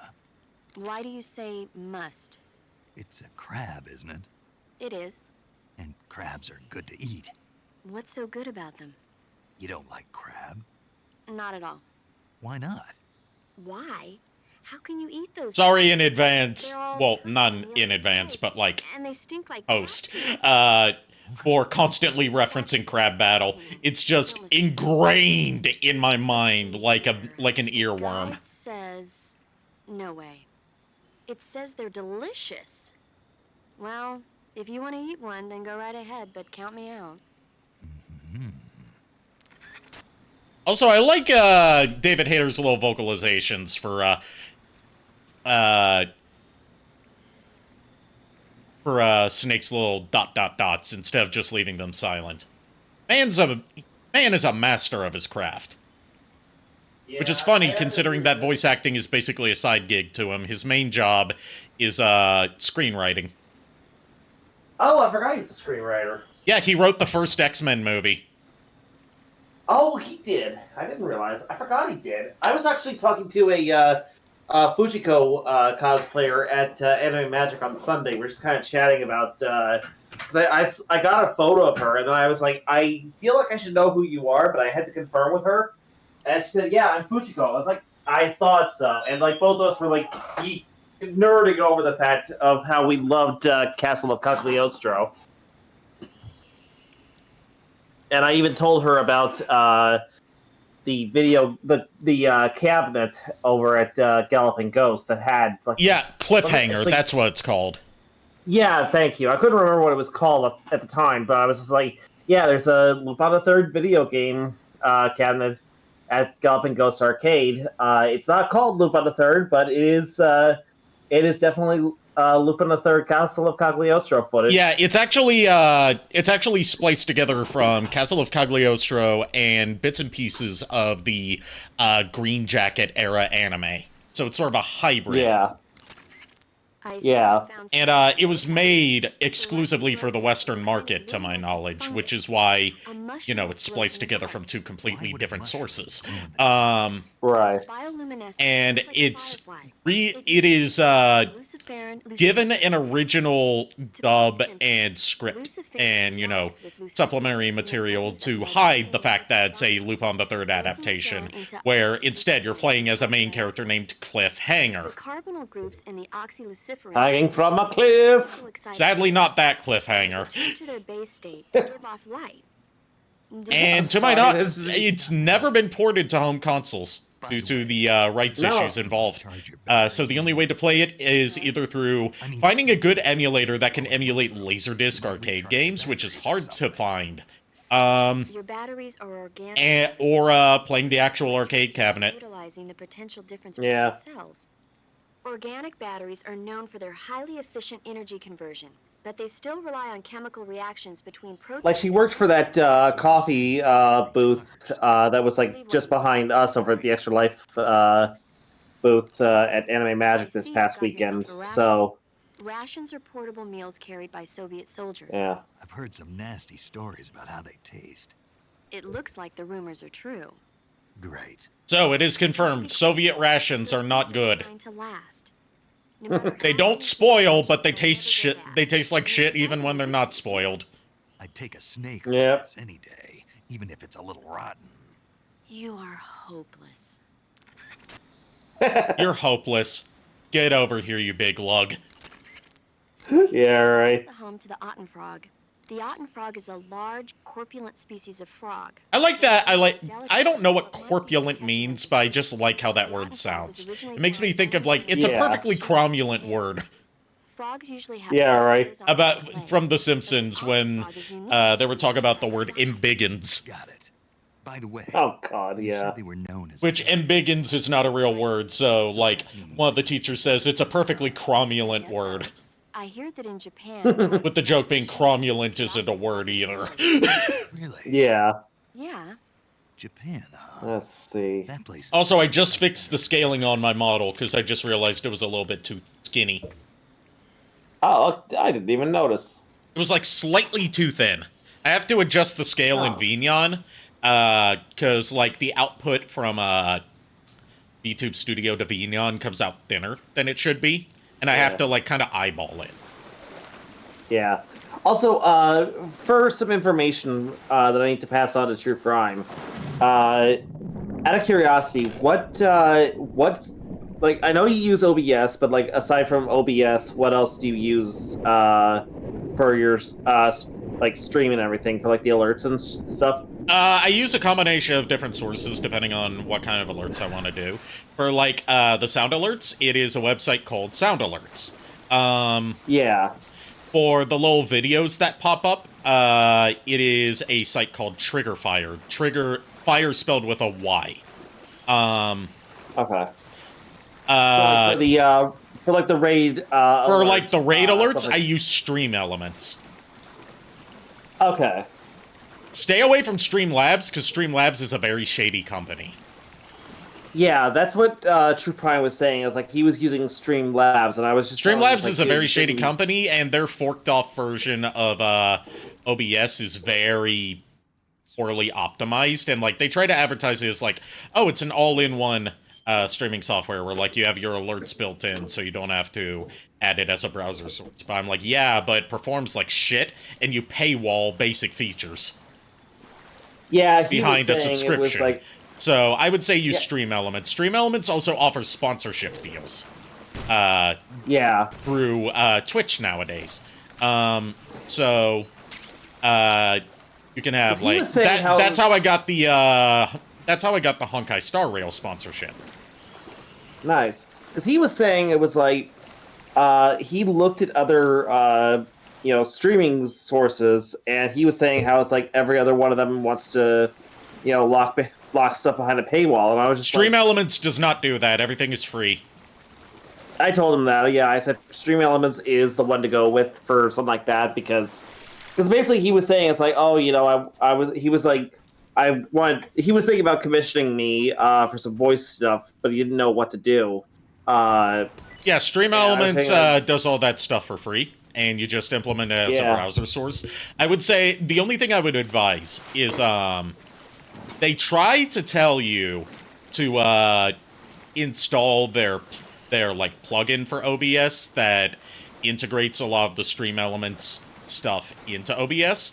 The OBS developers advise against doing that because it impacts performance. Okay. So just use like browsers, like for example, my chat and all my alerts and stuff is all one browser source. Okay. Instead of having to have multiple for it. Yeah. Instead of having to have like one for my alert box, one for my on-screen chat, stuff like that. I have it all as just one that is done as an overlay on my screen. Okay, yeah. And yeah, I do that through Stream Elements. I've been using them for years, and they're my top recommendation to anyone. Yeah, because I think I use Stream Elements like on the Decepticon Empire server for like notifications and stuff. That's not Stream Elements. That's Stream Cord. Yeah, I just realized as I was saying that, I'm like, Stream Elements. I don't think has a Discord bot, but Stream Cord is the go-to stream notification bot. Yeah. If you're going to go with, like, Discord bots, stay away from one called Me6. Because that one is, like, very notoriously shit, but it's the one that shows up at, like, the top of search algorithms for, like, Discord bots. Yeah, I'm familiar with Me6. Let's see, actually, I know at least one of my streamer friends... Like, it's not dangerous to have, it's just, like, all the stuff it does, you can get from other bots better. Yeah. This is the area where we get the torch. Also, I've got the, luminescent mushrooms now, which leads to one of the best series of codec calls. Which, I say series, it's only 2.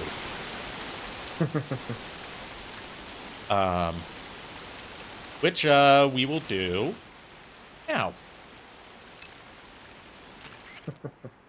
Snake, be careful. That cave is inhabited by vampire bats. The vampire bat bites its victims and sucks their blood. Got it. Speaking of bats... Just save it. Huh? I know you're gonna talk about vampire movies. Attack of the Vampire Donuts, or Dracula... Attack of the Vampire Donuts sounds like an awesome movie, and so does Dracula versus the Space Hippos. Yeah. Snake, you're inventing movies that I wish existed. Also, since we've called paramedic enough times, we've unlocked a secret codec image of her, which gives some more personal data.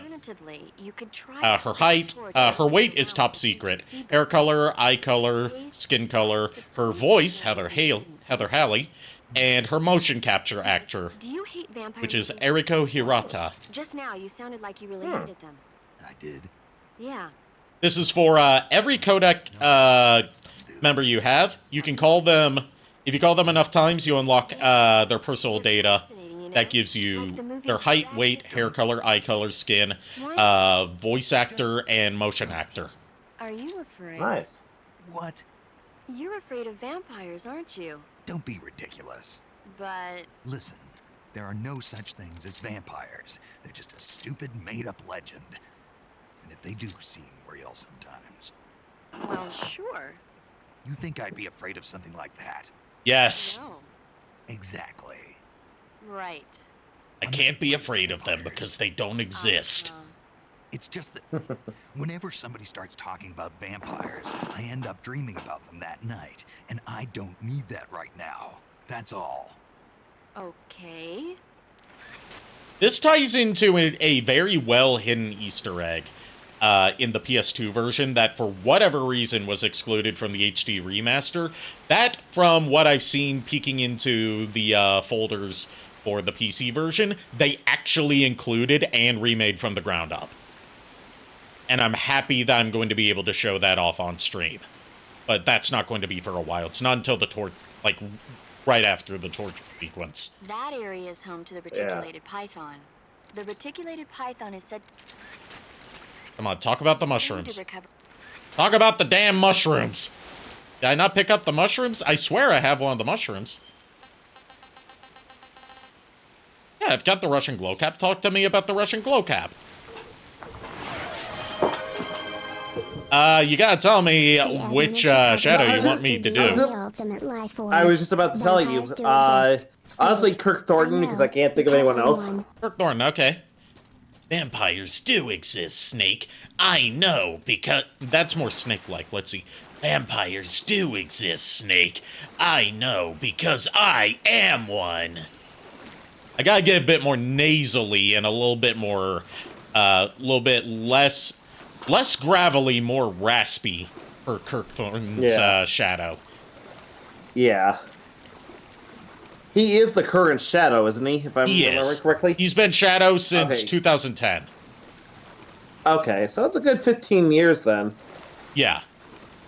He's the longest-lasting Shadow that we've had, just like most of the voice casts that we have are the longest-lasting voice cast, with Mike Pollock being the longest-lasting Sonic series actor out of anyone. Yeah, which... You know, having voiced him since Sonic X debuted in 2003, so that makes him...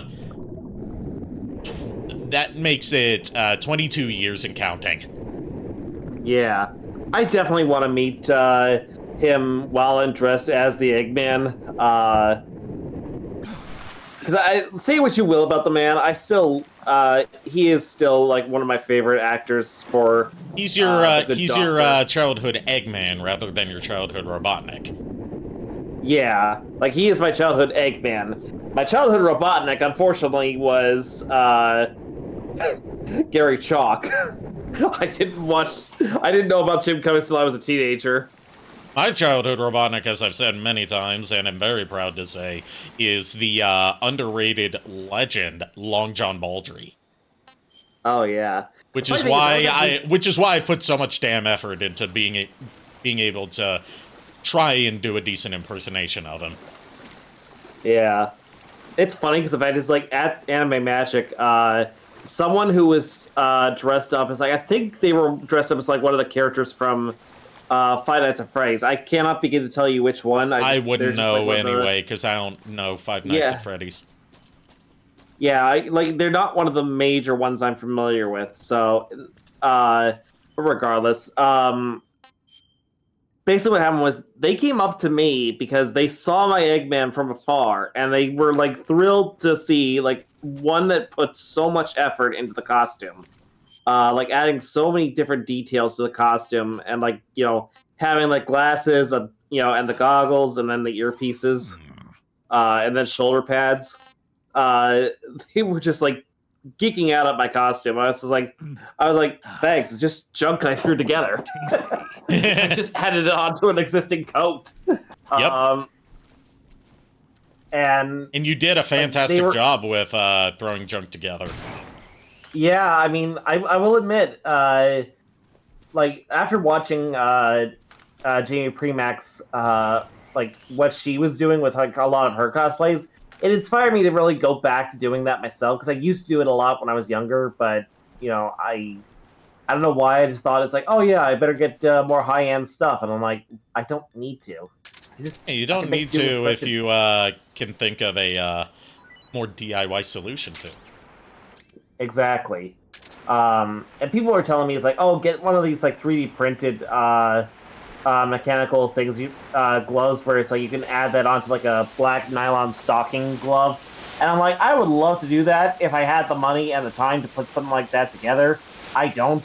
So, EVA foam and craft foam are, you know, the next best thing for me, and it works okay. And I sent you the tutorial on how to make like a gauntlet type thing.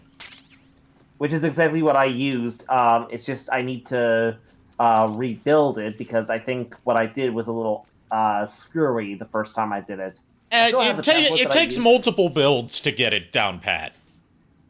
Yeah, like my first attempt, like I realized I think I may have put like a little too much barge cement on the thing, so like it doesn't like it holds securely, but there's a significant gap in between the seams.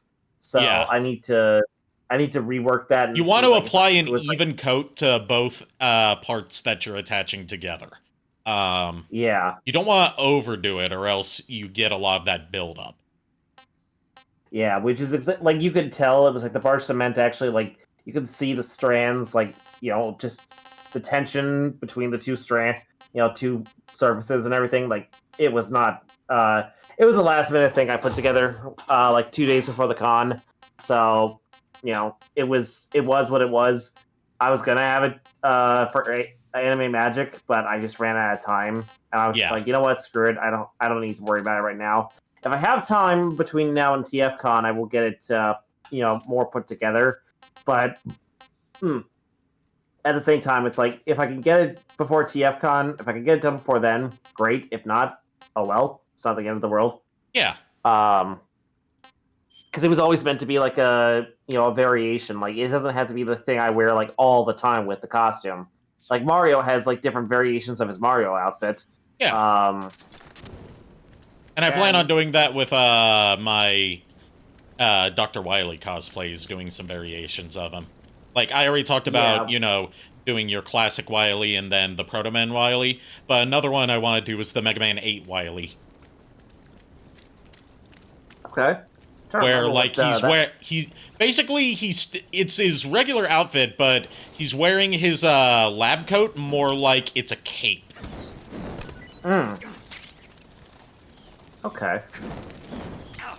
So it's like he doesn't actually have like his arms to the sleeves. It's more like he just has the. Yeah, he's more like wearing it. He's more like wearing it fastened around his neck, and it's got like a bigger collar to make it look more like a mantle. Okay, so kind of like how Yugi had like his thing like Yami Yugi wears his cape. Yeah, wears his wears his jacket like a cape. Yeah. Yeah, his school uniform shirt like a cape, yeah. Yeah, like that. Yeah, okay, that makes sense. I can see that. I always thought it was kind of weird that the Pharaoh did that, but, you know, I mean, hey, he is the king of games. Of course he needs to have, you know, he has to have something to make him look all, you know, majestic and regal. Even if he doesn't even realize who he is. Yeah.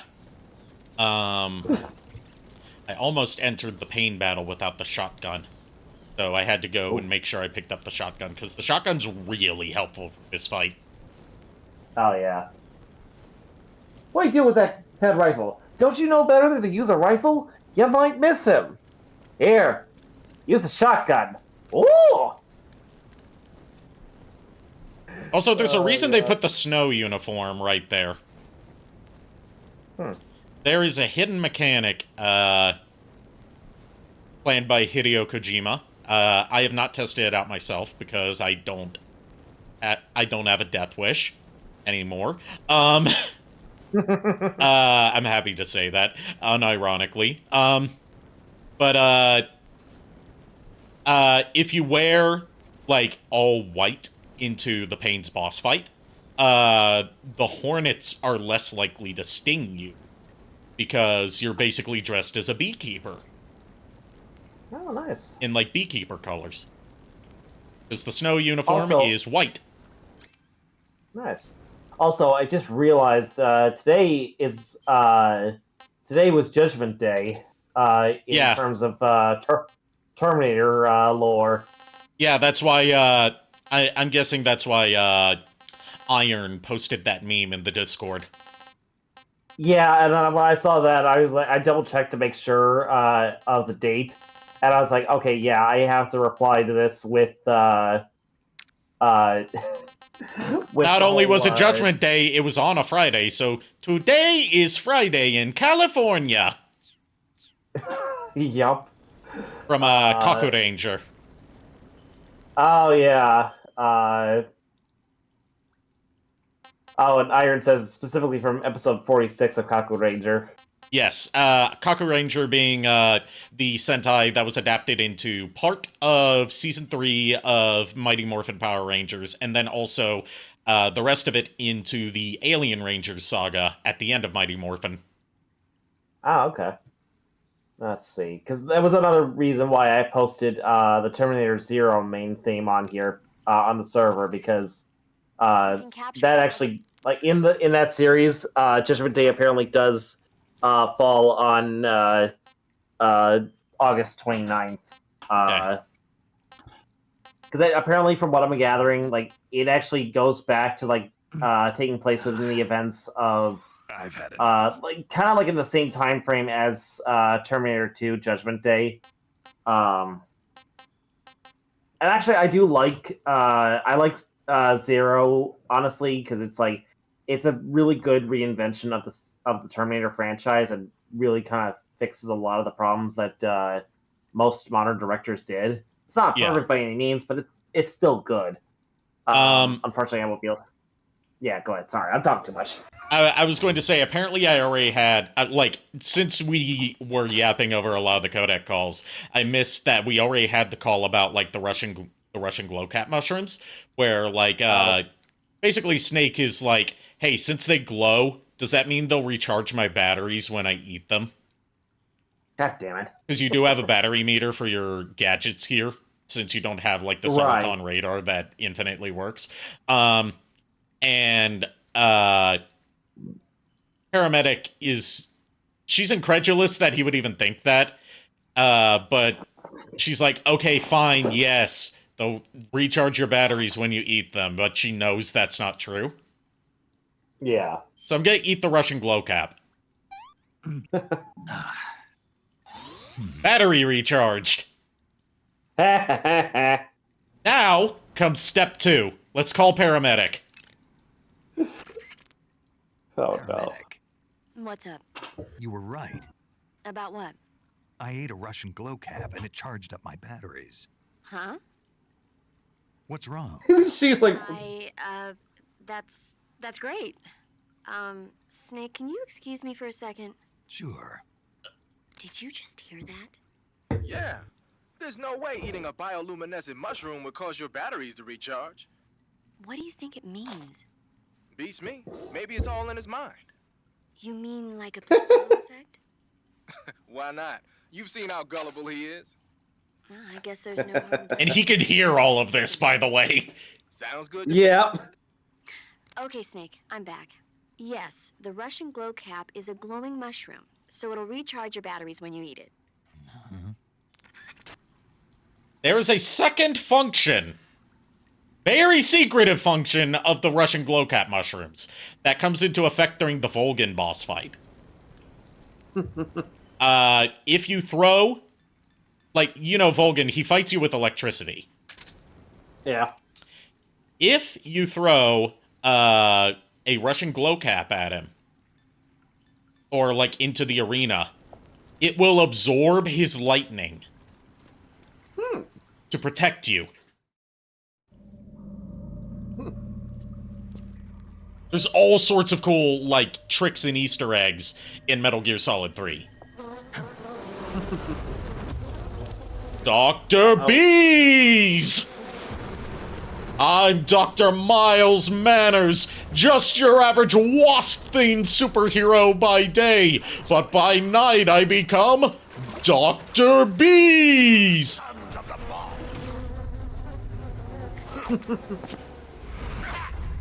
I am the pain.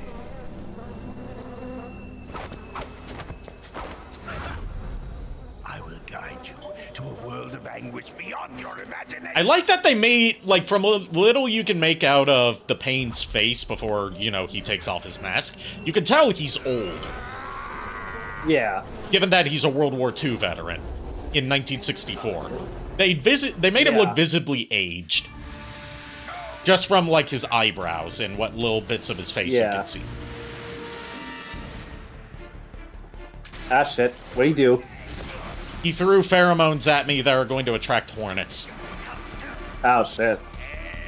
Also, there is a bit of retconning about how the Pain and his connection to the Hornets works. That is established in Metal Gear Solid 5, which is that he has a strain of the vocal cord parasites that gave him the ability to control hornets. Okay. In, like, a symbiotic relationship with them. The End's camouflage ability with the forest, and ability to, like, photosynthesize, is also a result of the vocal cord parasites, just like Quiet has. Yeah.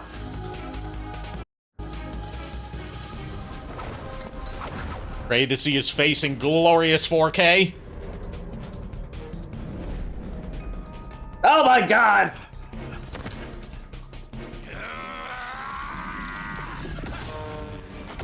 Dude looks like he's barely holding on.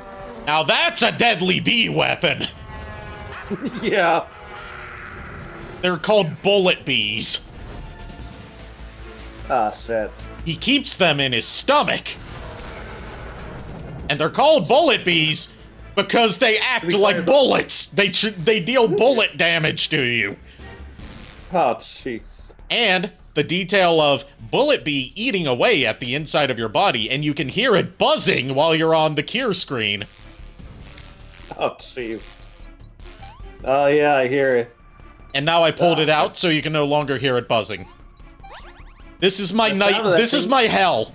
As someone who's terrified of bees and hornets and wasps and stuff like that, this is my hell. Dude, you are not alone there. I do not like anything that buzzes that has a stinger. I'm like, I respect the bees. I want the bees to continue to exist. I respect the bees. without... I do not respect the wasps and the hornets. Yeah, the wasps and hornets, those are just motherfuckers that, just sting you because they feel like it. This is the second, like, the idea of bullet bees, not let alone, this many fucking hornets in one place is second only in hellishness to me to something I actually experienced as a kid. Oh, don't tell me. You actually had to deal with, like, a huge swarm of bees because someone thought it would be funny? No! Oh. No. Close, but no.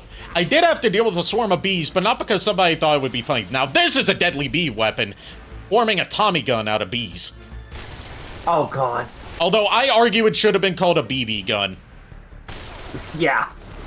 No, it's like, hey, listen to this. They have blurred the photo! Rattle the bees! But, the hell for me was, I was visiting my grandparents once for, like, a good week or so. And some bees had built a hive into the structure of the house. Oh, boy. And my grandpa didn't want to call an exterminator because he was like, I can take care of them myself. I'll handle it. And he was very bad at handling it. And I remember, I'm sitting there, by the way, rest in peace, the pain. I'm sitting there playing Fairly Odd Parents Break Into Rules for Nintendo GameCube. And all of a sudden, a swarm of bees starts coming out of the fucking walls. And, like, flying all over the room. Oh, no. That is hell. I can imagine. I can wholeheartedly imagine. I've never had to deal with that level of... I would hope no one ever has to deal with that. It is terrifying. I can imagine. Like, I've been stung by, bees and, wasps and shit like that. Not fun. But having to deal with, a whole damn swarm of those fuckers, I do not envy you, my dude. And I feel bad for you that you had to deal with that. Thankfully, none of them stung me, but I fled the fuck out of that room until they were, like, cleared out. I don't blame you. I am not afraid to say I was scared shitless. Yeah, I think anyone at that age would have been... Anyone! At any age would be scared shitless at something like that. Like, it's one thing to be like, oh, there's bees flying around that hive, let's stay away from it. It's another one to be like, the bees are in the walls and they could come out anywhere. Yeah. Like, honestly, something like that, your grandfather should have just called a fucking exterminator at that point. Like, he kept trying to use poison on the hive, because he knew where the hive was. So he kept trying to poison them, but apparently the poison he was using wasn't enough. Ah. And he didn't try to just, get rid of the damn hive. So it was accessible from the outside then. He could have actually... It was like, accessible from the outside and the inside. That's how ingrained into the structure it was. Damn. Alright, you see those hovering platforms that just flew by? Yeah. Those are what we're going to be encountering on the mountains instead of helicopters now. But we're not at the mountains yet. I'm just saying, like, since we see them for the first time here. Yeah.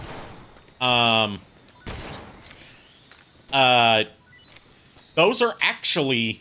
Like, they look like something sci-fi, right? But they were actually prototyped. They were not adopted into military use because they were really inefficient. And, for something that you want to be able to sneak up on the enemy with, they're really fucking loud. Yeah.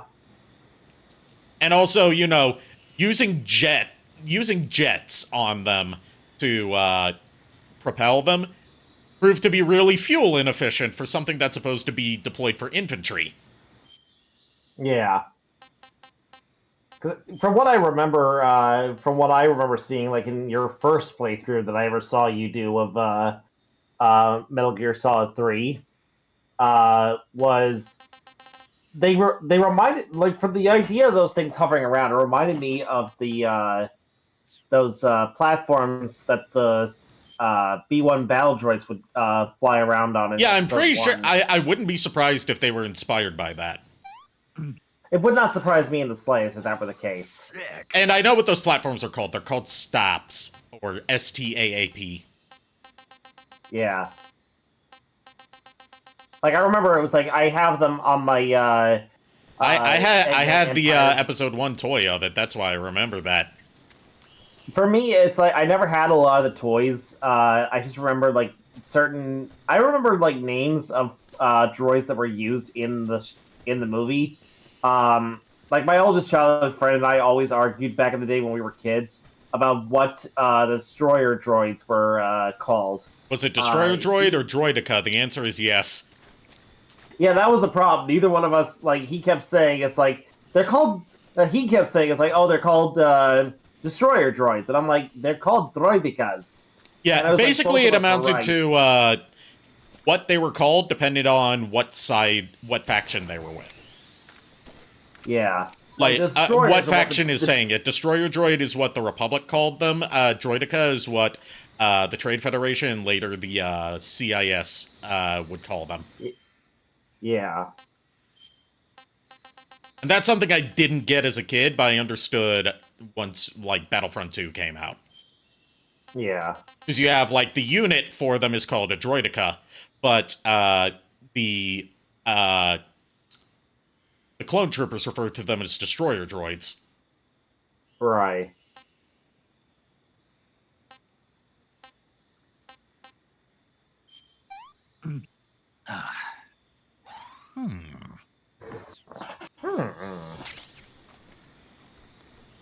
Let's hear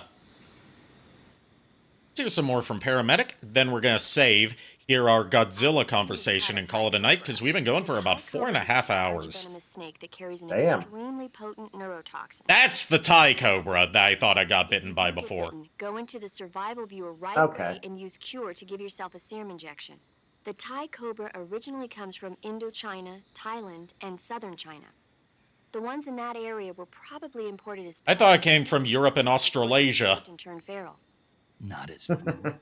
Come again? That's a joke only a very small subset of people will get. So they don't taste good then. Watch Transformers The Basics by Chris McFeely. Man does impeccable work. People don't raise snakes. Oh, hell yeah. I totally agree. Okay. He's actually, And I managed to help him with something. One way to find out. Oh, you did? Yeah, I've told you this before. Chris McFeely put out, like, a call for help on, Twitter one time, years ago.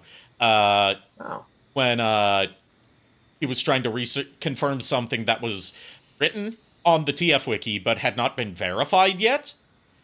Which was that, basically, the, DVD release, the DVD and streaming release of Transformers Armada, starting with the version, like, the box set put out by Shout Factory, and the one that's streaming on, like, YouTube and Tubi now, features some redubbed lines to fix dubbing errors in the Unicron battles section, and he pointed out one specific scene of one specific episode that was referenced in the TF Wiki post about it, and he wanted someone to be able to confirm it, and I was the first one to confirm it for him. Nice. And I even offered him to send him a rip of that episode so he could have it for reference. He was like, no, just having, like, confirmation from someone who owns the box set to be able to say that that's actually true is enough. Nice. That is awesome. So I was able to do some fact-checking for Chris McFeely. That's awesome, dude. Very minor fact-checking, but I'm still proud of it. Hey, it's something to be proud of, especially the fact of how much good work and, you know, so much information he pulls out for, you know, a lot of us. Even, like, a lot of us hardcore fans would never have even known about. I didn't think we were going to the mines. I had to.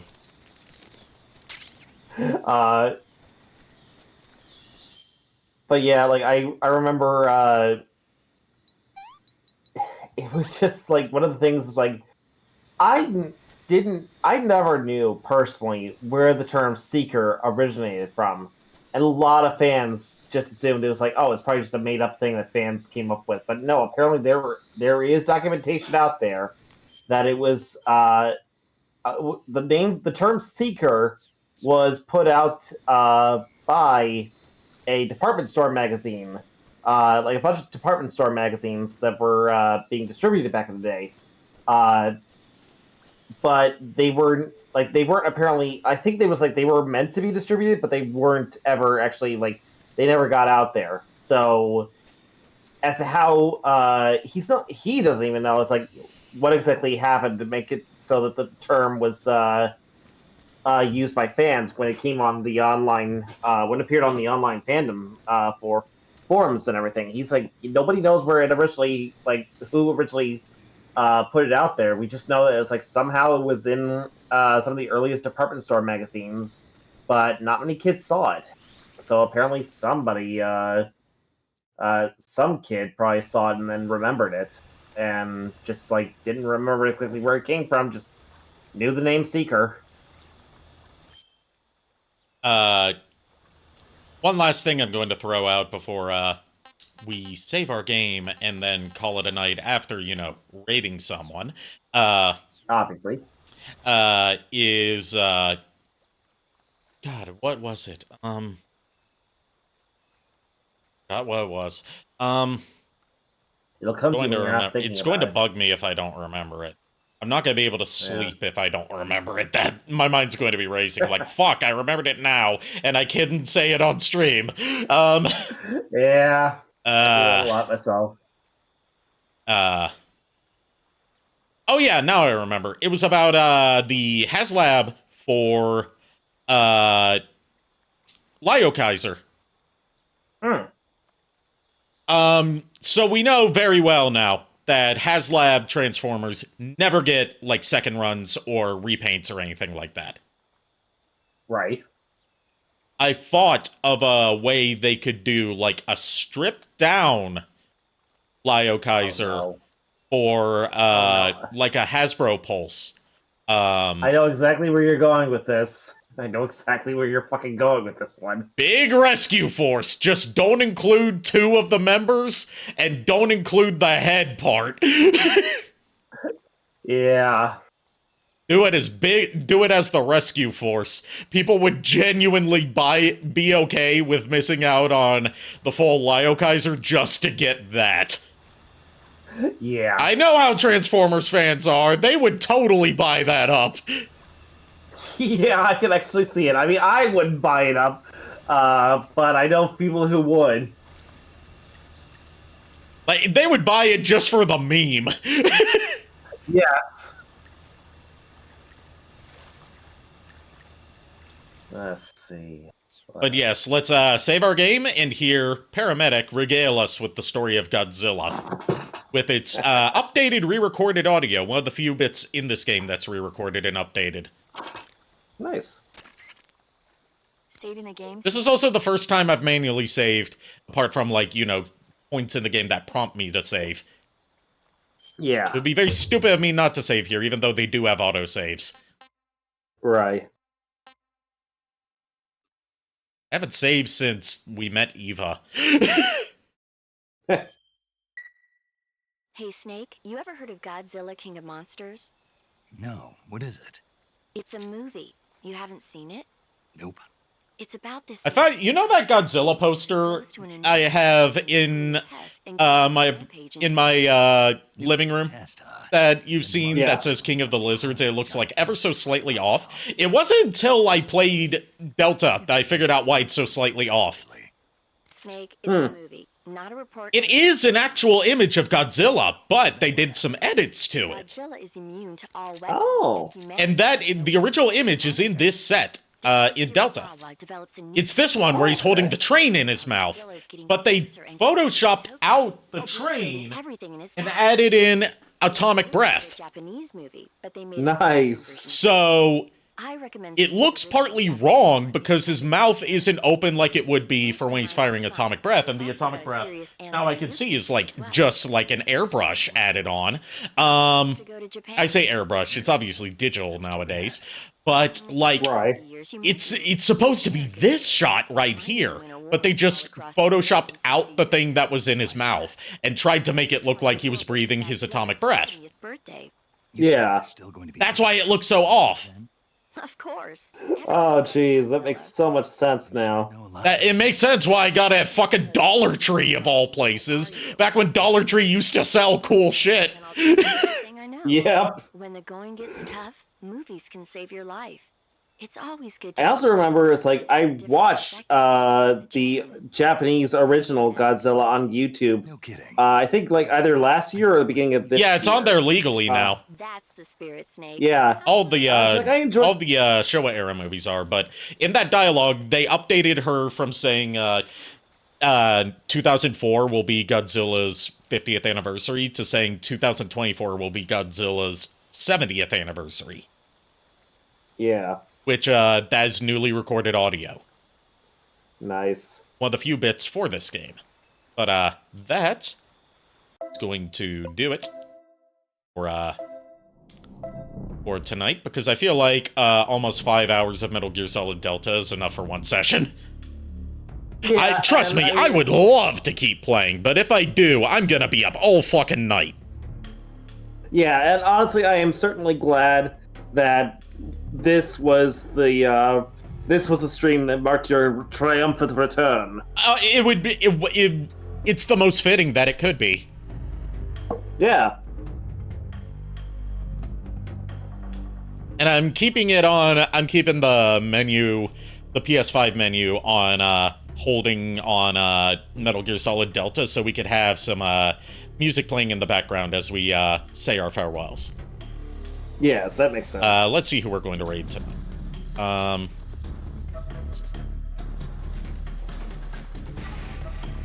See if anyone I'm following is on. I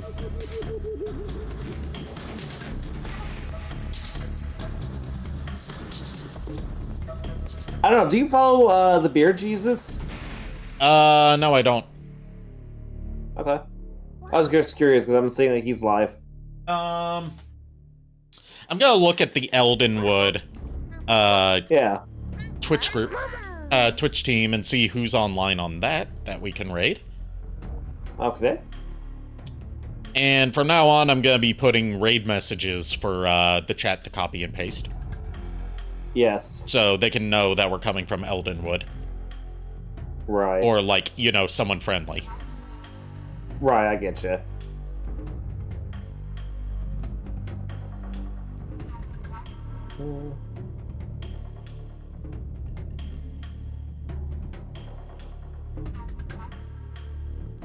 Settings, channel, Eldenwood.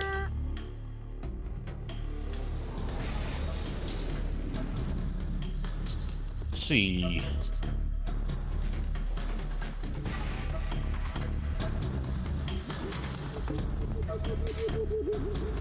We are going to raid Sammy Dormouse, who is playing Fortnite.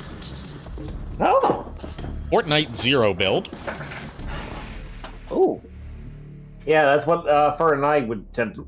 It seems most people play Zero build when they're playing Battle Royale. Yeah. She only has 2 viewers right now, so I would like to send her more. I'm going to post the raid message in chat for you guys to copy and paste at your will. Mm-hmm.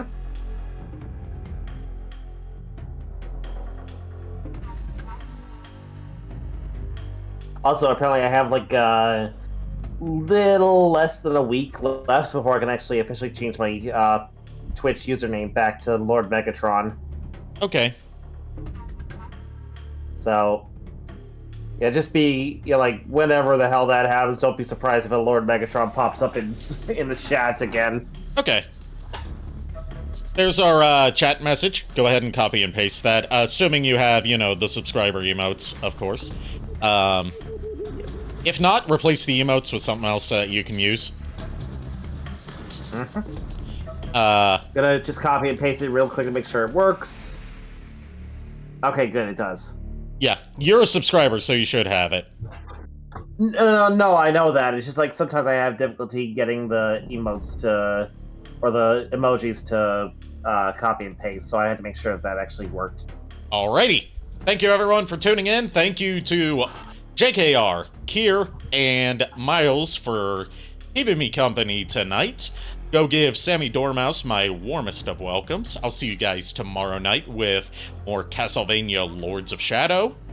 And until then, pleasant dreams. Well, we're the boys of Chorus. We hope you like our show. We know you're rooting for us, but now we have to go. Good night, everybody.